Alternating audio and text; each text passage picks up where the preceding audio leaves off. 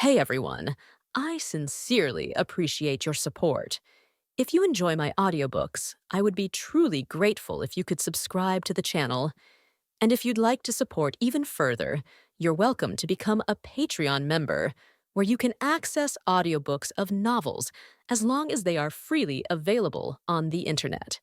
Your kindness and support mean so much. Thank you.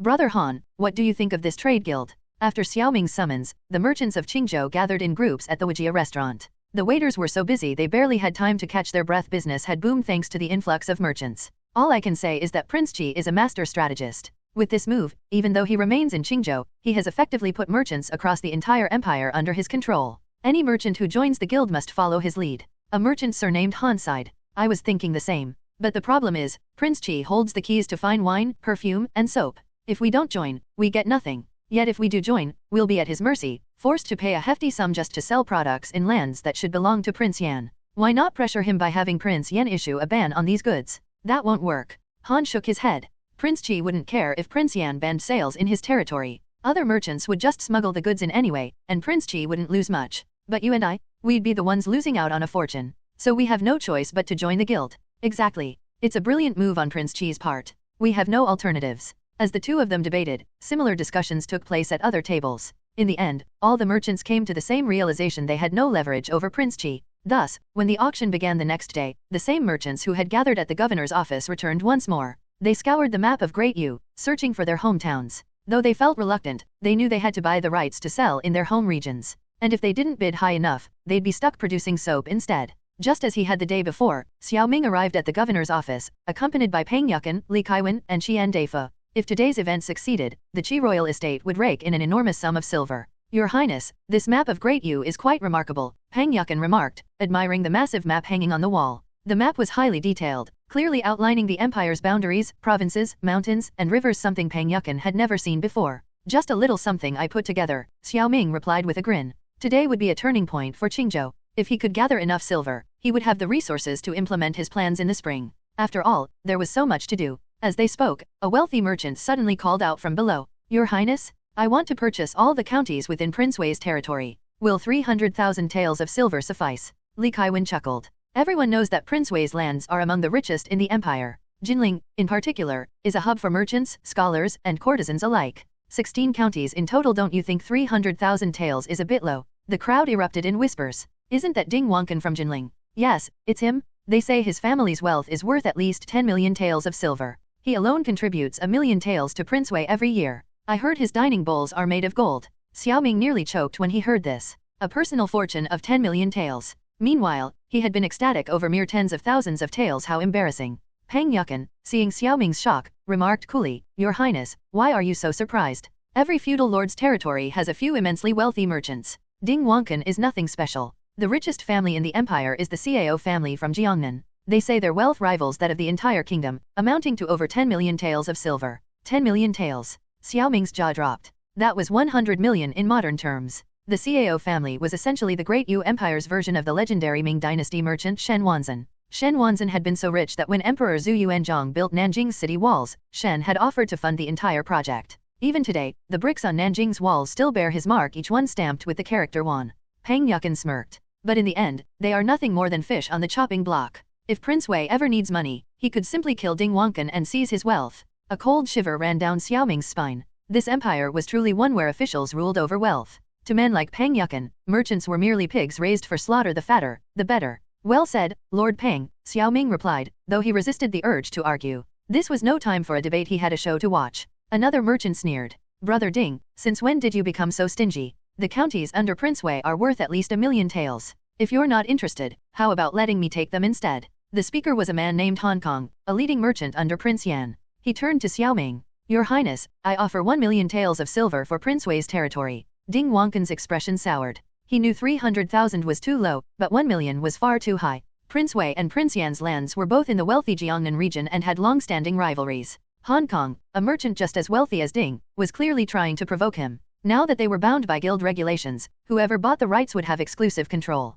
If Hong Kong won the bid, Ding would lose face in front of Prince Wei. Gritting his teeth, Ding Wankan countered, I'll pay 1.3 million taels. A hush fell over the crowd. No one else dared to raise the bid further after all, at such a price, it would take years to recover the cost. Hong Kong smirked, knowing he had accomplished his goal. Xiao Ming, watching from his seat, merely smiled. These merchants came from all over empire, representing various factions and power struggles. But in the end, when the snipe and clam fight, the fisherman profits. With Ding Wangkan setting the precedent, the territories under Prince Yan, Prince Zhao, and other feudal lords were swiftly monopolized by their respective local magnates. The fiercest bidding war, however, took place over the imperial territories, especially Chang'an, where 10 merchants had formed a joint venture to secure the rights. This was essentially a modern-day corporate partnership. The Wang and Qin families were both involved, proving that when it came to excluding outside competition, they were perfectly aligned. By the end of the day, the entirety of Great Yu had been divided up among the guild's merchants. And Xiao Ming? With zero upfront investment, he had just made 7 million taels of silver.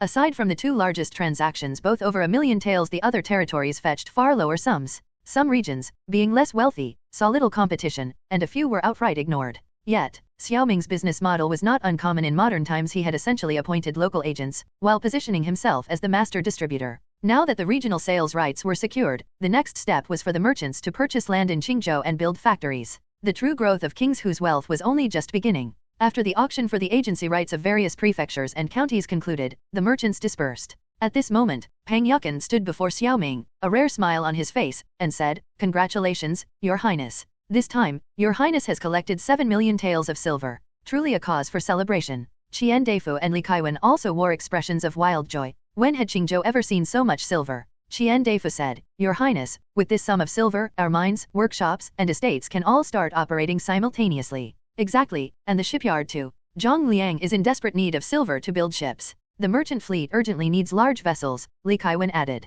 From struggling to scrape together a few thousand taels of silver to suddenly having 7 million taels in hand, Xiao Ming felt like a nouveau riche. However, recalling that even a single merchant under Prince Wei was wealthier than him, he quickly deflated. If a mere merchant was this wealthy, one could only imagine the prosperity of Prince Wei's fiefdom. He said, "The road ahead is long and arduous, but I will strive tirelessly. This is just the beginning. As long as we work together, I believe our fiefdom will not lose to Prince Wei's."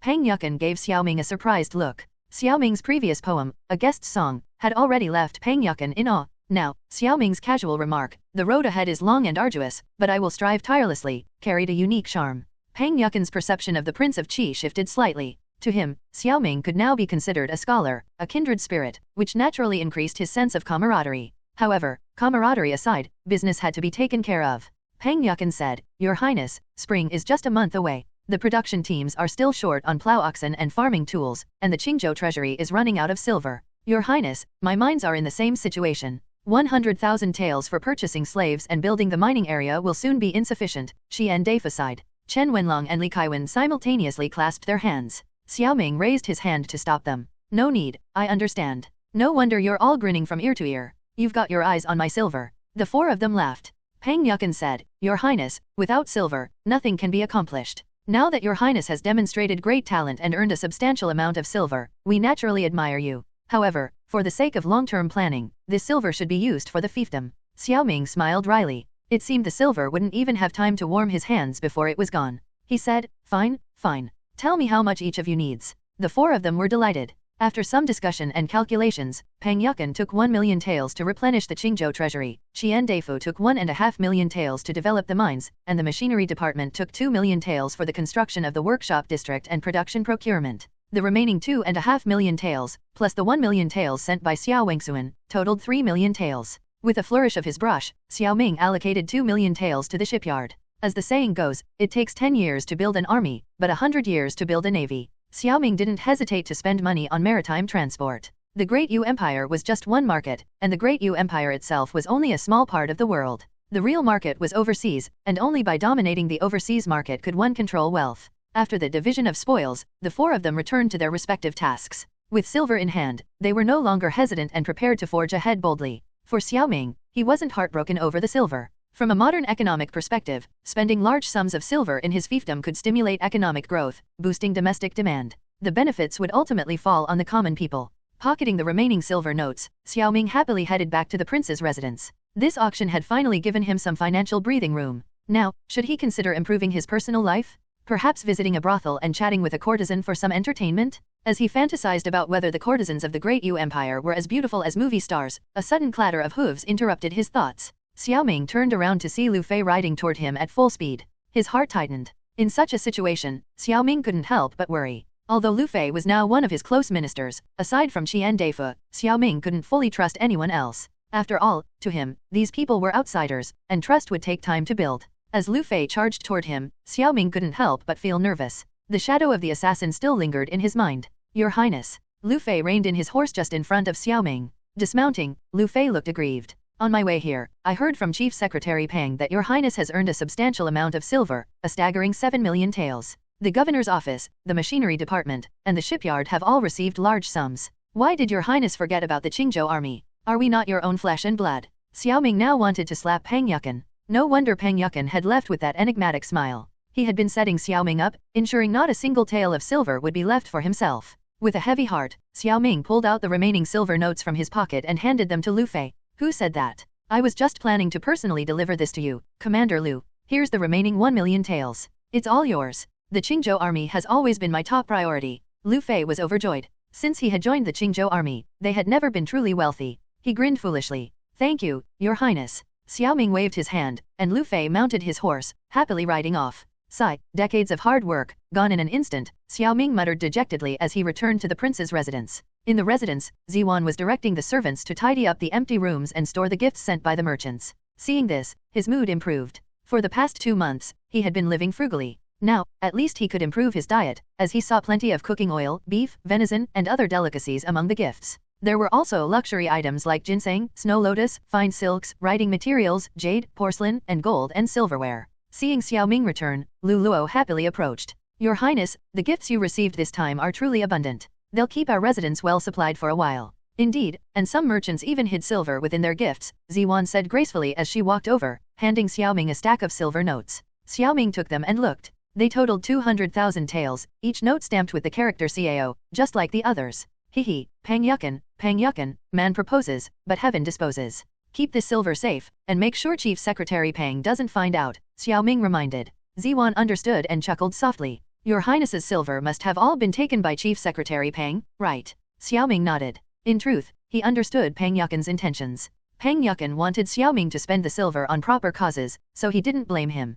However, stashing away some private funds wasn't against the rules, and improving his quality of life was necessary. With the return of merchants from Qingzhou, the news of Prince Qi establishing the trade guild and auctioning off the rights to sell soap, perfume, and drunken Qingzhou across Dao quickly spread throughout the empire. As the political heart of Dao, Chang'an's nobles were always particularly sensitive to such matters. Outside Chang'an, the second Prince Xiaoju rode through the forest alongside the sixth Prince Xiao Mu, both dressed in military attire. Behind them trailed several hundred guards, servants, and hunting dogs scouring the woods for prey. Xiaoju, gripping his bow, scanned the forest as his brother smirked. Second brother, I never realized our seventh brother had such cunning in him. Xiaoju sneered.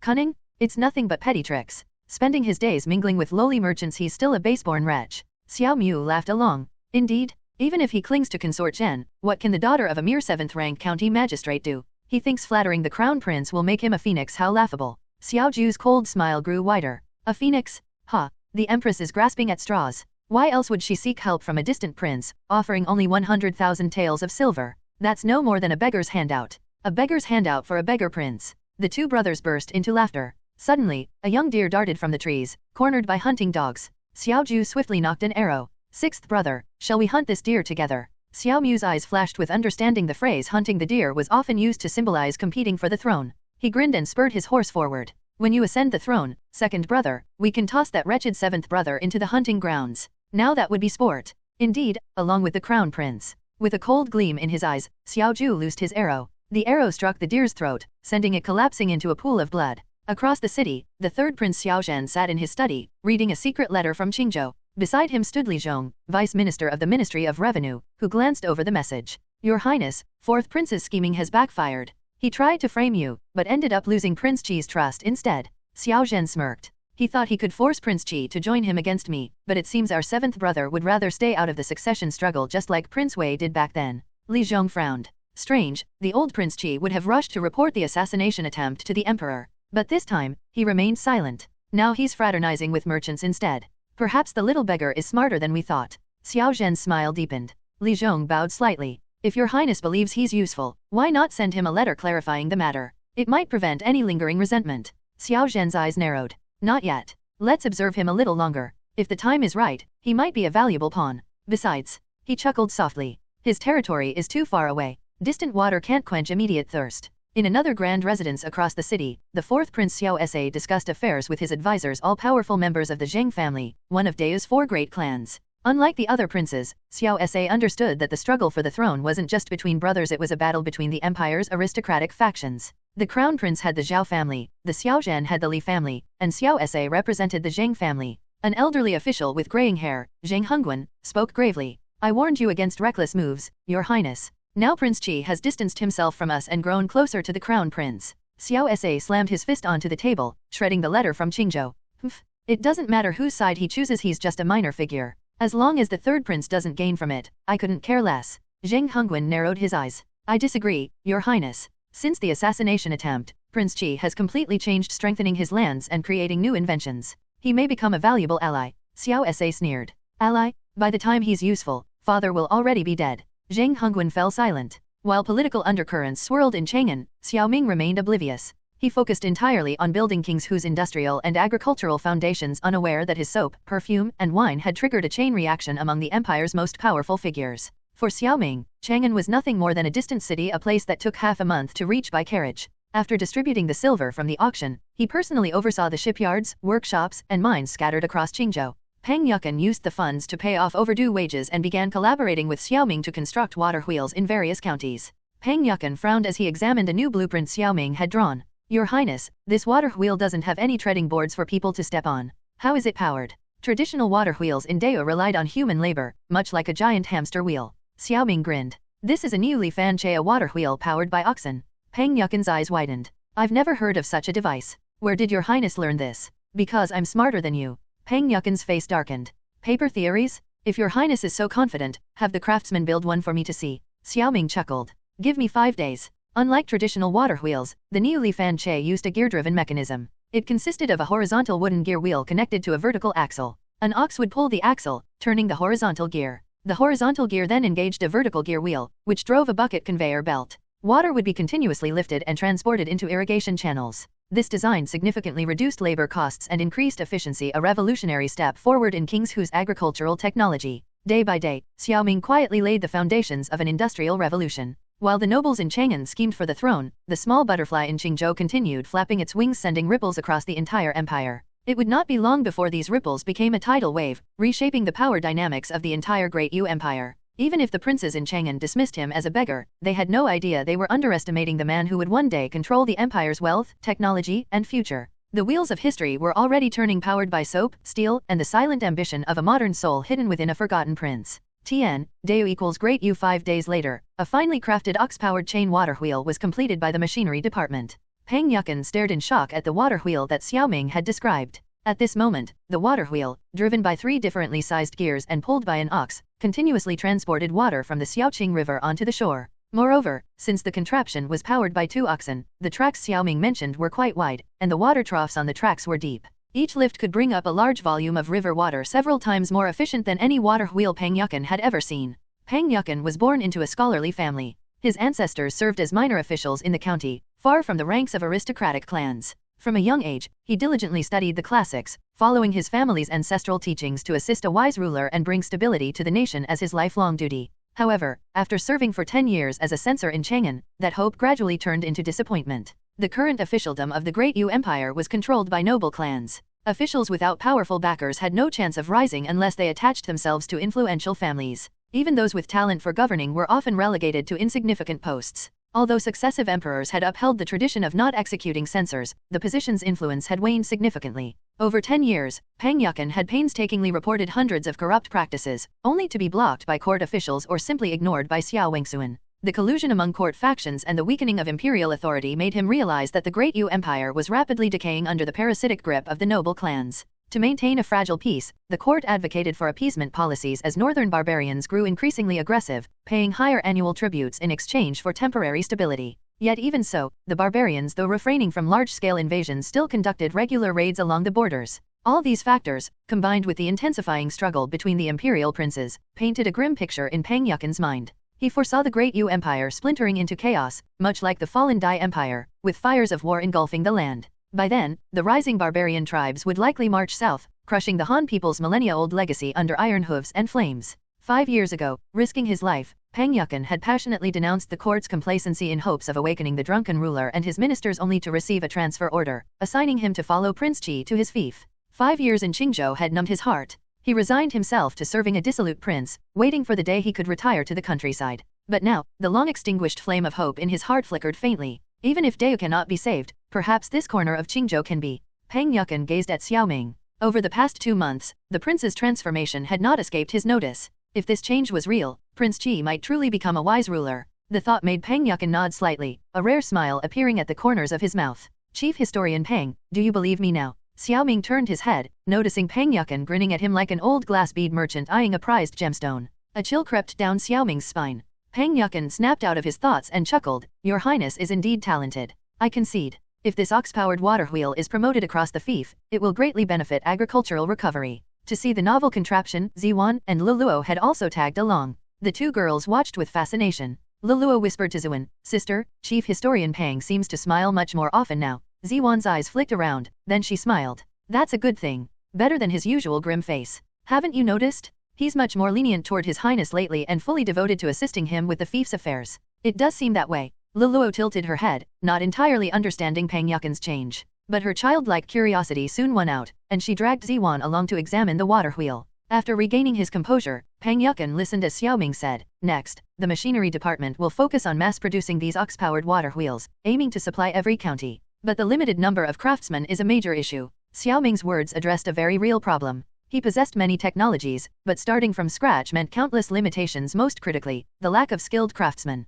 Without automated machinery, the only way to scale up production was with manpower, and skilled labor was his scarcest resource. Your Highness, Pang Yukan spoke up, I have a suggestion. You rely too heavily on the craftsmen in your own workshops. But don't forget the common people of the fief. Why not delegate water wheel construction to each county, even down to production teams? Within days, these water wheels could be everywhere. Xiao Ming's eyes lit up. He had been making a crucial mistake trying to do everything himself while overlooking the labor force of the common people. As the highest authority in the fief, he could organize the population for infrastructure projects. Though he had established production teams, he'd forgotten one key incentive, work points. However, his version of the work points system differed from the modern collectivist model. Here, every peasant still had their own fields under a cooperative structure. The work points he proposed would be rewards for extra labor. These points would be recorded by the production teams and exchanged at the year's end for grain, cloth, and other goods. Discussing this idea with Pang Yukan, Xiao Ming saw its greater potential. To appease the people, he had already exempted them from 3 years of tax. But outside of the busy farming seasons, most peasants were idle.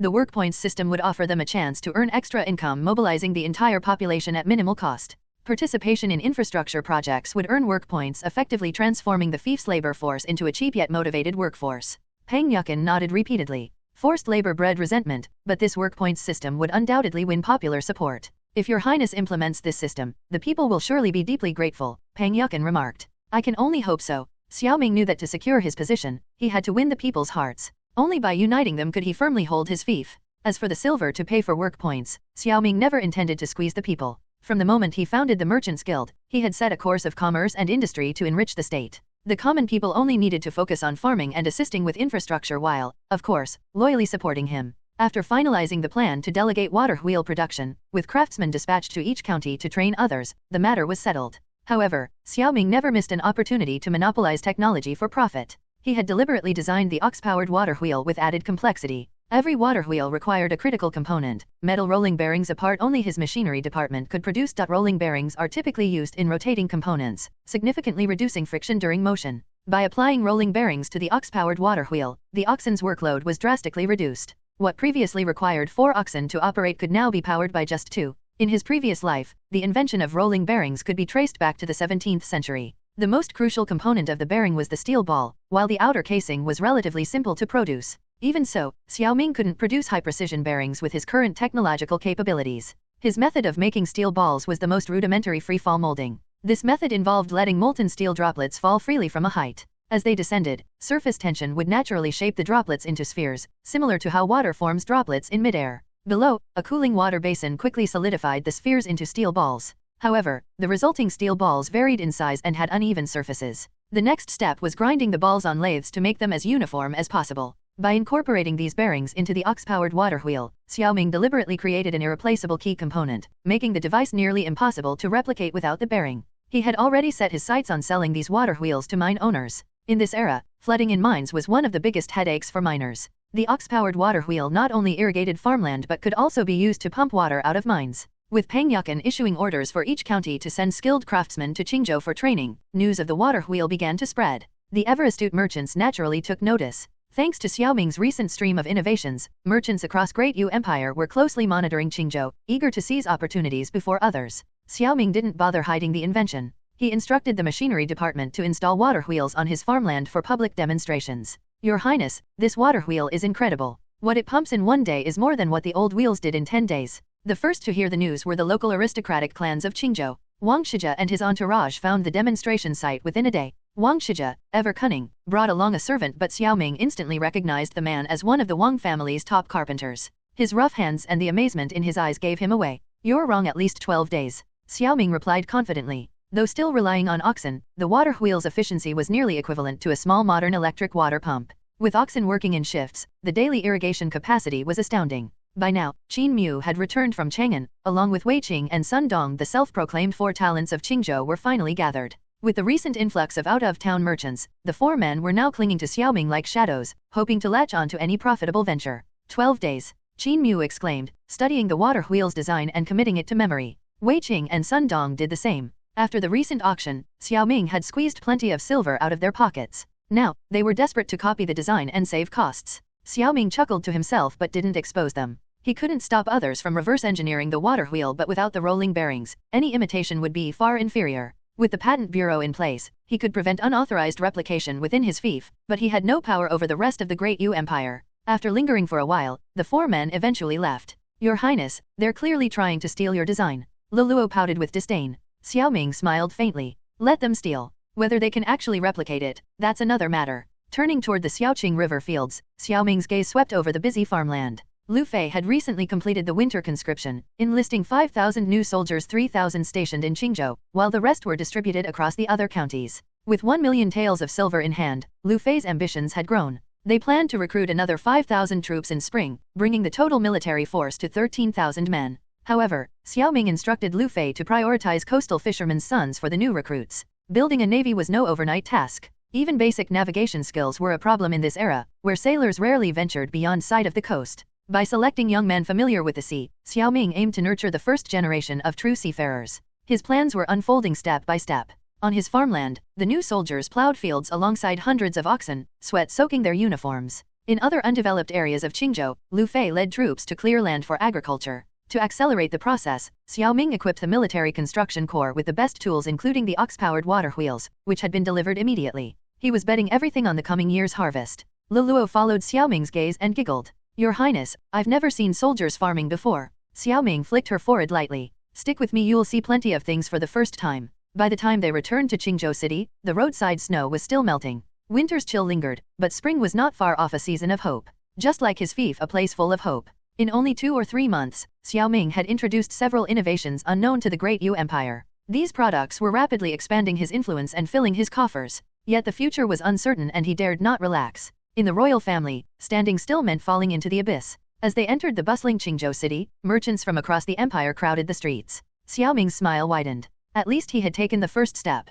Next, he needed to attract even more merchants to buy land, build workshops, and turn Qingzhou into an industrial powerhouse. The fragrant soap, perfume, and liquor were merely low-end products in his eyes. The ox-powered water wheel had a hint of technological content, but the true treasures in his mind were still waiting to be turned into reality. However, one glaring issue had surfaced. His fief lacked skilled craftsmen. Peng Yukan's idea of sending craftsmen from various counties for training was a good start, but far from enough. It was time to establish his own technical reserve. And the best candidates were slaves. They were the easiest to control, and with proper training, they could become the foundation of King Hu's industrial revolution. As spring approached, Xiao Ming's vision for Qingzhou began to take shape. Military expansion, infrastructure projects, technology monopolies, merchant influx, and now, technical education. Every step was paving the way for his industrial empire. In this world, knowledge was the greatest weapon. While others obsessed over wealth and power, Xiao Ming quietly laid down his technological traps, turning Qingzhou into a ticking time bomb that would one day reshape the entire Great Yu Empire. Your Highness, this time I've brought you 3,000 slaves, hehe. Before Xiao Ming had even gone to seek out Liang Dehai to ask if he had any new slaves, the man had already taken the initiative to find him. Only a few days had passed since the ox-powered water wheel was completed, yet Liang Dehai had already returned from the grasslands, eager to report his haul. 3,000? How could there be so many this time? Qin Li's voice carried disbelief. Liang Dehai chuckled smugly. Your Highness, we must thank the heavens for their gift. This year's harsh snowstorm killed off many of the barbarians' cattle and sheep. Even with trade routes open to Dea, the tribes couldn't afford to keep so many slaves. Rather than letting them starve, they preferred to sell them to me in exchange for food. He paused, then added with a hint of pride, I traveled through several tribes to gather these 3,000 slaves. Those barbarians were quite cunning, though they sold them at high prices. But knowing your Highness urgently needed slaves, I bought them all. Xiao Ming nodded in satisfaction. This time, Liang Dehai had done well. At this point, Xiao Ming no longer concerned himself with the fact that the barbarians were Dea's long-standing enemies. The development of his fief came first, everything else was secondary. Over the years, the barbarians frequently raided the borders, abducting countless Deo citizens. Many captives died during the journey to the grasslands, while those who survived lived as slaves in unbearable misery. Less than 1 in 10 ever returned alive. Rumors often spoke of the barbarians treating Deo captives like prey, releasing them into the wild only to hunt them down for sport, a game to pass the time. You've done well. A higher price doesn't matter. These people are Deo citizens. That they were captured is already a humiliation for Deo. No matter how they are brought back through silver or through force, it is always a good deed. Name your price. I'll take them all. Liang Dehai's eyes flickered with surprise. He had heard rumors of Xiao Ming's recent wealth, the merchant guild, the auctions, and the influx of foreign merchants were all proof. But knowing the prince had money was one thing, actually getting a share of it was another. Hesitating for a moment, Liang Dehai bowed deeply and said, Your Highness, being allowed to do business under your name is already a great honor. But I have one small request. Would your Highness permit me to join the Qingzhou Merchant Guild? Xiao Ming's lips curled into a faint smile. The Qingzhou Merchant Guild had become a legend among traders. Through word of mouth, its reputation had spread like wildfire, with merchants whispering promises as if they were slogans from a pyramid scheme. Join the Qingzhou Merchant Guild, and you'll make a fortune. I would have spoken to you about this had you not been away, Xiao Ming said casually. Since you're already working with me on the slave trade, you're naturally one of my people. Joining the Merchant Guild is a given. His voice lowered slightly. However, I've also established my own trading company. If you're willing, you can report to Li Kaiwan. From now on, you will be one of my men. And if your contributions are sufficient, he paused, eyes narrowing. I might grant you an official position in the future. Liang Dehai's entire body trembled. The 4 words official position rang in his ears like heavenly music. In Dea, as in most dynasties, society was rigidly stratified. Commoners had little hope of rising in status. Even those who passed the imperial examinations had to face the Kanhe interview, a brutal screening process where officials evaluated not only a candidate's knowledge but also their family background, appearance, and reputation. Those without powerful backers were quietly eliminated. Only the top 3 scorers bypassed this process and gained entry into the imperial court. For a merchant like Liang Dehai to become an official was nothing short of a phoenix rising from the ashes. Your Highness's great kindness, Liang Dehai will never forget.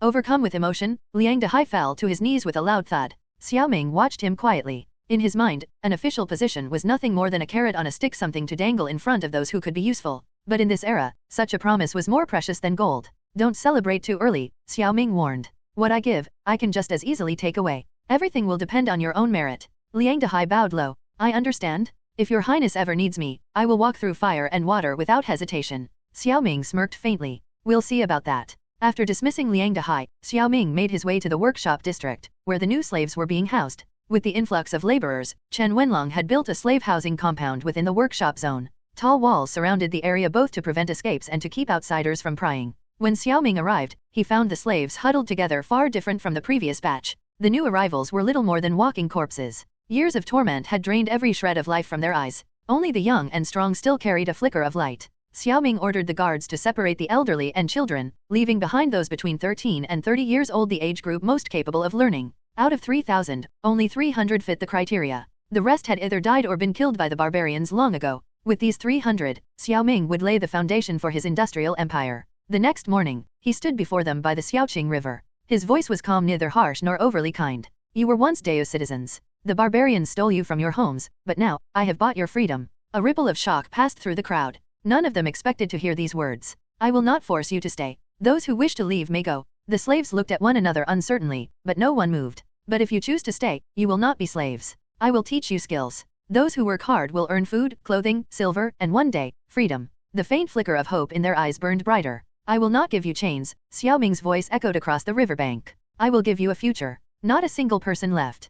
From that day on, they were no longer slaves, they were the first apprentices of King Hu's industrial revolution. The gears of history had begun to turn. In the coming years, these forgotten men would become craftsmen, engineers, and foremen, the backbone of Xiao Ming's factories. While others scrambled for power, Xiao Ming quietly laid the foundation of a new era. One day, these 300 men would build machines that would shake the entire Great Yu Empire. One day, their hands would forge the weapons that would break the shackles of the noble clans. One day, they would look back on this moment and realize that hope had been reborn by the banks of the What is your name? 300 young and strong slaves stood facing him. At this moment, Xiao Ming asked a somewhat thin and frail-looking boy standing in the middle. Though the boy was lean, he was the most spirited among them. He was about 1.7 meters tall, with large eyes that kept darting around, taking in his surroundings. He looked very clever. "Reporting to my master, my name is Lu Tong," the boy replied. At this, Zhao Long barked, "The person before you is the 7th prince of the Great Yu Empire, His Highness the Prince of Qi. You should address him as your highness." The term master was how slaves addressed the barbarians on the grasslands.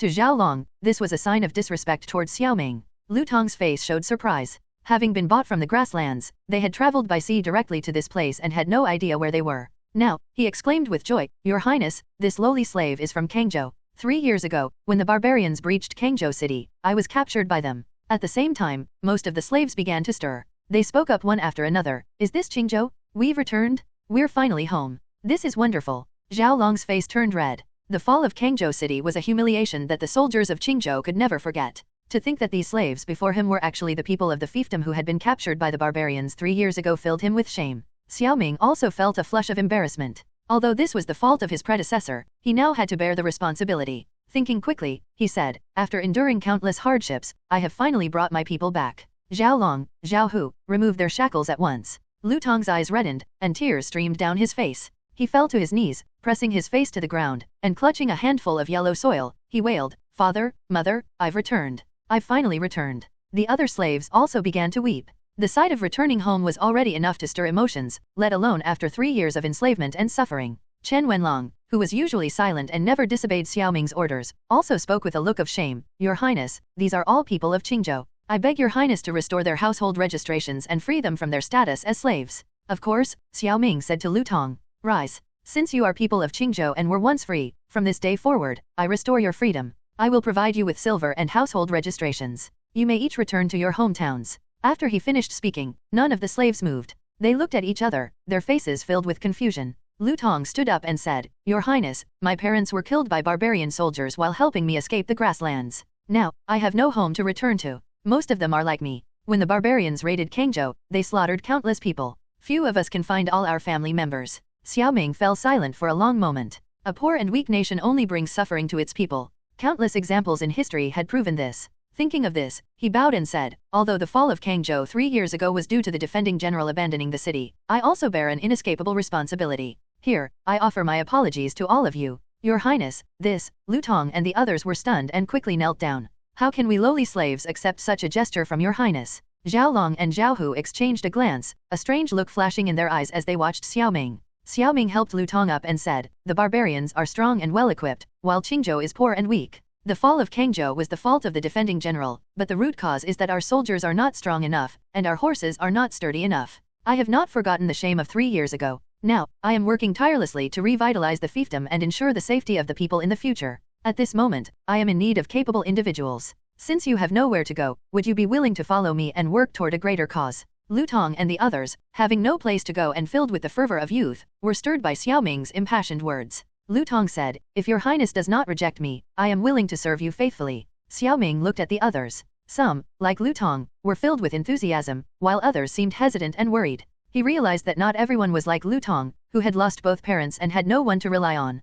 He said, "Those who wish to stay with Lu Tong are welcome. If anyone wishes to return home, I will not force them to stay and will provide silver for their journey." "Thank you, Your Highness," several voices rang out. Xiao Ming then said to Chen Wenlong, "Go and ask the other slaves. If they are people of Qingzhou, restore their freedom. Provide them with travel expenses if needed. If they wish to stay and work in the workshops, pay them as craftsmen." "Yes," Chen Wenlong nodded and headed into the workshop. At the same time, those who wanted to return home followed Chen Wenlong. Out of the 300 people, about a third left, leaving around 200 behind. They all looked at Xiao Ming, waiting for his orders. Now that they had no home to return to, and Xiao Ming, a prince, was willing to take them in, this was an incredible stroke of luck. It was far better than suffering on the grasslands, where they could be killed at any moment. Looking at the remaining 200 people, Xiao Ming said, "Since you have chosen to stay, from now on, you are my people. I selected you to teach you some special skills. Starting today, you will return to Qingzhou with me and live in the courtyard next to the Prince of Qi's residence. From tomorrow, I will begin instructing you in these skills." "Yes, Your Highness," Lu Tong and the others bowed and replied. Xiao Ming nodded and had Zhao Long and Zhao Hu take them back. He wasn't worried about whether they would be willing to become craftsmen. Compared to their status as slaves, this was already a significant improvement. Moreover, as the status of craftsmen in Qingzhou rose in the future, he believed these young men would come to take pride in their new roles. To cultivate a group of skilled technicians, Xiao Ming had invested heavily. He had specifically purchased the neighboring courtyard for secrecy and safety. Once connected, this courtyard and the prince's residence would be linked by a small alley, separated only by a gate. After Zhao Long and Zhao Hu escorted Lu Tong and the others to the courtyard, they immediately went to the military headquarters. Soon, 20 fully armed elite guards were added to the prince's residence. Although these 200 people were arranged by Xiao Ming, Zhao Long, and Zhao Hu increased security for his safety. If these 200 were to rebel, it would pose a significant threat to the prince's residence. This was just a precaution. Xiao Ming did not object to this. He didn't believe that a few words from him would be enough to completely subdue these young men. Their true character would have to be observed over time. After all, in his position, he couldn't afford to be too trusting. If they proved to be loyal and hardworking, that would be ideal. But if they were to betray him or harm the interests of Qingzhou, he would not hesitate to act. As a member of the royal family, he always remembered that he could not afford to be overly merciful, for such mercy would not only endanger himself but also the millions of people in his fiefdom. After settling the 200 or so individuals, Xiao Ming had Chen Wenlong register Lu Tong and the others the next day, officially enrolling them into the equipment department. Out of the 231 strong and young individuals who stayed, most were between the ages of 13 and 20. The older ones, likely having families, had chosen to leave. "Does anyone here know how to read?" Xiao Ming asked, wanting to assess their literacy levels. The room fell silent. Xiao Ming immediately understood none of the 200 or so individuals were literate. This was expected, as this was an era with an extremely low literacy rate. This also meant that training these individuals would be a long process. Teaching them overly complex techniques now would be futile, as they wouldn't be able to comprehend them. Although the technology crystal could transmit knowledge, presenting technical steps in their minds through images and other forms, the application of this knowledge required real-world practice.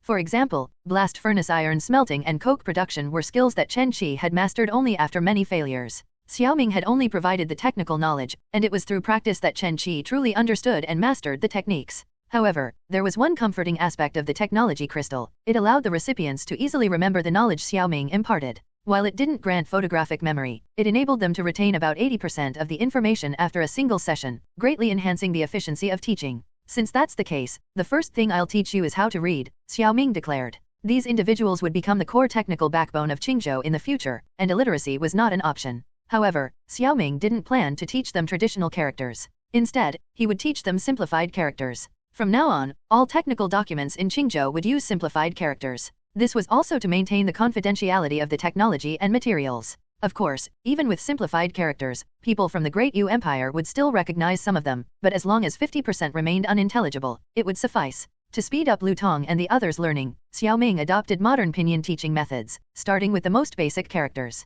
In the morning, he taught them the entire pinyin system and checked their progress. The results were satisfying. They had memorized more than half of the phonetic alphabet. In the afternoon, Xiao Ming shifted to teaching them mathematics, starting with Arabic numerals and simple addition and subtraction within 10. Overall, the pace of his teaching was much faster than that of a typical elementary school curriculum. This was partly because they were older and more disciplined than children, and partly because they were highly motivated to learn. In this era, being able to read was considered a prestigious skill, and people naturally yearned for what they lacked. At least for today, Lu Tong and the others were fully focused during the lessons. In the evening, Chen Wenlong brought a plaque inscribed with the words Bowen Academy. This was the official designation for the courtyard, which would now serve as King's Hu's educational base. "Lu Tong, review the lessons with them tonight. For now, you won't be assigned any other tasks. Your food, clothing, and daily needs will be taken care of by servants." Lu Tong, the most active among the youths, quickly ran over to help hang the plaque when Chen Wenlong arrived. "Your Highness, how can we be worthy of such preferential treatment? How can we ever repay your great kindness?" Lu Tong was still unaccustomed to the drastic change from being a slave, ordered around by others, to becoming a scholar who could read and write. Xiao Ming smiled. "This is only temporary. Once you've mastered real skills, you'll need to serve me. That will be your way of repaying me. For now, simply learning what I teach you is repayment enough." "Yes, Your Highness," Lu Tong replied. Given that the 200 or so individuals were all youths, Xiao Ming was concerned that Lu Tong might not be able to manage his peers. He addressed the group, "From today onward, this place will be known as Bowen Academy. More people will come here to study in the future. I hope you cherish this opportunity." If anyone among you shows no desire to improve, I will have no choice but to give them some silver and let them fend for themselves. Don't blame me for being harsh. The reason I selected you is to revitalize your homeland, and there's no room for error. From now on, I appoint Lu Tong as your head student. All of you must obey his commands." The youths bowed and replied in unison, "Yes, Your Highness." Xiao Ming nodded. In the Great Yu Empire, the term head student referred to someone responsible for ensuring that students adhered to the academy's rules and assisted the instructors in educating the students.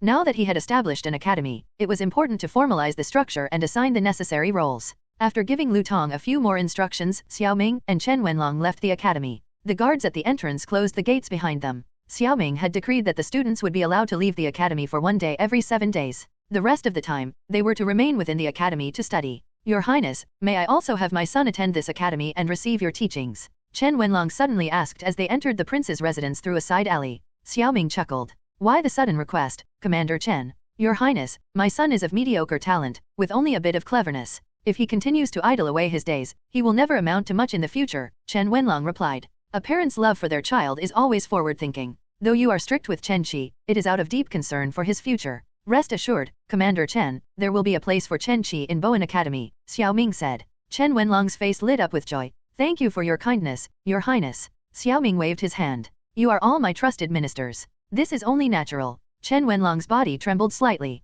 Being called a trusted minister deeply moved him. After expressing his gratitude, Chen Wenlong left to share the news with Chen Qi. Luluo, who had been following Xiao Ming all day, finally couldn't hold back her curiosity. "Your Highness, what you taught today was all so strange. Why have I never heard of such things before?" Both Luluo and Zuan were literate, so they naturally noticed that what Xiao Ming had taught Lu Tong and the others were not standard characters but rather something they found peculiar. "This is my secret. Don't speak of it to others," Xiao Ming said with a smile. Luluo nodded, not daring to ask further. By now, dinner was ready in the prince's residence. Unlike the meager meals of 2 months ago, the food was now more abundant, with not only pastries but also stir-fried dishes. This was partly because the prince's treasury now had silver, and partly because merchants had flocked to Qingzhou, bringing a variety of goods. A few days ago, Xiao Ming had the machinery department specially craft an iron wok for the residents, along with a coal stove. With these cooking tools, the kitchen was now well equipped. "Your Highness, here is the braised chicken you requested," the cook said as he placed the iron wok on the table. The aroma of the dish filled the air, making Xiao Ming's mouth water.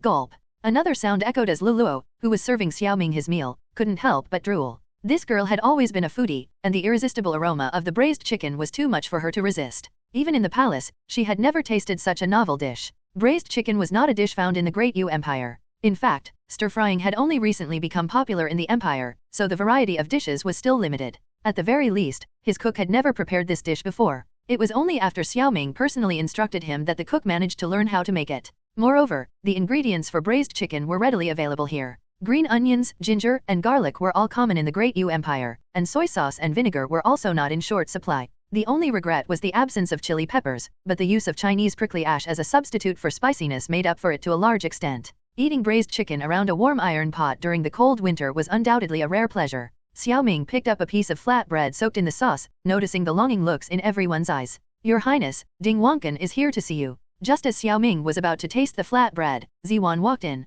As she spoke, she sniffed the air, her eyes immediately drawn to the braised chicken in front of Xiao Ming. Ding Wankan. Xiao Ming remembered this man vividly. The first transaction in the merchant guild had been conducted through him. Moreover, he was the wealthiest man in Jinling City. While Xiao Ming wasn't particularly interested in Ding Wankan himself, he was always intrigued by the richest individuals. Seeing that Xiao Ming was in the middle of his meal, Ziwan said, "Your Highness, should I send him away? After all, you're... Let him in. Also, prepare an extra set of utensils," Xiao Ming said. Ziwan acknowledged the order and instructed a servant to fetch the utensils while she went to bring Ding Wankan in. Xiao Ming was dining in the outer room of his private quarters. Soon, he saw Ziwan leading Ding Wankan across the stone bridge to where he was seated. "Ding Wankan pays his respects to your highness." Ding Wankan bowed. "At ease. Have you eaten yet, Master Ding?" Xiao Ming stirred the braised chicken, picking up a piece of meat and taking a bite. The flavor was exquisite. The free-range chicken, which fed on insects, had a naturally delicious taste, far superior to the flavorless, factory-farmed chickens of the modern era.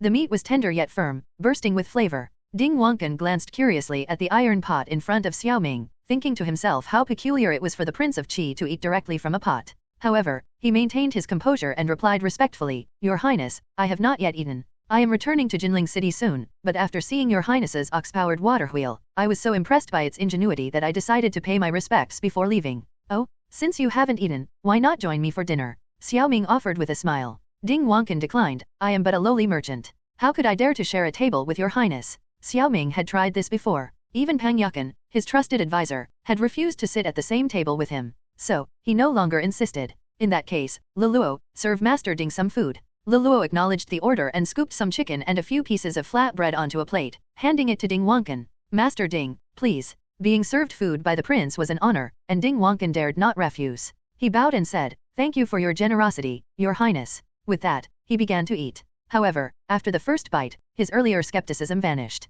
The highlight of the braised chicken was the flat bread stuck to the sides of the iron pot. Soaked in the chicken broth, the flat bread was soft and flavorful. Despite having tasted many delicacies, Ding Wankan was thoroughly impressed. From then on, he ate without hesitation. How is it? My braised chicken isn't bad, is it? Xiao Ming asked with a smile. Ding Wankan laughed heartily. Having traveled across the Great Yu Empire, I have never tasted anything so delicious. This has truly been an eye-opening experience. Xiao Ming nodded in satisfaction. It seemed that good food transcended time. If you like it, Master Ding, you're welcome to visit Qingzhou often. I can have my cook prepare it for you. Ding Wankan was momentarily stunned. Having amassed great wealth, he was no fool. Xiao Ming was clearly trying to win him over. He replied, your highness is too kind. However, after this trip to Qingzhou, I must return to report to the Prince of Wei. Xiao Ming raised an eyebrow. Ding Wankan was subtly reminding him that he was aligned with the Prince of Wei. In that case, please convey my regards to Uncle Wei when you return. Yes, your highness, Ding Wankan replied, though he seemed to hesitate. Xiao Ming noticed and said, if you have something to say, Master Ding, speak freely. Ding Wankan said, I came here to ask if your highness would be willing to sell the iron ring on the ox-powered water wheel. Do you not need the rest of it? Have you already figured it out? Yes, No, not exactly, Ding Wankan instinctively replied but immediately realized he had fallen into Xiao Ming's trap. He quickly denied it, beads of sweat forming on his forehead. Having joined the merchant guild, he was well aware of the patent office's functions, one of which was to prohibit the unauthorized replication of registered patents. The ox-powered water wheel had already been registered, and the patent office had posted notices everywhere. However, like many other merchants, Ding Wankan believed that the patent office, being a strange institution, could only enforce its rules within the Prince of Qi's fiefdom and had no jurisdiction outside it. Thus, many merchants had brought craftsmen to secretly sketch the ox-powered water wheel and replicate it back home. However, while the craftsmen were confident they could build the water wheel, they were completely baffled by the strange iron ring. Xiao Ming inwardly sneered. When Ding Wankan mentioned the water wheel, he immediately understood. This iron ring is called a rolling bearing. I can sell it to you, provided the price is right. Ding Wankan breathed a sigh of relief. The wealthy families of the Great Yu Empire valued land above all else. With vast estates under their names, they were naturally very interested in irrigation tools like the water wheel. How much does the rolling bearing cost? 300 taels of silver each, Xiao Ming said, naming an exorbitant price. The entire water wheel cost only 300 taels, and he was now selling the bearing for the same amount. This, Ding Wankan hesitated. He knew that the Prince of Qi was aware they only needed the rolling bearing and would have to build the rest themselves, hence the inflated price. Xiao Ming continued eating. He needed merchants to revitalize his fiefdom, but he also understood their profit-driven nature. Thus, he chose to be lenient when necessary and strict when required. After some internal struggle, Ding Wankan decided to proceed. His vast estates required more manpower to cultivate additional land, and the ox-powered water wheel would free up labor for this purpose. Moreover, he owned over a dozen mines that also needed such water wheels for water extraction. He said, Your Highness, I will need 500 for now. Very well. I'll make a note of it. Tomorrow, I'll have the machinery department start forging them for you, Xiao Ming said. While the rolling bearings wouldn't bring in huge profits individually, the sheer volume of sales would make the venture lucrative. Additionally, the bearings had a limited lifespan and would need to be replaced when they wore out, ensuring a steady stream of business. After seeing Ding Wankan off, Xiao Ming finished his meal. He had only eaten half of the braised chicken. He turned to Ziwan and said, Stop drooling. Ziwan, share the rest of the braised chicken with everyone. Thank you, Your Highness, the servants said. Their mo the delicious braised chicken from the previous night had satisfied everyone in the prince's residence. When Xiao Ming allowed the servants to eat his leftovers, it wasn't out of disrespect. In this era, resources were scarce, and eating leftovers was a common practice. Even he occasionally ate leftovers, and since the braised chicken was served in a large iron pot, it wasn't much different from sharing a meal at the same table. Moreover, braised chicken was a unique delicacy in the Great Yu Empire. Thinking of the countless gourmet dishes stored in the technology library, Xiao Ming felt a sense of pride. There was still a long way to go, and he had plenty of time to introduce more exquisite dishes. However, now was not the time to indulge in luxury. The most important task was still making money. After Ding Wankan, over the next few days, more people came to the prince's residence to visit Xiao Ming, all inquiring about the ox-powered water wheel. Xiao Ming handled them all by quoting a price of 300 taels of silver. Some wealthy merchants, unbothered by the cost, readily agreed to purchase the bearings. Others hesitated, and some outright gave up, choosing to stick with their old water wheels. During this time, Wang Shizhe and others had been studying the ox-powered water wheel, but in the end, they also brought silver to purchase the bearings. By this point, Xiao Ming had a good understanding of the current technological level of the Great Yu Empire. It seemed they were unable to replicate his rolling bearings. Your Highness, over the past few days, we've received orders for about 5,000 sets of rolling bearings. The machinery department simply can't handle such a large volume. I suggest building another hydraulic lathe workshop, but if we do that, we won't have enough craftsmen to spare. After Chen Wenlong returned, Chen Qi began attending classes at Bowen Academy regularly. That day, just after Xiao Ming finished his lecture, Chen Qi approached him with this suggestion. Xiao Ming frowned. The machinery department was already handling a lot of tasks producing coal stoves, providing parts for Zhang Liang's shipyard to build galleons, manufacturing steel and coke, and producing water wheel components. With the sudden influx of bearing orders, it was no wonder Chen Qi was feeling overwhelmed. Over the past few days, while teaching, Xiao Ming had also been pondering this issue. He realized that low-end technologies shouldn't consume too many resources. For example, producing coal stoves, while profitable, wasn't highly lucrative and still required a significant number of craftsmen, which wasn't cost-effective. Moreover, it interfered with the layout of the industrial foundation. The current focus should be on steel production. In modern times, a nation's strength was often measured by its steel output. Now, he had to make some tough decisions. How many craftsmen are currently working on coal stove production? Xiao Ming asked. We need to produce at least 300 coal stoves a day, and about 50 craftsmen are dedicated to this task, Chen Qi replied. Xiao Ming nodded. From now on, reassign all 50 craftsmen to producing hydraulic lathes, milling machines, drilling machines, and other machine tools. Also, out of the 2,000 newly purchased slaves, half should be assigned to steel production. Commandant Liu, now that he has silver to spare, has been boasting about buying a new set of armor from me. I've promised to produce a brand new set for him, and in a couple of days, I'll personally teach the craftsmen how to make it. New armor. Chen Qi's interest was piqued. Your Highness, I know how to make scale armor. It's not scale armor. You'll see when the time comes, Xiao Ming said with a smile. Chen Qi scratched his head, clearly eager to learn more. Lu Tong, standing nearby, looked on with envy. Chen Qi was about the same age as him, but he was already capable of handling major responsibilities on his own. Noticing Lu Tong's expression, Xiao Ming said, Don't worry. I'll have tasks for you too. Consider it practical training. Really, Your Highness? Lu Tong immediately perked up. He knew that only by proving himself useful to the Prince of Qi, like Chen Qi, could he earn a place of importance. Xiao Ming nodded. His approach to training Chen Qi and Lu Tong was different. Chen Qi's focus was on mechanics and physics, while Lu Tong's was on chemistry. Over the past few days, Xiao Ming had been teaching the youths how to read and write. Now, it was time to introduce them to chemistry. This way, chemistry and physics could progress simultaneously. After all, rare metals and alloys required chemical methods for extraction and synthesis, and future advancements in gunpowder would also rely on a solid foundation in chemistry. For Xiao Ming, the most critical area was materials science. Only with high-quality materials could high-quality products be produced. From now on, these 200 individuals would be responsible for research in chemistry and materials. Of course. Tomorrow, I'll teach you how to produce alkali. This will be your first project, Xiao Ming said. Lu Tong nodded, though he was still confused, as he didn't yet understand what alkali was. With the machinery department relieved of some of its burdens, Chen Qi was naturally thrilled. He said, Your Highness, I'll go back and make the arrangements. But what about the Wang family? I'll handle the Wang family, Xiao Ming replied. He planned to sell the coal stove production technology to them. Since he had already given them the coal briquette technology, adding the coal stove wouldn't be a problem. After the day's lessons, Xiao Ming checked on Lu Tong and the others' progress. They had already mastered over 300 common characters. Xiao Ming was pleased with their progress. His basic requirement was for them to become literate and learn basic chemical symbols. After that, he would take them to the workshop area to start building the chemical industry. The workshop area was now divided into two parts, one half belonged to Chen Qi, and the other was reserved for Lu Tong. In the evening, Xiao Ming summoned Wang Shizhe to discuss the coal stove matter.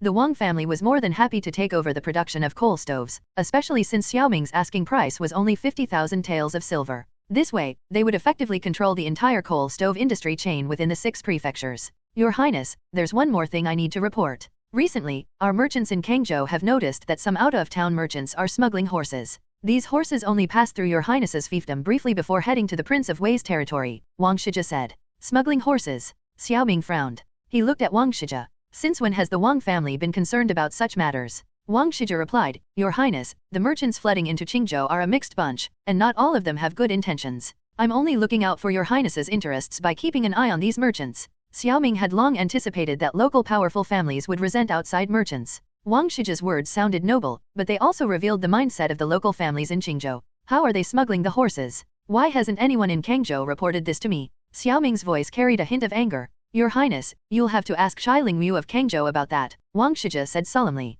Xiao Ming frowned. He had initially thought this was just ordinary horse smuggling, but Wang Shijia's direct accusation of Chai Lingmu raised red flags. Chai Lingmu was the son-in-law of the Qin family, having married into their household. However, what truly concerned Xiao Ming wasn't the rivalry between the Wang and Qin families, but the fact that the Prince of Wei was smuggling horses. Had Chai Lingmu been bribed by the Prince of Wei? If so, this man was a ticking time bomb and needed to be replaced immediately. This wasn't Xiao Ming overthinking things. The position of Kangzhou's governor was crucial, and the struggle for the throne within the Great Yu Empire was intensifying. In his judgment, if the crown prince were to be deposed, it would inevitably lead to chaos. When that time came, anyone could become his enemy. Therefore, the fact that the Prince of Wei was smuggling horses through Kangzhou merchants wasn't the main issue. The Great Yu Empire lacked horses, and many nobles secretly purchased horses from the grasslands. The Prince of Wei wasn't unique in this regard. Xiao Ming himself also wanted to smuggle horses from the grasslands to bolster his cavalry. The real problem was that Chai Lingmu had bypassed him and secretly colluded with the Prince of Wei. This was the true issue at hand.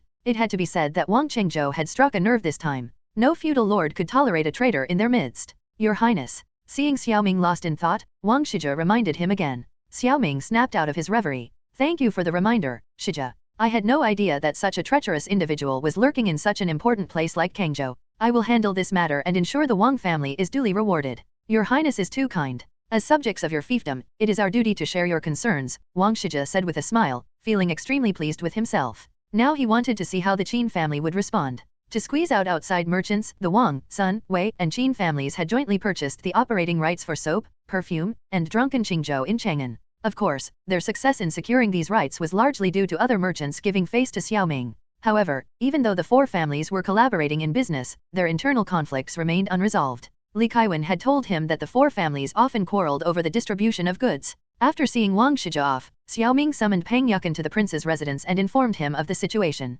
Peng Yukan pondered for a moment and said, Your Highness, this is an opportunity to remove the local powerful families from their positions in the government. Peng Yukan, you and I think alike. But if we remove Chai Lingmu, who can take over as the governor of Kangzhou? Xiao Ming asked. If your Highness trusts me, I can recommend a few individuals. They are all from humble backgrounds and have earned their qualifications, but due to the corruption in the officialdom, alas. Xiao Ming understood Peng Yukan's meaning. These individuals had passed the imperial examinations but had not been appointed to any official positions due to the dark nature of the bureaucracy. Compared to the four families, Xiao Ming trusted Peng Yukan more. Even if these recommended individuals formed factions with Peng Yukan in the future, it would still be a matter of officialdom. However, the four families had members occupying key military and administrative positions across the 6 prefectures, which was what truly worried Xiao Ming. This was also why he had been so tolerant of the four families. If he were to recklessly purge the four families' influence from the government, they would inevitably retaliate, plunging the fiefdom into chaos. Now that the Wang and Qin families were at odds, he could use this opportunity to remove these key officials.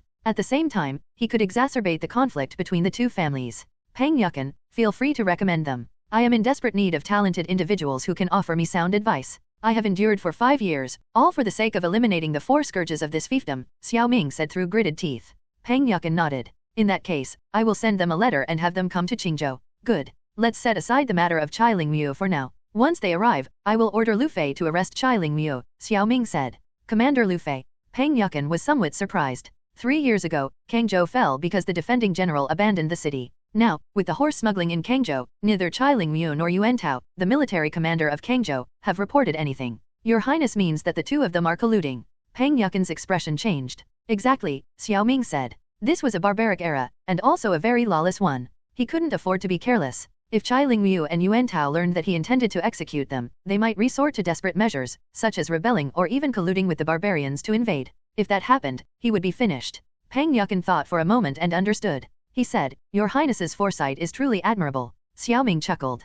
Peng Yukan, you're actually praising me now. Not at all. It's said that a scholar can be judged anew after 3 days. That applies to your Highness. I take my leave now, Peng Yukan said with a bitter smile. By now, dusk had enveloped the prince's residence, and the servants were lighting the red lanterns one by one. In the past, when the prince's residence was short on funds, Xiao Ming had avoided wasting resources, leaving the residence in darkness. Now, he had Ziwan purchase lanterns, each fitted with candles, and placed them along the paths of the residence, hanging them on bamboo poles. This finally gave the prince's residence a more dignified atmosphere. It also gave him a sense of security. After all, he was afraid of the dark, and this setup also improved safety. If any assassins tried to enter, the guards would spot them immediately. Returning to his chambers, Luluo had already prepared hot water for him. After bathing, he went to rest. The chill of winter was gone, and the air carried a hint of spring warmth. Winter was giving way to spring, and the farming season was approaching. Xiao Ming was afraid of the dark and the cold. Thinking of the coming spring, he felt a sense of anticipation. When the time came, he could go out to enjoy the spring scenery, go fishing, and savor the beauty of nature.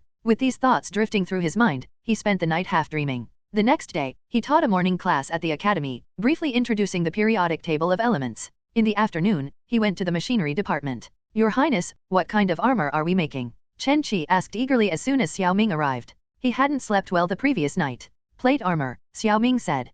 Plate armor, which was quickly rendered obsolete by the advent of firearms, didn't have a long history. However, its combination of protection and mobility was exceptional, especially against soldiers armed with swords. A soldier clad in plate armor was a nightmare for such opponents, as the armor provided nearly complete protection against slashing attacks. Xiao Ming wasn't planning to use this armor to defend against firearms, as armor was unnecessary in the age of gunpowder. Instead, he intended to use plate armor to counter the armies of the Great Yu Empire and the barbarian cavalry. The superior protection of plate armor would effectively block swords and arrows. Plate armor. Chen Qi looked puzzled. But before that, we need one more thing, a hydraulic forging press, Xiao Ming said. This was the real reason he had chosen plate armor. Scale armor and lamellar armor were too labor-intensive to produce. Equipping his entire army with such armor would take an eternity. However, with the hydraulic forging press, he could mass-produce plate armor and equip his army on a large scale. After all, steel was his advantage. Hydraulic forging press, water-powered forging hammer. Chen Qi exclaimed in delight. These were terms he had never heard before,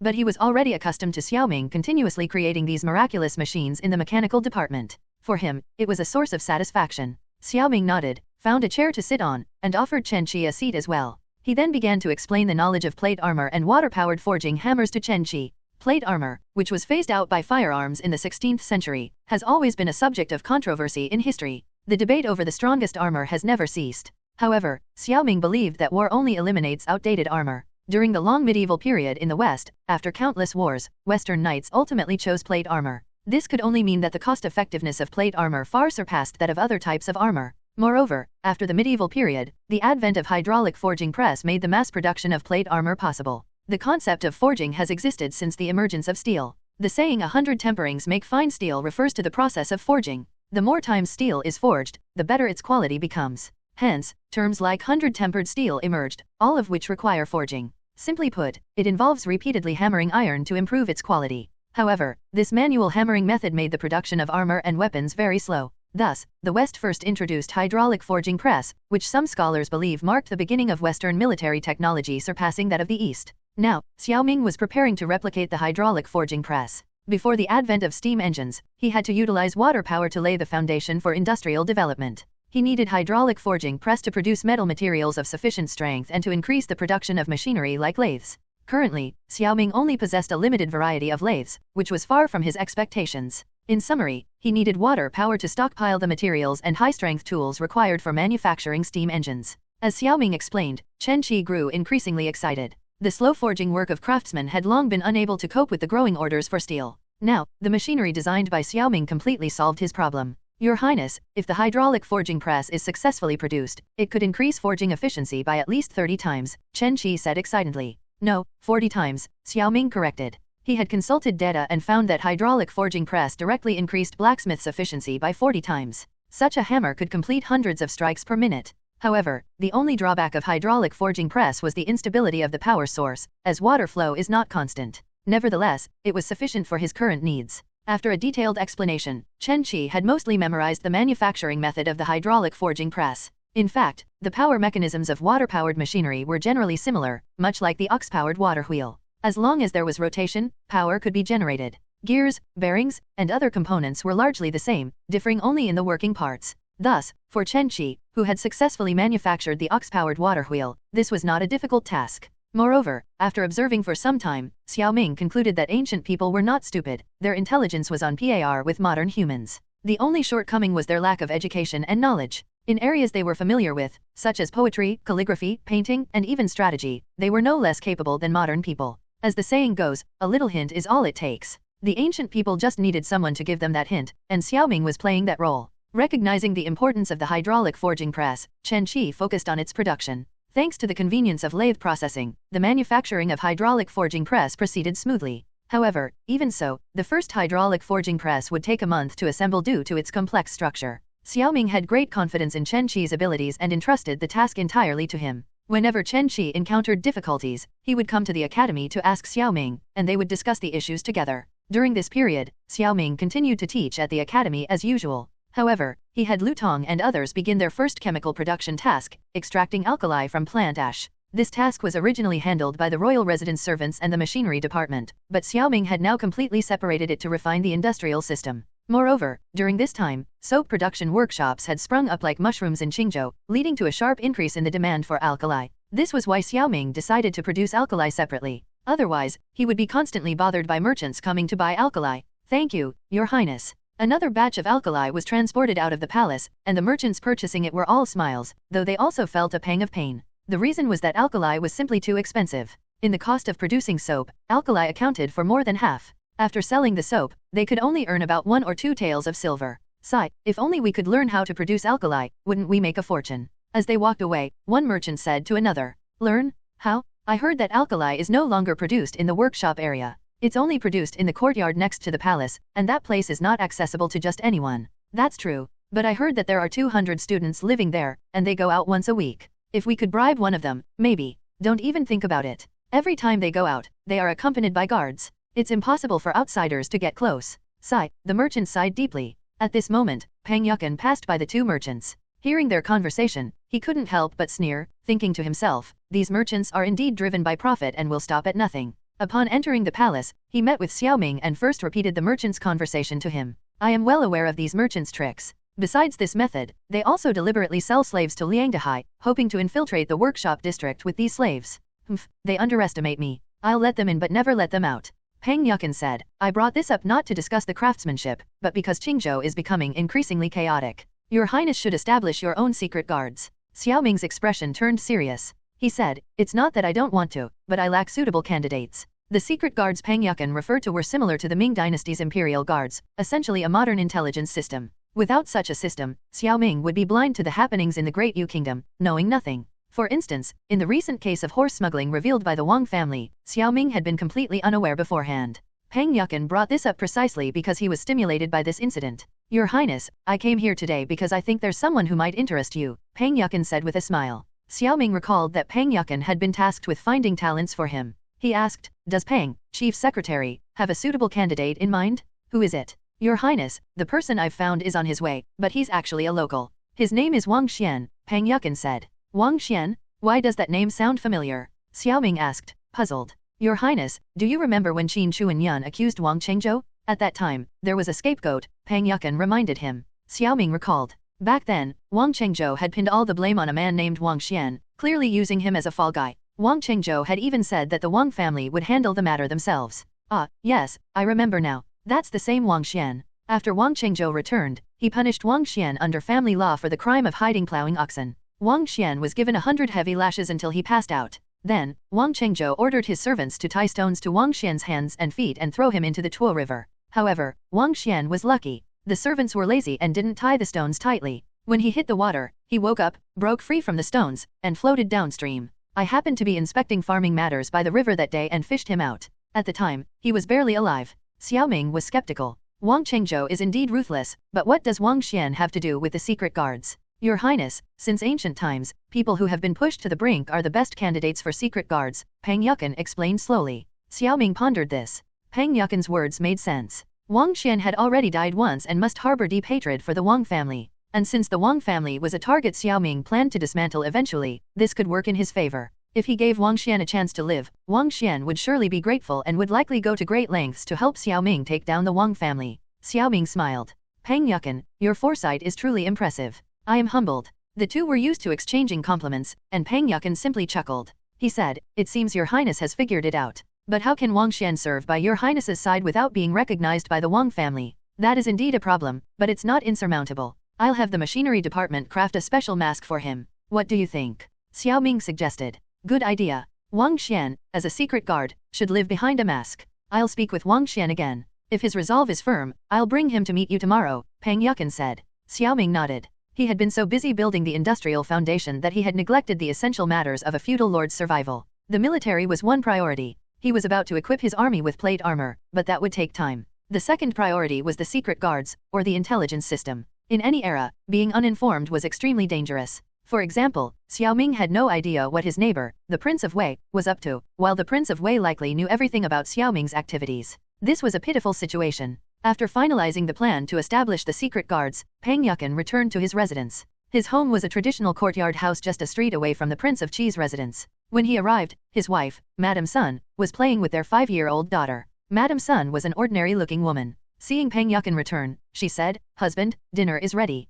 We can eat now." Pang Yukin played with his daughter for a while and then said, "Call Wang Xian over." Madame Sun nodded. Wang Xian had been staying with them for over a month, and his health had mostly recovered. She went to the side room and called for him. A pale young man in scholar's attire, with a black mole between his eyebrows, emerged. Cough, cough. "Minister Pang," Wang Xian said weakly, still recovering. Pang Yukin helped Wang Xian into the main hall, and the two sat down at the dining table. Madame Sun took their daughter to play elsewhere. In the Great Yu Empire, men and women did not dine together, so Madame Sun would eat after the men had finished. "Wang Xian, I've spoken to His Highness about your situation. If you want to live, your only path now is to serve His Highness. Wang Chengzhou has eyes and ears everywhere in Qingzhou. If you leave, you won't make it out of the city alive," Pang Yukin said. Wang Chengzhou had 2 brothers, and Wang Xian was the illegitimate third son of Wang Chengheng, Wang Qinchu's second brother. Wang Xian's mother was a mere servant in the Wang household, and Wang Xian was the result of Wang Qinzhen's drunken indiscretion. In the Great Yu Empire, from the royal family down to commoners, a child's status depended on their mother's standing. Since Wang Xian's mother was a lowly servant, he had never been treated well in the Wang family. He had been bullied by the Wang family's legitimate children since childhood and had now become a scapegoat. "Minister Pang, you saved my life. I'm nothing but a worthless wretch now, and I care about nothing except seeing Wang Chengzhou brought to justice," Wang Xian said with hatred. Pang Yukin nodded inwardly. "In that case, I will introduce you to His Highness tomorrow. From now on, Wang Xian is dead. You will be His Highness's shadow. I will follow your orders, Minister Pang," Wang Xian said with determination. He hated Wang Chengzhou and the Wang family. His mother had been driven out of the Wang household the day after he was born, accused of seducing Wang Chengheng, and sold to slave traders. To this day, he didn't even know what his mother looked like. For 19 years, he had lived in the Wang household, treated worse than a servant. "Good, that puts my mind at ease," Pang Yukin said with relief. The horse smuggling case had revealed more than just Chai Lingmu's corruption.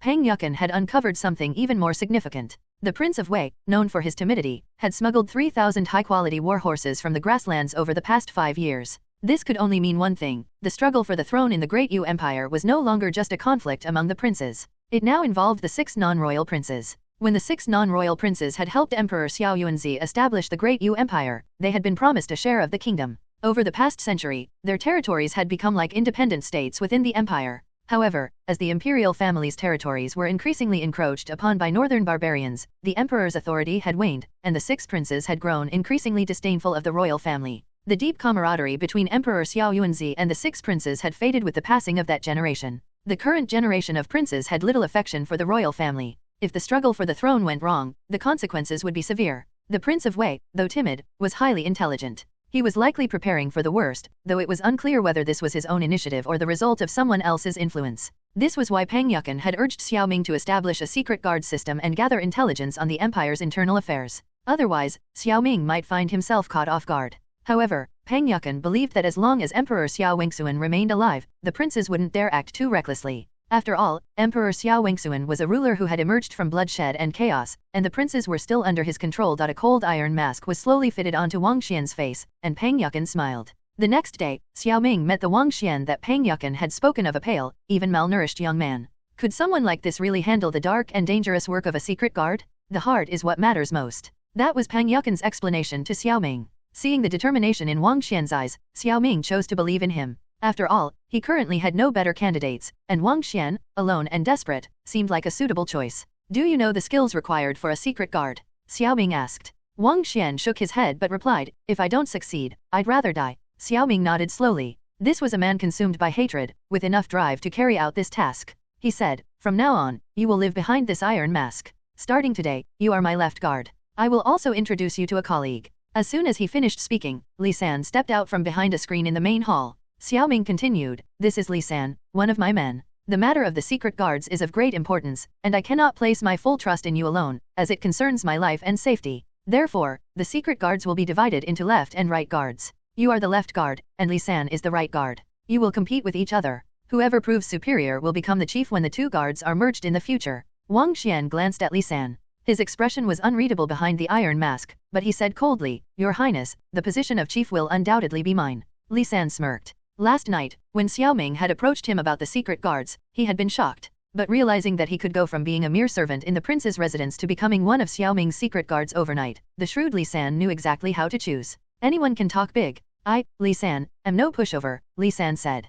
Peng Yukan, observing this, understood Xiao Ming's intentions. The secret guards were a matter of life and death for Xiao Ming, so he naturally couldn't entrust them entirely to Wang Xian, whom Peng Yukan had recommended. Li San was a counterbalance to Wang Xian. However, Peng Yukan wasn't angry. Instead, he felt reassured. This showed that Xiao Ming had developed the qualities of a feudal lord: caution and prudence. To Xiao Ming, Wang Xian gave off an air of someone who would stop at nothing. Such a person could be terrifyingly effective in carrying out tasks. However, when it came to establishing the secret guards, both Wang Xian and Li San were starting from zero in terms of knowledge. They would need to be trained. After delivering Wang Xian, Peng Yukan returned to the military headquarters to attend to his administrative duties. Xiao Ming temporarily placed Wang Xian in Boan Academy. Over the next period, both Wang Xian and Li San would undergo comprehensive training in espionage. While Xiao Ming was methodically building his fiefdom, the influence of his innovations was spreading throughout the Great Yu Empire, carried by merchants. New products, in particular, quickly reached the prosperous regions of the empire.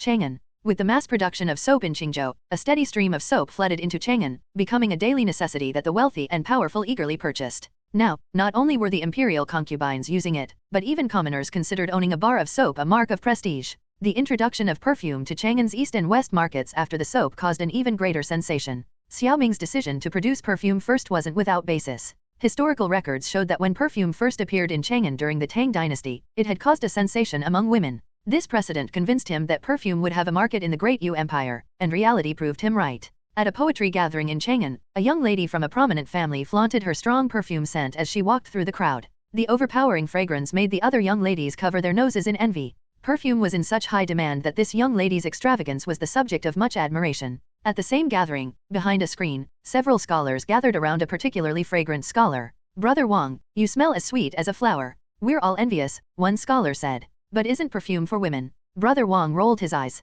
"What do you know? This is the latest men's cologne from the Prince of Qi's residence. It's said that women can't resist getting close to you when they smell it." "Really?" The other scholars grew even more envious. Brother Wang smugly continued, "This cologne was just released a couple of days ago. I bought it as soon as it hit the East Market. On my way here, countless young ladies turned their heads to look at me. This poetry gathering is said to have many noble ladies attending. You know what that means?" One scholar immediately said, "Brother Wang, I must excuse myself. I need to use the restroom." "Me too." In a flash, only Brother Wang remained. But soon, the other scholars returned, each smelling even more fragrant than the last. At the Wang family's shop in the East Market, Qin Mu was apologizing profusely as he escorted out the son of an official. The men's perfume had sold out. He couldn't help but admire Xiao Ming. Before leaving for Chang'an, he had visited the Prince of Qi's residence to pay his respects, as was customary. Wang Shijia also made it a point to visit Xiao Ming before traveling to Chang'an, asking if there was anything Xiao Ming needed so he could purchase it in the capital. Before Qin Mu left, Xiao Ming had shared this idea with him and even made a bet.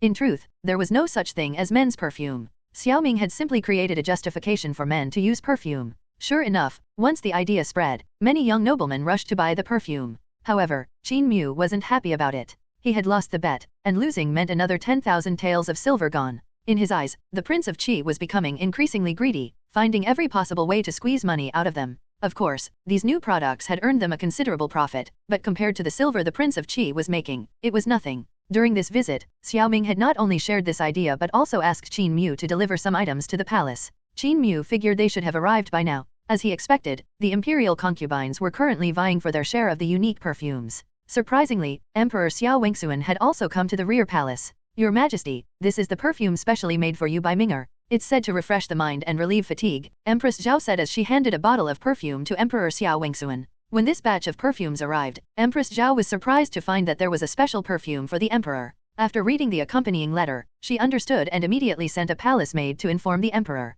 To her surprise, Emperor Xiao Wengsuan showed interest in the perfume and came to see it. "Your Majesty, besides the perfume, there's also this special soap." According to Ming'er's letter, both the soap and perfume contain medicinal ingredients that are good for the body, Consort Zhen added, presenting a bar of soap. "Enhance your reading." Although Ming'er is known for his lack of discipline, the things he's come up with this time are quite interesting. "Nowadays, I use soap every day to bathe, and it leaves me feeling refreshed," Xiao Wengsuan said. Now, if he didn't use soap, he felt uncomfortable, as if he hadn't washed properly. Your Majesty, indeed. We now use soap every day to wash our hands and bathe, and with the perfume, we feel so much more comfortable, one of the concubines chimed in. Xiao Wingsuan chuckled and gently stroked the concubine's cheek. My dear consort, your skin feels so much smoother today. Haha. Your Majesty, the concubine seized the opportunity to act coy. Empress Zhao's face flushed slightly. Xiao Wingsuan had always been fond of women, but lately, he had become even more unrestrained. He didn't hold back even in front of so many concubines. However, she didn't dare to say anything.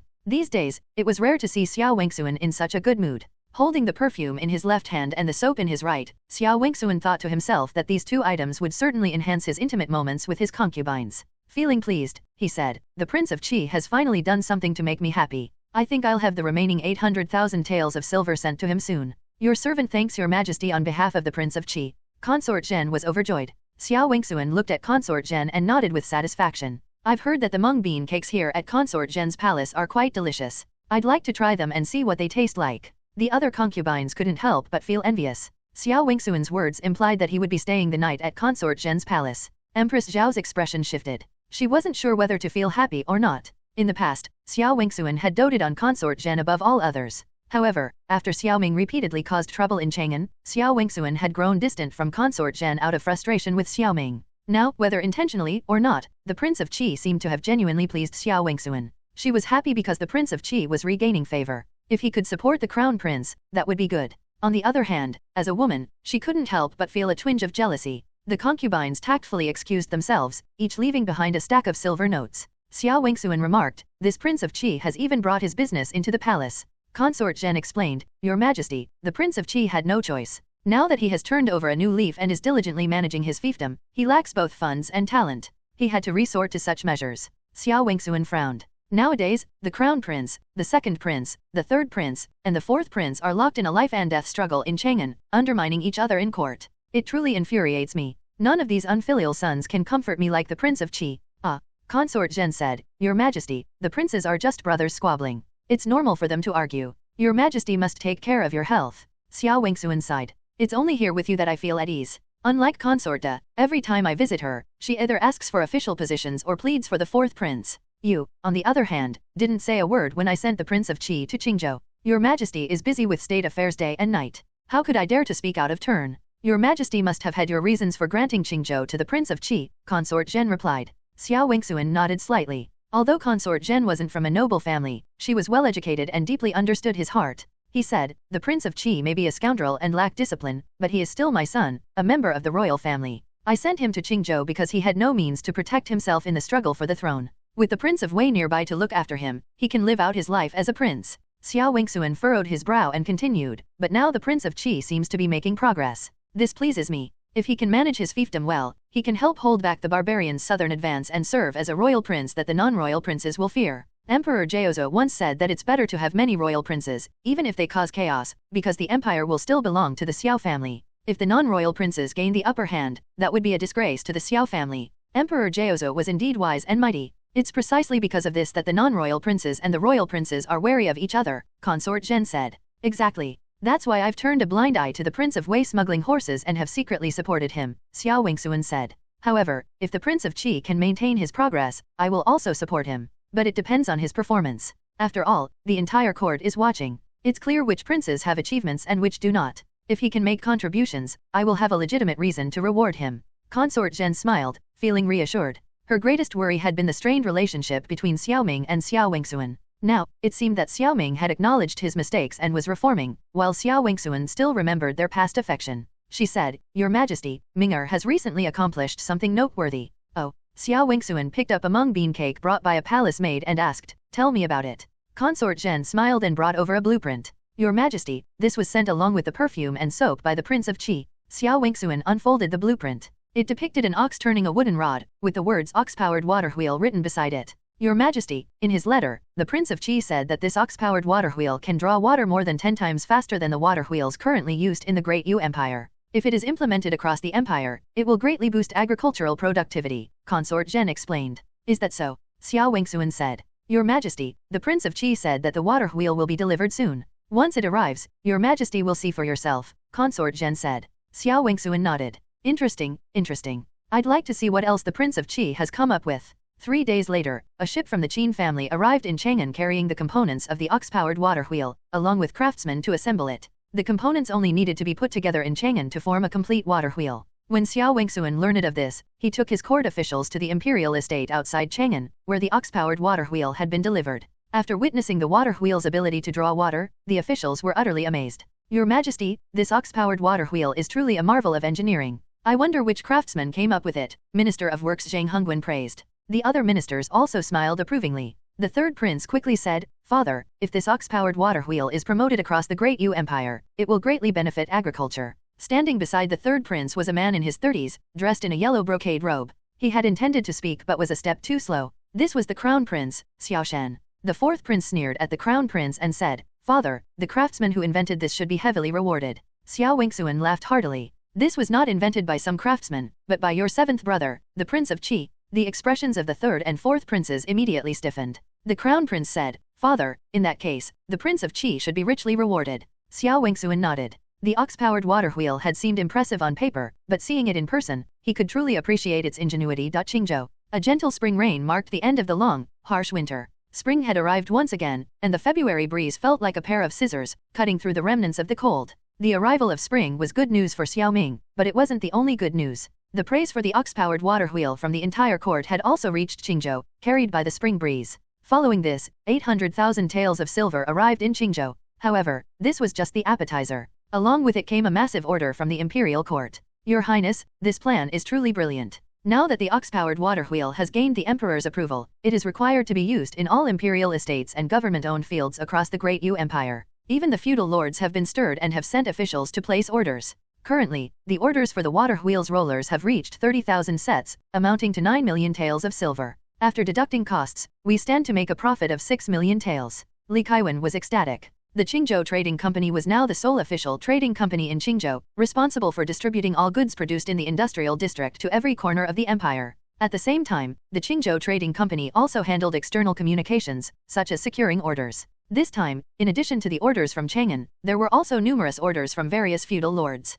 However, fulfilling these orders would take time. The silver wouldn't flow into Xiao Ming's hands immediately. Ah, cursed productivity, Xiao Ming sighed bitterly. If not for the limitations of productivity, he could have earned even more silver. Still, he was satisfied with the current situation. Perfume, soap, and drunken Qingzhou were highly popular across the Great Yu Empire, bringing in a steady stream of silver. Just from these 3 products alone, the prince's residence was now earning 3 million taels of silver each month. However, while this amount seemed substantial, when spread across the various construction projects in Qingzhou, Xiao Ming was left with little surplus each month. The only consolation was that the silver spent was finally showing some results. Qian Daifu had successfully established limestone, coal, iron, and graphite mines. Each mine employed 1,000 slave laborers, essentially meeting the production needs of the industrial district. The transportation of these minerals had also forced Qian Daifu to form a transportation team. This team used horse-drawn flatbed carts, with 300 carts in total, effectively solving the transportation issues within the territory. As for the Salt Transport Bureau that Xiao Ming had initially proposed, it was officially established under Peng Yukin's urging.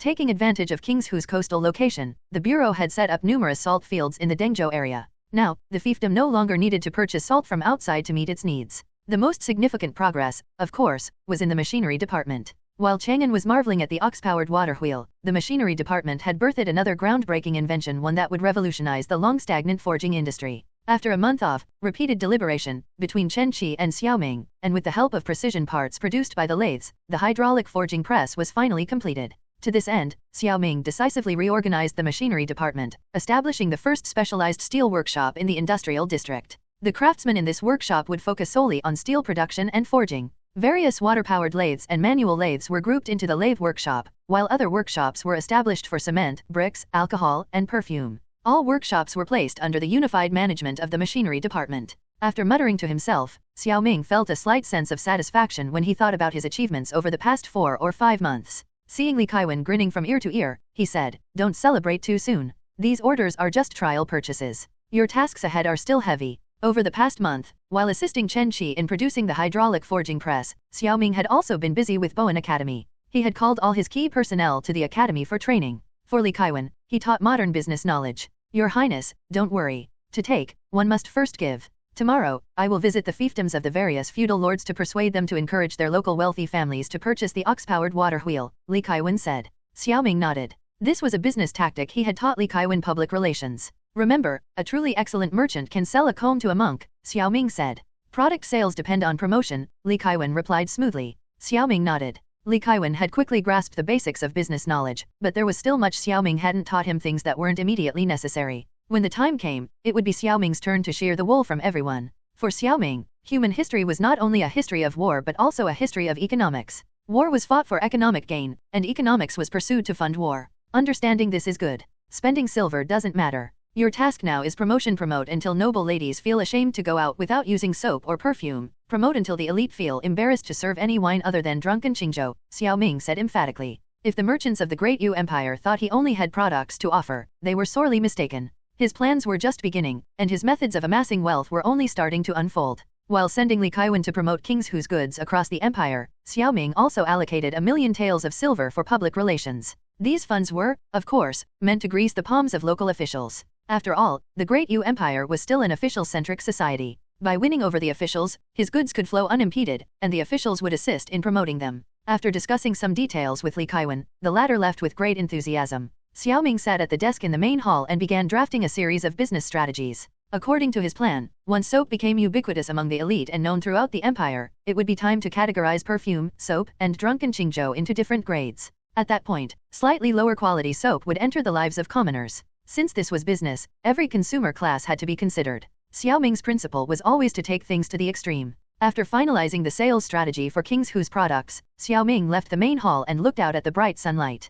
Bathed in the golden light, Xiao Ming seemed to be enveloped in a faint, radiant glow. The planting season was approaching. Agriculture was the foundation of the fiefdom, as the amount of grain produced would determine how many people he could support and how large an army he could raise. As he pondered this, Pang Yukan approached with a young scholar. This was the candidate Pang Yukan had recommended for the position of Kang's Hu's governor. Once this person was in place, Xiao Ming could finally deal with the current governor, Chai Lingyu. Your humble servant, Cheng Yechan, pays his respects to your highness. The young scholar bowed deeply. At ease, Xiao Ming said, gesturing for him to rise.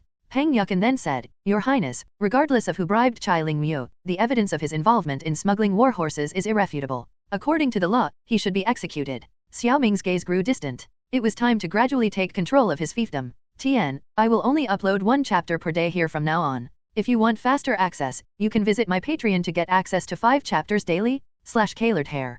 Kangzhou. The ravages of the barbarian invasion 3 years ago had left this city scarred and struggling to recover. The once thriving Kangzhou now had a population of only 30,000. The city was a shadow of its former self, with a dwindling population and abandoned industries. However, since the government issued the farmland reclamation order during the winter, some residents had gradually returned to cultivate the land. Despite the sparse population, the city was bustling with merchants. Some carried official permits, but many more were smugglers without proper documentation. The Great Yu Empire had always strictly controlled trade with the barbarians. However, under pressure from the barbarians, the empire had no choice but to open its borders to trade. Yet, certain types of trade were strictly prohibited. The first was coal and iron, and the second was horses. Generally, any trade involving war materials was banned unless accompanied by official documentation. When the Wang family had previously discussed trade with the barbarians with Xiao Ming, they had been terrified because they were secretly involved in the coal and iron trade. Unlike usual, at noon that day, a group of heavily armed cavalry entered Kangzhou. The sight of their armor nearly frightened the city's residents to death.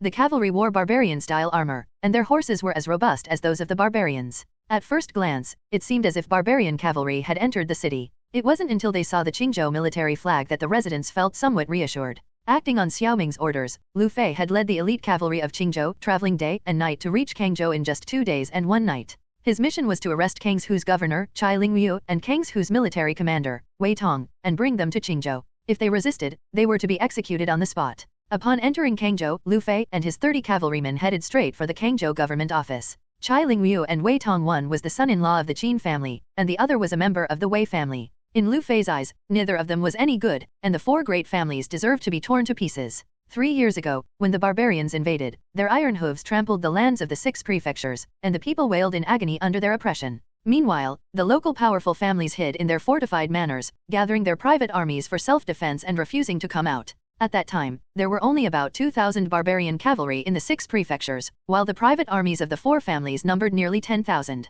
Yet, these families were unwilling to risk their forces in battle. It wasn't until Lu Fei led 3,000 soldiers in a bloody battle in Kangzhou and defeated the barbarian vanguard that the private armies of the 4 families finally arrived. Chai Lingyu and Wei Tong, seeing the barbarians retreat, joined in the pursuit of the remaining barbarian cavalry. Afterward, they claimed credit for the victory, and the Qin family sought rewards from the Prince of Qi, who had just returned to Qingzhou from Chang'an, still shaken from his expulsion. Seeing Kangzhou recaptured, the Prince of Qi, overjoyed and without investigating further, appointed Chai Lingyu as the governor of Kangzhou and Wei Tong as the military commander. For 3 years, the two had controlled Kangzhou, one in charge of administration and the other of military affairs. At the time, Lu Fei could understand the Prince of Qi's feelings. The limited forces of the fiefdom had suffered heavy losses in the battle against the barbarians, and they had no choice but to rely on the private armies of the local powerful families. This was why, apart from Qingzhou, the other 5 prefectures were controlled by the 4 families. Hey, I never thought you'd have a day like this. Lu Fei thought with great satisfaction as he galloped through the city. For 3 years, he had been seething with anger but dared not speak out.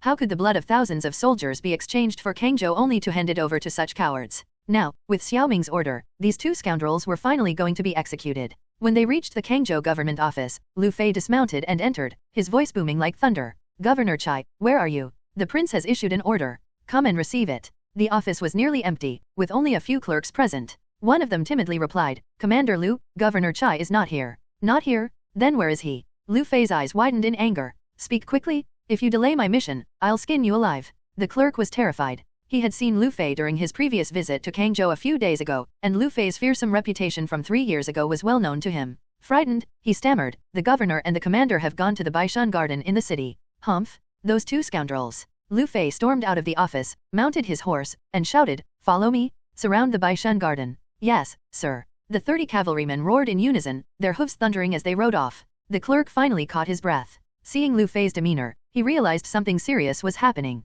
He hurried out of the office and headed for the military headquarters. Meanwhile, at the Baishan garden, Chai Lingyu and Wei Tong were drinking and toasting, each with a beautiful woman in their arms. Across from them sat a richly dressed merchant. Governor Chai, Commander Wei, thank you for your help in smoothly transporting 1,000 war horses out of the city. This is a small gift from the Prince of Wei. Please accept it. The merchant raised his cup in thanks. Chai Lingyu opened the wooden box the merchant had pushed toward him. Inside was a layer of gold ingots. Wei Tong glanced at it, exchanged a look with Chai Lingyu, and both nodded slightly. Since the two had taken control of Kangzhou, every merchant involved in border trade or smuggling had to pay them tribute to pass through without trouble. In just 3 years, the two had amassed hundreds of thousands of taels of silver. As the 3 raised their cups, a commotion erupted outside. The sound of shouting and horses neighing filled the air, followed by the screams of women from the first floor of the Baishan garden. Before they could react, the door to their room was kicked open. Lu Fei strode in, his right hand resting on the hilt of his sword.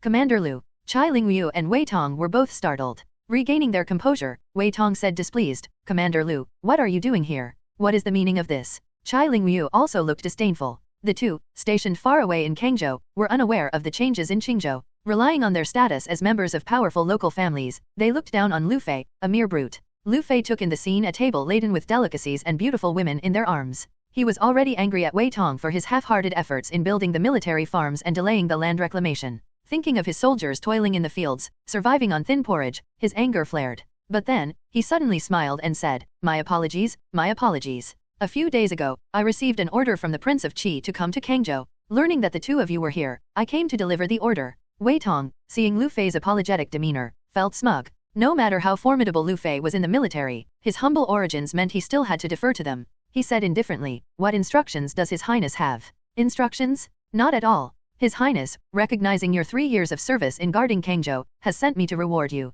Let me read it to you. Lu Fei continued to smile. Chai Lingyu and Wei Tong exchanged glances and smiled. The merchant sitting across from them couldn't help but sneer. These two had been embezzling in Kangzhou, colluding with the Prince of Wei internally and the barbarians externally. Yet, the Prince of Qi was now rewarding them. How absurd! Truly the most useless of the princes. Lu Fei began reading, Governor Chai Lingyu and Commander Wei Tong of Kangzhou, hear the order. Chai Lingyu and Wei Tong stood up and bowed. Your servants are here. Chai Lingyu and Wei Tong, as governor and commander of Kangzhou, have neglected their duties to defend the border. Instead, they have secretly colluded with merchants to smuggle war horses, embezzling funds, and undermining the prince's military farm decree. At this point, Chai Lingyu and Wei Tong turned pale with shock. Wei Tong immediately reached for the hilt of his sword, but the soldiers behind Lu Fei quickly stepped forward and pinned the two to the ground. From this day forward, you are relieved of your positions as governor and commander. You are to be taken to the Qingzhou prison. Any resistance will be met with immediate execution. Lu Fei, you're lying? I don't believe this is the prince's order. I demand to see the prince. Chai Lingyu roared. Wei Tong threatened, Lu Fei, half of Kangzhou's garrison is made up of my Qin family's private army. If you dare harm a single hair on my head, you'll never leave Kangzhou alive. As soon as he finished speaking, the sound of horses neighing and soldiers clamoring erupted from downstairs. Enhance your reading experience, TN. I will only upload 1 chapter per day here from now on. If you want faster access, you can visit my Patreon to get access to 5 chapters daily, /colored hair. Ha ha ha, my men are here. Lu Fei, let's see what you can do to me now, huh? Lu Fei remained silent, his right hand suddenly drawing his sword. A flash of silver light followed, and 2 heads rolled to the feet of the merchant. Ah, murder. The 2 courtesans screamed in terror and fled the room. The merchant turned pale and began vomiting uncontrollably. Lu Fei then shouted, Chai Lingyu and Wei Tong led a mutiny and have been executed by me. Downstairs, the Qingzhou cavalry was surrounded by about 100 men. The 2 sides were pushing and shoving, on the verge of a full-blown fight. Suddenly, 2 black objects rolled to their feet. When they looked closely, they realized they were the heads of Chai Lingyu and Wei Tong. They were horrified. Then, Lu Fei, covered in blood, walked out like a god of death. The 2 traitors have been executed. Drop your weapons, and I will spare your lives. Otherwise, you will be treated as rebels. Seeing their commanders dead and knowing Lu Fei's formidable reputation in the military, the soldiers dropped their weapons one by one. With a cold snort, Lu Fei ordered his men to wrap the heads and set off with his 30 cavalrymen, racing back to Qingzhou overnight. To ensure a swift capture of Chai Lingyu, each cavalryman had been provided with 4 horses. By noon the next day, he arrived at the Prince of Qi's residence with the heads of Chai Lingyu and Wei Tong. Killed? Xiao Ming asked, seeing the blood-soaked cloth. Lu Fei nodded and recounted the events. At the same time, Pang Yukan arrived at the residence with Qing Yuchun. Qing Yuchun said, Your Highness, those 2 deserve to die. Having only arrived 3 days ago, Xiao Ming didn't know much about Qing Yuchun. He asked, why did they deserve to die? Setting aside their involvement in smuggling war horses, the fact that they mixed the private armies of powerful families into the Kangzhou garrison alone is enough to warrant their execution. If this continued, would Kangzhou still be your Highness's Kangzhou? If the barbarians attacked again, wouldn't these 2 abandon the city and flee? Your Highness must not forget that the previous garrison commander also came from a local powerful family, Qing Yuchun explained. Xiao Ming nodded. But killing them so abruptly will surely provoke discontent. The Qin family is still influential. If they secretly oppose me, it's no laughing matter. Your Highness, since you dared to move against these 2, you must have been fully prepared. The principle of watching tigers fight from a safe distance is something your Highness surely understands better than I, Qing Yuchun said. Well said, Xiao Ming replied. Qing Yuchun had already discerned that Xiao Ming was exploiting the conflicts among the powerful families. He said, Kangzhou is a crucial border town and must not be neglected. Once the cases against Chai Lingyu and Wei Tong are settled, you can take up your post in Kangzhou. Thank you, Your Highness, Qing Yuchun said. He was a man of merit but had no connections. After waiting for 3 years without an official position, he had been inspired by Pang Yukan's integrity and, upon receiving his letter, decided to move his entire family to Qingzhou. Pang Yukan then said, Your Highness, with Chai Lingyu and Wei Tong dead, the Wang family will surely recommend their own people. I hope your Highness will not be swayed by their influence. Xiao Ming's face darkened. Pang Yukan still didn't fully trust his judgment. He said, My decision is final. I will not appoint anyone else. Pang Yukan nodded and left with Qing Yuchun. In the main hall, Lu Fei remained. Xiao Ming looked at him, speechless. This fierce general was indeed too fierce, killing the 2 without hesitation.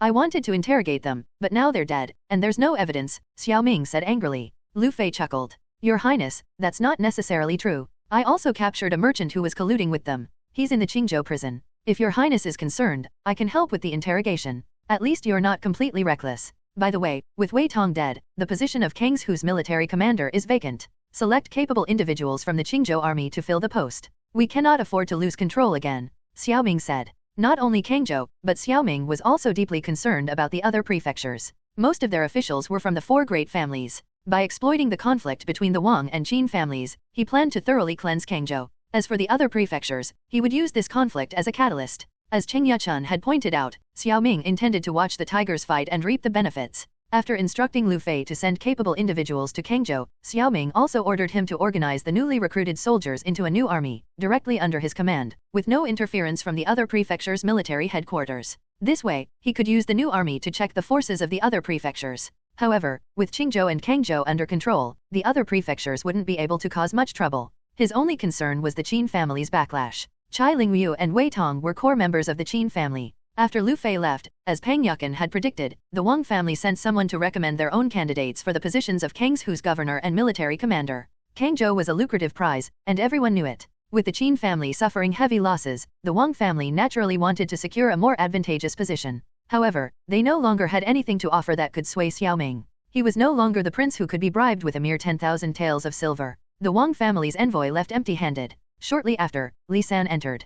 How is it? Any movement from the Qin family? Xiao Ming asked. Li San and Wang Xian now served as his left and right secret guards. Xiao Ming had tasked them with setting up a network in Qingzhou, starting with gathering information from the streets and alleys. Secondly, he had slaves assume various ordinary roles in the city to act as his eyes and ears. However, infiltrating the four great families directly was still difficult, and they likely couldn't achieve it yet. Your subordinate has been keeping a close watch on the Qin family. Recently, many branches from various prefectures have been visiting, seemingly discussing something significant, Li San reported.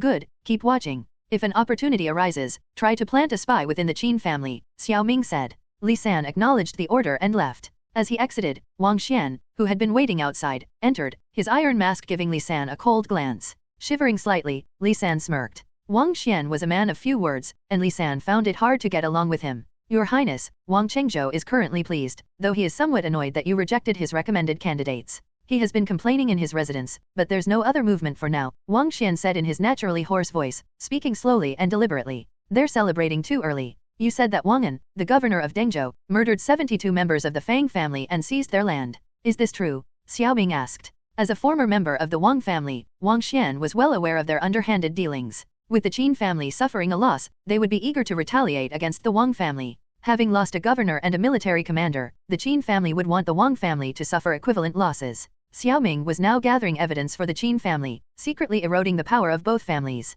By the time they realized what was happening, he would already have control over the armies and government offices of the 6 prefectures. Even if they tried to resist, they would be like the Monkey King in the Buddha's palm, unable to escape his grasp.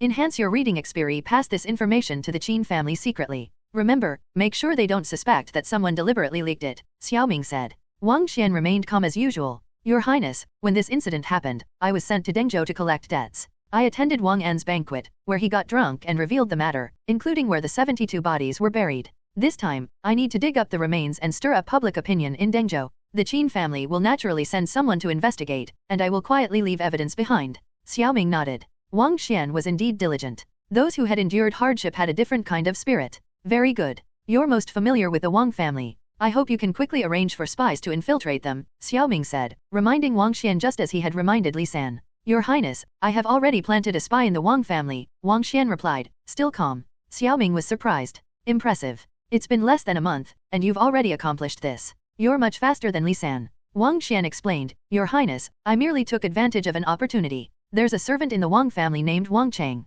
While I was in the Wang family, I caught him having an affair with one of Wang Qinche's concubines. This time, I simply used that to my advantage. Oh, Xiao Ming drew out the word. Wang Chengzhou, that old man, had at least 20 or 30 concubines in his household. It was impossible for him to satisfy all of them, so it was normal for a few to seek pleasure elsewhere. With a spy now in the Wang family, Xiao Ming was overjoyed. His greatest concern at the moment was the local powerful families. If he couldn't keep tabs on what they were doing or what they were thinking, it would be impossible for him to rest easy. Although he had given these families considerable benefits, these were only meant to temporarily deceive them. He had to have a backup plan. If they realized that this was merely a delaying tactic and that his true goal was to eliminate them, his fiefdom would likely face a baptism of fire and blood. However, Xiao Ming did not want such an outcome, as it would severely hinder the development of his fiefdom. He only hoped to use a slow, gradual approach, allowing the local powerful families to quietly fade into history. The Qin family. At this moment, Qin Chuanyun was furious. Chai Lingyu was the son-in-law of his second daughter, and Wei Tong was the husband of his youngest daughter and the third son of Wei Hong. Overnight, Chai Lingyu and Wei Tong had been killed, leaving his 2 daughters widowed. In a fit of rage, Wei Hong had come to him, demanding that they gather their private armies to kill Lu Fei and avenge his son. But after calming down, Qin Chuanyun realized that the real culprit behind this was not the Prince of Qi. Brother Qin, why are you still hesitating? Lu Fei has gone too far? Although the Prince of Qi wanted to punish my Wei Tong, he didn't order his immediate execution. I've long been dissatisfied with Lu Fei. All we need to do is go see His Highness and demand that Lu Fei pay with his life. Wei Hong said, furious. Qin Chuanyun was equally, gnashing his teeth in anger, but he said, Lu Fei is certainly at fault, but the Wang family is the real instigator. They are the ones who caused the deaths of Wei Tong and Chai Lingmu. Lu Fei has always been reckless, and with the Qin family's private army arriving at the time, it's no surprise that he carried out His Highness's order to execute them on the spot. Even if we go to His Highness, he will protect Lu Fei. Moreover, if His Highness investigates the Qin family's placement of private soldiers in the Kangzhou garrison, both our families will suffer. Wang Chengzhou, you're too ruthless. Wei Hong slammed the table, spilling tea everywhere. Are we just going to swallow this injustice? Of course not. Lu Fei may have done the killing, but the Wang family is the root cause. They've caused us heavy losses, and we must repay them in kind, Qin Chuanyun said. Wei Hong, in his impulsive anger, had directed his resentment towards Xiao Ming, but upon reflection, he began to understand. Ah, Brother Qin, you're right. What I fear most now is that the Wang family will join forces with His Highness to attack us. If that happens, we'll be doomed. You finally understand. Right now, His Highness has both silver and a new army, and he has regained the Emperor's trust. The Prince of Wei in the south will have to show some respect to the Emperor by looking after the Prince of Qi. The Prince of Qi is no longer the same as before. This matter is ultimately a capital offense, and in His Highness's eyes, it cannot be tolerated. If we go and make a scene now, how will His Highness view our families? As rebels. Hearing this, Wei Hong broke out in a cold sweat, finally realizing the gravity of the situation. I was too rash. But Wei Tong was my son. I can't just let this go. Revenge is a dish best served cold. The Wang family is targeting us like this because they want to compete for profits in the merchant guild. Right now, the most important thing is silver. With silver, we can buy more land and strengthen our private armies. So, our target now is the Wang family, not the Prince of Qi, Qin Chuanyun said. Not only should we not pressure His Highness to kill Lu Fei over this, but we should also go and apologize. Wei Hong nodded. Fine, I'll go with you to the Prince of Qi's residence. With that, the two set off for the Prince of Qi's residence. Meanwhile, Li San, who had been keeping an eye on the Qin family, quickly relayed this news to Xiao Ming. Upon hearing this, Xiao Ming, who had been worried about a backlash from the Qin family, felt a weight lift off his chest. He wasn't afraid of the scheming Qin Chuanyun, but he was wary of the impulsive Wei Hong. Impulsive people only saw the surface and would inevitably cause a scene over this matter, while Qin Chuanyun, being more calculating, could see the deeper implications. This way, Xiao Ming could redirect the conflict toward the Wang family, letting the two families tear each other apart instead of putting pressure on him. Although he had recruited new soldiers, these soldiers were busy with both farming and training. The most critical issue was that they lacked weapons and equipment. If it came to a fight, they would be nothing more than cannon fodder. A direct confrontation would result in heavy losses on both sides. However, once the plate armor and other equipment were ready and the soldiers had a few more months of training, he would no longer fear the private armies of the local powerful families. Qin Chuanyun and Wei Hong soon arrived at the Prince of Qi's residence. Qin Chuanyun naturally expressed remorse, condemning Chai Lingyu and Wei Tong while distancing the Qin and Wei families from their actions, claiming it was their own doing. Please rise. Since this matter has nothing to do with the Qin and Wei families, let bygones be bygones. I will not pursue this further. I hope your families will remain law-abiding, Xiao Ming said, his final words carrying a warning. Qin Chuanyun and Wei Hong replied in unison, we will heed your highness's teachings. You may leave, Xiao Ming said, relieved. The first step had been successfully completed. Now, it was time for Wang Xian to take action. The two acknowledged his words and left the Prince of Qi's residence together. Watching their retreating figures, Xiao Ming frowned. The Qin family's placement of private soldiers in the Kangzhou garrison made him uneasy. He couldn't shake the feeling that this matter was far more complex than just the actions of Chai Lingyu and Wei Tong. Thinking this, he had Ziwan prepare a horse. The hydraulic forging press had just been completed, and the craftsmen were still getting used to this new machinery. He needed to personally oversee the steel workshop to ensure that plate armor production could soon be streamlined. Both commerce and military affairs needed to be handled with equal importance and strength. North of Qingzhou City, upon arriving at the steel workshop, Xiao Ming gathered the craftsmen to teach them the effective use of the hydraulic forging press. The steel workshop was entirely constructed from blue bricks. On one hand, this structure effectively prevented fires, and on the other, it was sturdy enough. These blue bricks came from the brick kiln in the industrial district. Initially, Xiao Ming had aimed for red bricks, but he gradually realized that using red bricks in this era was somewhat wasteful, as blue bricks were sufficient. This also helped reduce costs. The material used for constructing various workshops was, of course, cement. Since the limestone quarry provided an ample supply of limestone, Xiao Ming began producing cement for the construction of the industrial district. Moreover, within the industrial district, several main roads were paved with cement, making the area clean and facilitating transportation. The emergence of these two building materials had long caught the attention of Kingshu's merchants. However, Xiao Ming had no intention of making these technologies publicly available. He believed that blue bricks were relatively easy to replicate. Merchants could likely figure out how to produce them just by seeing them, as the pottery and porcelain industries in the Great Yu Empire were quite advanced, making it impossible to keep such knowledge hidden. Cement, however, was different. First, there was the need for limestone, and second, the specific firing process. Without either of these, cement could not be produced. Although merchants discussed these materials, they showed little interest. In their eyes, these materials held little value compared to products like perfume and soap, which could bring them tangible profits. The concept of real estate development was non-existent here. The assembly line means that each person is responsible for producing only their assigned component. These components are then assembled at the end. Therefore, each production team will have access to the hydraulic forging press, Xiao Ming explained to the craftsmen in the steel workshop. Traditionally, craftsmen were responsible for crafting an entire set of armor themselves. However, this method would be phased out in favor of industrialized production. Chen Qi and Chen Wenlong nodded in understanding. They had never considered such a production method before, but as soon as Xiao Ming proposed it, they immediately recognized its advantages. By having each group of craftsmen focus on their specific component, they could quickly become proficient in their tasks. Through repetition, their speed and efficiency would greatly improve. After explaining the concept of the assembly line in the workshop, Xiao Ming called Chen Qi over and said, "You're familiar with the craftsmen. Now that the forging press is ready, organize the craftsmen into groups today." Chen Qi didn't understand what had spurred Xiao Ming's sudden enthusiasm. After neglecting the workshop for some time, Xiao Ming now seemed reinvigorated, personally overseeing every detail. However, upon reflection, Chen Qi realized that he himself knew very little. He often admired the Prince of Qi, as it seemed like Xiao Ming had an endless stream of ideas. With Xiao Ming supervising on-site, Chen Qi didn't dare to be careless. He divided the craftsmen in the steel workshop into 10 groups based on their expertise, with each group responsible for a specific part of the production process. Most of the craftsmen in the steel workshop were slaves, and each group was led by a skilled craftsman. Skilled workers were now a problem for Xiao Ming, as this wasn't something that could be solved simply by imparting knowledge. Although the machinery department had been training these craftsmen, most were still at the apprentice level.